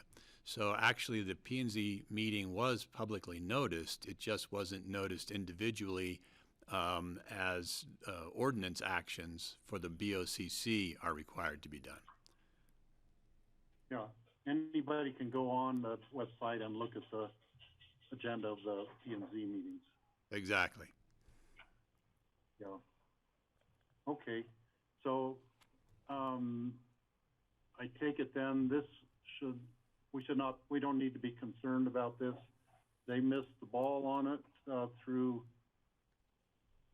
really no fault of our own. I don't know, through circumstances, I don't know why they didn't receive the notice and weren't there, but I think I'm happy with the answers. My second question would have to be, Celestial complained about the restriction to the 5750 and restriction of the use of Maroon Creek Caucus area being a landing area for TDRs. Now, my understanding is that Celestial's land use application was already approved. They have their increased house size. They are a landing site for one or more TDRs already, and they don't have to worry about that restriction being put on in the future, do they? It depends. It depends, as Patty just mentioned. It depends on the status of their application through time. At this point in time, they have an application that is pending, and therefore changes to underlying zoning will not affect it. If, however, that application is denied or withdrawn or something else happens that it is no longer active and another application comes in, then it would be subject to any changes in the zoning scheme. So it would be like losing their vesting, not reapplying for vesting, then they would come in under whatever the current code restrictions are. Correct. Okay. That's all the questions I had. Okay, Greg, do you have any further discussion? No? We have 2 items to vote on here. The first item is the ordinance of the Board of County Commissioners amending the zoning map for a staff-initiated rezoning to apply the Upper Maroon Creek Overlay Zone District to all properties within the Maroon Creek Caucus boundary. I will entertain a motion. So move with the added text that John Ely suggested, the exhibit. For the mapping. Okay. May I have a second, please? Not coming from me. Anyone? I'll second it. Okay, Steve will second. Any further discussion from the board? Yes, Patty. Yeah, I still have concerns. I cannot tell the Maroon Creek Caucus how much I appreciate their efforts. The next item on our agenda with the text and they're taking control over their own destiny in their beautiful little valley. But I do have concerns about the two zone districts overlays. So I know we've pulled the board, so I know which direction this is going to go. So I will not be supporting this, but I can't wait for the discussion on the next item. Okay, any further discussion from commissioners on the phone? I'm going to go ahead and call the vote. All in favor, please say aye. Aye. Aye. Aye. All opposed, please say nay. Nay. But thank Okay, you. we have an approval for the first ordinance 4-1. We have a second ordinance of the BOCC approving an amendment to section 3-40 of the 2006 Pickens County Land Use Code, Title 8 of the Pickens County Code, specifically creating section 3-4-50, the UMC-O, the Upper Maroon Creek Overlay, and Table 5-1.A, dimensional requirements in rural residential zone districts, Note 11. So move with the note with the change in the wording as presented by Steve Child. And that's a motion to approve? Yeah, motion to approve and, with that. May I have a second, I will please, from the second board? Okay, Patty Clapper here seconds. Is there any further discussion? Just again, I wish to thank the Maroon Creek Caucus for their diligence and their effort there, and really, looking at doing the right thing in the Maroon Creek Caucus area. Any further discussion on the phone? Kelly? I would like to make a comment. Yes, go ahead, Steve, and then Leslie, I'll make sure I circle back to you. And the Maroon Creek Caucus for voluntarily reducing their house size limitations. That's, they're joining the people in the frying pan have done the same thing. Make it much lower than what the county allowable thing is. So that's pretty amazing they're doing that. I really commend them for it. Okay, thank you, Steve. Greg, do you have any discussion or comment? No? Nope. Okay, and Leslie, you needed something clarified? I just wanted to note that this ordinance should be not only with Steve's language, but as I proposed to you in my presentation on Note 11. Do I need an amendment to the motion for that? Okay, I would accept that as an amendment to my motion. And I'll accept it. okay. So we have an amendment to the motion and a second.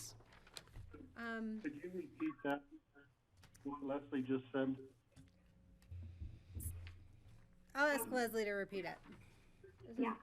So if you recall at the beginning of my presentation, I showed you not only were we adding Maroon Creek Caucus language to Note 11, but we were changing Note 11 so the term final maximum density. Oh, those wordings to make them all the same.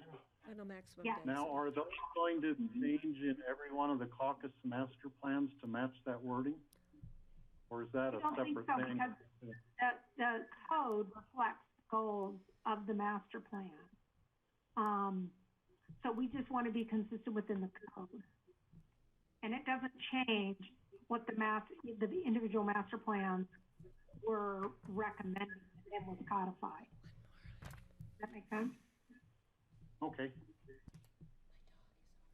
Okay, and I'll just note that, it's pretty extraordinary that whether you're 65 or 35 or 5, that what you see now in the Maroon Creek Caucus area is likely to be what you'll see mostly in the future as well. So this is really incredible. So I will go ahead and call the vote. All in favor, please say aye. Aye. Aye. Aye. Aye. Okay, we have a 5-0 unanimous vote in support. Thank you, everybody, for your hard work on this. On behalf of the caucus, thanks to all 5 of you very, very much. And thanks to the staff. We really appreciate your work. Thanks, Alan. Okay, take care. Be well, Alan. Thanks, Alan.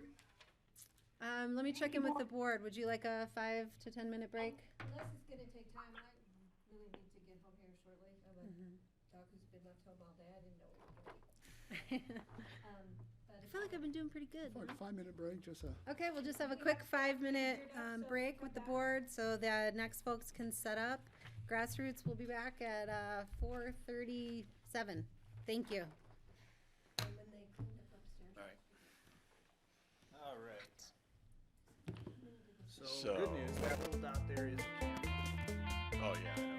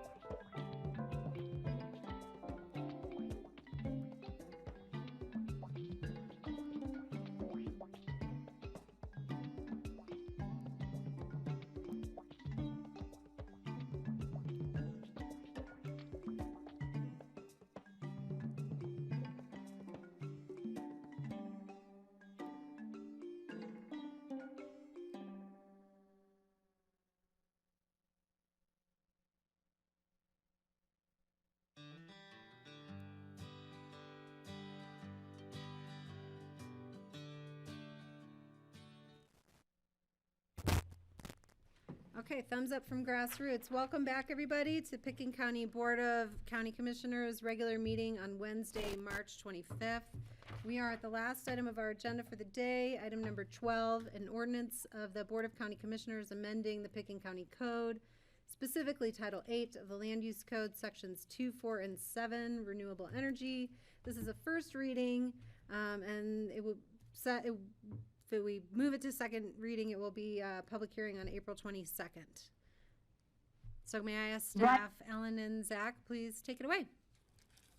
Thank you, Kelly. So Zach and I are going to be tag teaming this presentation. He's going to be running the screen, and I'm going to be walking us through the amendments. And Zach may jump in from time to time to respond to questions or add to my presentation.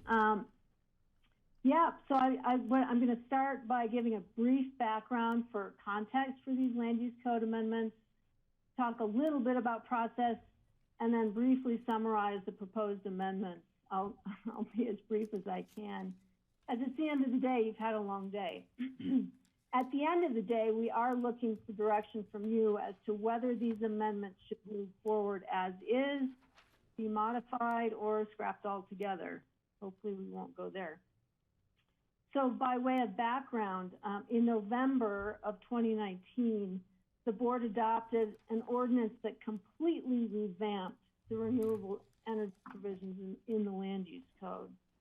Since then, we've implemented those provisions and gotten a lot of really good feedback from the public and staff on the need to clarify the intent of the provisions. So the amendments before you today are intended to do just that, to clarify rather than change the intent of the provisions. We've used text and graphics to get there. In terms of process, Kelly, you just briefly covered it. This is first reading at the board. We're scheduled to go to the P&Z review on April 7th, and they will generate recommendations that will come back to you on second reading and public hearing on April 22nd. So, yeah, up front, I'll say that staff has found these amendments to be consistent with the land use code, specifically the land use policy sections that are applicable to renewable energy, and also consistent with the county comprehensive plan, as well as several of the neighborhood caucus master plans that speak to the topic of renewable energy. And then I will move then into some of the specifics. Can I just ask on process? Sorry, Ellen, we have a process question here from Patty. On process, isn't it a little unusual that we're hearing it first, then it's going to P&Z, then it's coming back to us? Wouldn't P&Z normally be seeing this first and then providing a recommendation to us at first reading? Well, that's a really good question. Typically, when we are initiating land use code amendments out of the community development department, that is how the process goes.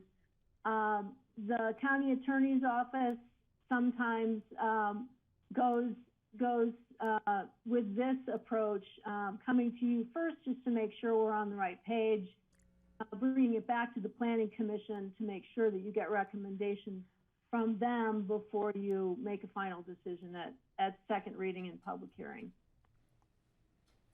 That's correct. I'm just not quite as comfortable with that process as I am with the other process, but It works for a lot of reasons. yeah, well, we are where we are, so I just don't want P&Z to say, oh, they've already made up their mind, why are you bothering to bring it to us? But we do appreciate P&Z's comments when they come forward. And I will forward that on to them, make sure that they understand that you appreciate their comments, and we will definitely get them back to you before a final decision is made. So George also has a comment. Yeah, just or a quick comment, because when we were interviewing, was it Chelsea? Just the other day, I asked that question in terms of would they like to hear some feedback or direction that the BOCC was thinking. And at least for Chelsea, as just one member of the P&Z, she thought that would be really helpful to get some sort of idea where the BOCC was, what direction we were going in that might help their discussions as well. And I appreciated those comments from her. I'm not sure I agree with it. No, anyway, I just throw that in. Thanks, George. Okay, good to know, and if we need to revisit the process, in the future, we'll have to take that on. But thank you for the comments. May I move on? Are there any other questions on process? No, I'm good. No. Let's go, move I forward. don't believe so. Go ahead, Okay. please. So we are addressing 3 different sections of the code, sections 2, 4, and 7, and I'll go into specifics next. Starting with chapter 2, this is the review and approval procedures table, and Do we have pages on this? basically what we've done here is changed the reviews for ground-mounted solar arrays on 1/10 to 1/4 of an acre. We changed Hey, that Ellen, review. excuse me. Is Yes. this a certain page of the packet? 225 maybe starts the tables, George, but I don't see her specifics on here. And I'm not gonna, You know, it is, I'm sorry, we're not, is this? I don't know to pull the specific page. I can probably find it. Let's see, it's in Exhibit A. That's fine. I'll look on the screen. Don't worry about it. Okay. It's not Sorry. this one. I don't know which Thought one. just could just show the Unless they have clip the wrong one. sections and Greg show on them here on as chair. screen. That would be adequate. Page 226, I think. There. So on the review and procedures table, in the initial amendment in November, we made the review for ground-mounted solar energy collectors on over 1/10 of an acre, a hearing officer review. And we heard back from staff that that was perhaps overkill, that this could be very adequately handled as an administrative review with public notice and mailing to give neighbors the opportunity to weigh in, and an appeal at the hearing officer. The thinking being that that would be sufficient in terms of review, and also perhaps cut down on time from the public perspective for review and as well as cost. So that's the thinking behind that change. And then moving to the bottom of the page, you'll see there's a section that is struck through. It's deleting activity envelope submittal requirement is the heading there.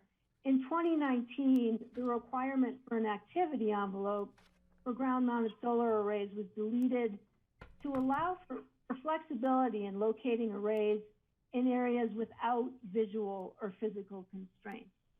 That's something we heard back from our citizens working group. And so we went ahead and deleted the requirement for an activity envelope to provide flexibility. We inadvertently forgot to delete this section, which still requires the middle of an activity envelope for ground-mounted arrays at building permits. So we are now deleting it so that it is consistent throughout the code. And stop me if you have questions on each of these. I'll continue to roll through them unless you do have questions. So Let's continue to roll through them, Ellen. Steve or Greg on the phone, just give me a hand wave if you want me to stop and pause for questions. Okay, we'll keep going, Okay. Ellen, please. Thank you. So let's move to chapter 4. Here, so in 2019, we added a requirement that 25% of energy generated on site be stored on site. And we got feedback mostly from solar installers that on-site energy storage made solar installation cost prohibitive for systems producing less than 10 kilowatts. We got a lot of feedback on this one. So we revised the section to only require on-site storage for systems generating more than 10 kilowatts, the assumption being that the cost, the cost on larger systems would be less of a cost impediment. That makes sense, right? The cost of storage, I should say, would be less of a cost impediment as the systems get larger. Patty has a question. Ellen, I have just a real quick question on that. Not being the techno person on this, is the technology there now to make this a reasonable requirement so that every project that comes in producing, what is it, greater than 10 or more kilowatts of energy is required to have storage? I know we support storage opportunities, but is the technology there that makes it feasible and reasonable in all applications that come forward? And yes. I'll turn that one over to Zach. What we were finding from feedback from the solar installers was that the technology wasn't feasible for those smaller scale systems. A lot of the battery systems that you see come in a 10 or a 13 kilowatt size, whereas the smaller ones, you're still looking at they exist, but they're still prohibitively expensive. And then the installation costs that go in with them as well was making that price jump up. Whereas those 10 kilowatt systems tend to already have increased expenses. You have to increase the size of the inverter. You have to do a more extensive review process. And so we're finding that combined with the available technology is a viable threshold. And therefore it's justified to require it for every application, not to encourage or to allow some opportunity for exemptions if it's not deemed reasonable or practicable. We've been using those words a lot lately in some of these projects. In other words, I don't want to create something that we might not be able to actually fulfill as a requirement. It is something that is practical, that on those scale of systems that they can meet this requirement. Okay, thank you. Thank you. Let's keep going. Steve was waiting. Okay, great. Steve, sorry, go ahead.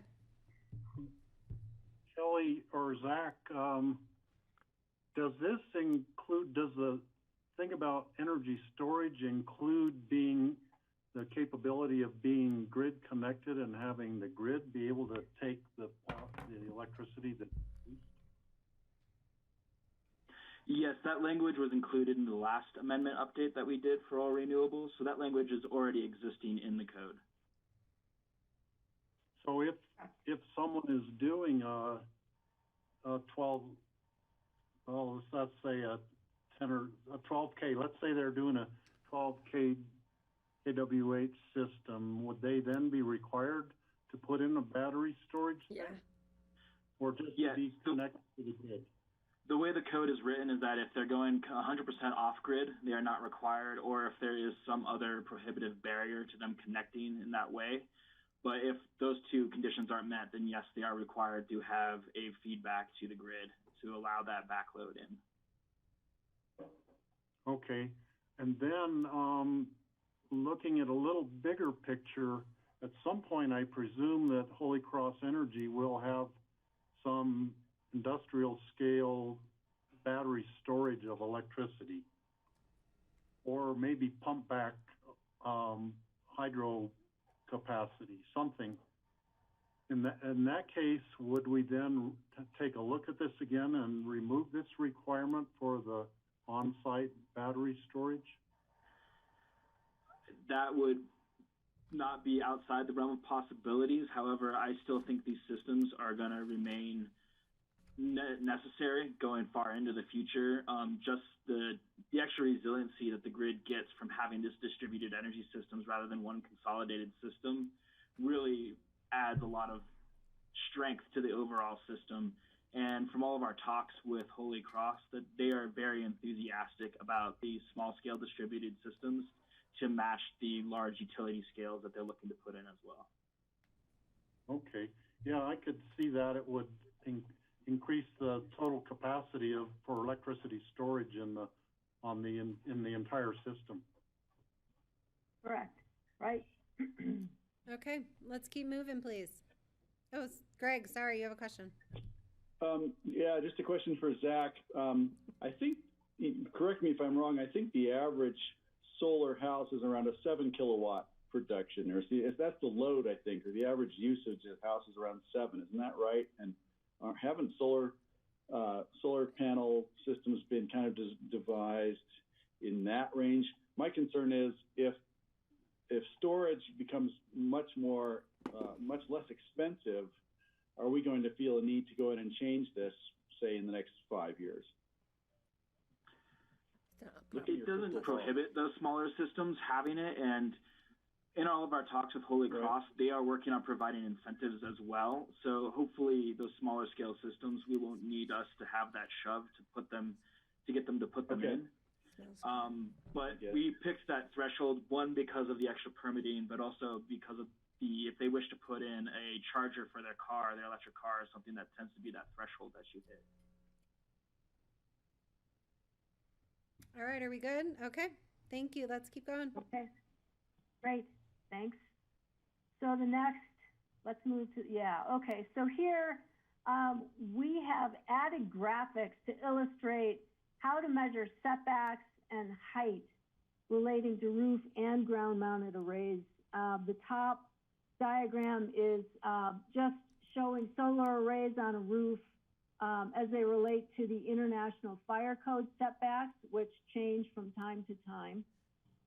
And the lower diagram is just showing how to measure the height of ground-mounted solar energy systems from basically 15 feet from existing or proposed grade, whichever is more restrictive. So again, just some graphics to make our standards a little more clear. And and here are more, again, measuring the height, how to measure the height of roof-mounted solar energy systems on flat roofs and on pitched roofs. Do we have any questions on that? Yeah, okay. So may I move on? Yes, Those, please. I think, pretty straightforward and, okay, great, thanks. Next. So here we have, there was a lot of confusion about what to include when calculating the area disturbed for ground-mounted arrays. This is important because the type of land use review required for ground-mounted arrays is based upon the amount of land disturbed to accommodate the system, the entire system. And so we added text here to say clearly that we're not just looking at the area. The area disturbed isn't just the area covered by the array. It's a larger area that includes things like storage sheds, access, grading, fencing, revegetation, mounting equipment, etc., so that we're covering the whole area that is disturbed by the ground-mounted system. And so we added this text, and then the next slide actually shows a diagram.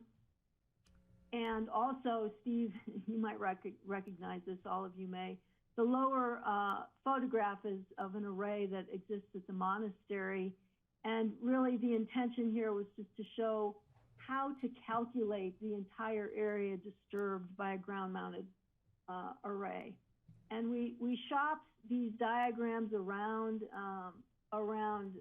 people in the trades and got pretty good feedback that they were helpful. Questions on that? Anyone in the room? Good. No? Anyone on the phone? No questions? Okay, go ahead, please. Okay, next. So here, again, more diagrams to show how to measure the height of wind turbines. And again, I think these are pretty straightforward. The intent here is just to really help people get a grasp on what we're trying to achieve.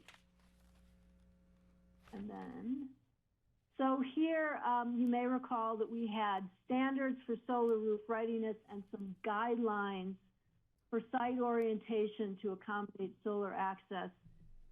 we got a lot of questions on how to calculate solar roof readiness. There's a standard that 35% of a roof be available to accommodate solar panels, and architects were calling and saying, how do we calculate that? So these are some diagrams to help with the solar roof readiness standard. And then if we go to the next slide, that's another. This standard was this is partly looking at building orientation. This was not a standard, but a guideline to site your building, the largest wall of your building, to make the best use of solar access and solar orientation. So this graphic was added to help illustrate how to get there. There's one more illustration, I believe, coming up. No, there's not. But basically, this was a guideline rather than the standard, and we were just trying to provide a graphic to illustrate where we were trying to go with orientation. And so those are all of the text amendments and graphics that were added to try to better convey the intent of these provisions. We don't think that there's anything that is really difficult to comprehend here. We're hoping that this will just make the provisions more effective. In some cases, we've actually simplified some of the approaches to make them more effective. And so staff recommends that the board go ahead and approve these as they have been drafted, but we're happy to take feedback from you, direction from you on whether or not there should be modifications before we get to second reading, before we even get to the Planning Commission for their review. Okay, let me check with commissioners in the room. Patty. No, Ellen, thank you for being very clear and focusing us as best possible at this hour of the day after what we've been through all day. But I agree with the proposals that you've presented to us today. As you said, I don't think there's really any big controversial issue here before us, which is nice. They make sense. It's stuff we've been talking about, and I think the clarity and the provisions for architects and designers and land use planners is needed. And I look forward to hearing from P&Z to see what they have to say. Thanks, Patty. George, anything? I'm good. Thanks. Okay, and I know Steve, you had your hand up. Go ahead, Steve.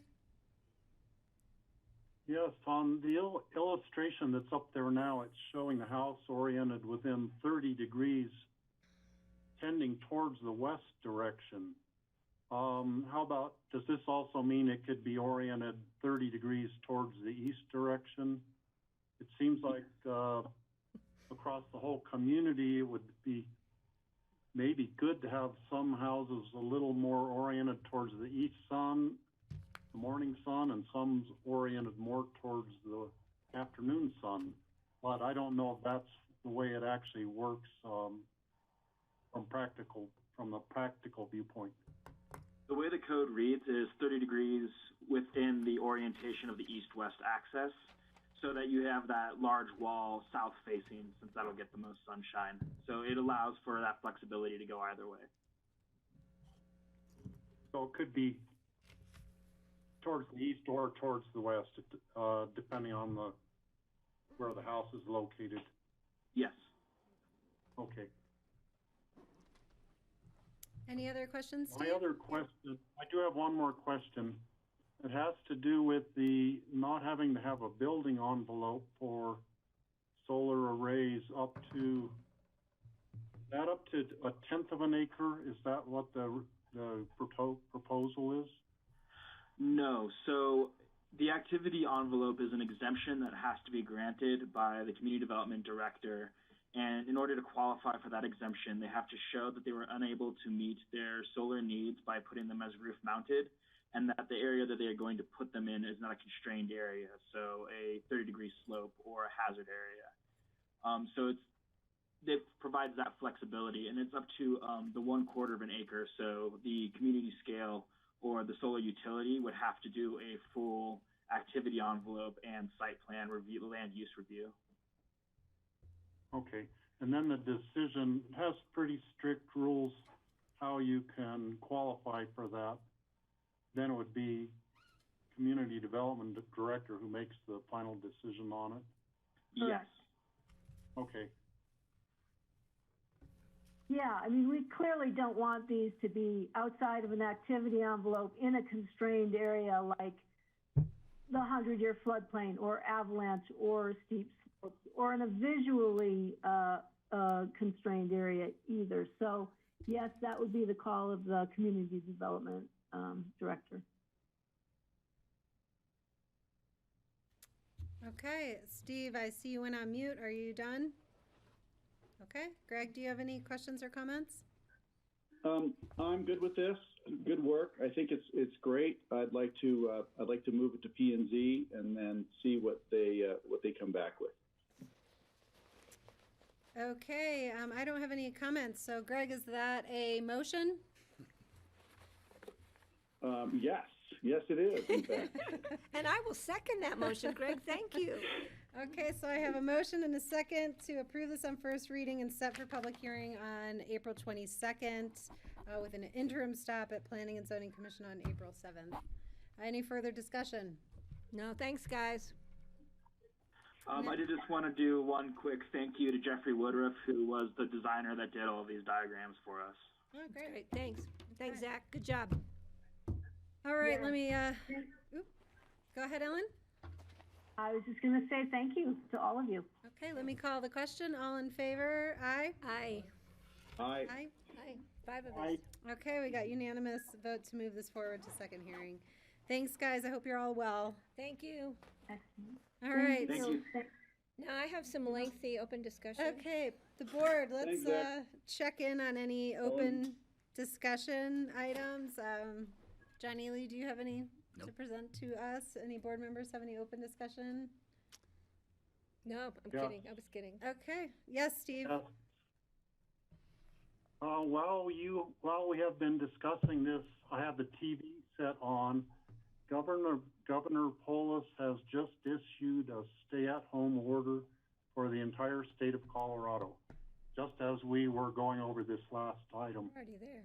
I don't know any of the details because I wasn't watching that, but John Peacock was trying to get more information, but there was nothing yet on the website. But I just wanted to let everyone know that it just happened. It's effective tomorrow.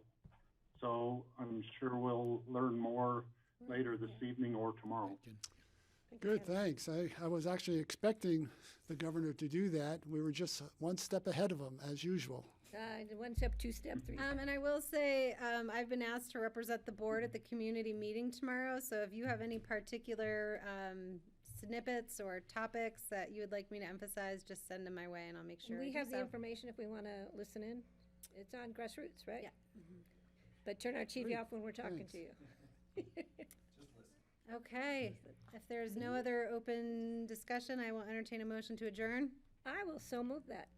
And a second, please. Second. Greg, okay, second. All in favor? Aye. All right. Aye. Thanks, Aye. guys. And Thank thank you you, all. Grassroots, for all your help today.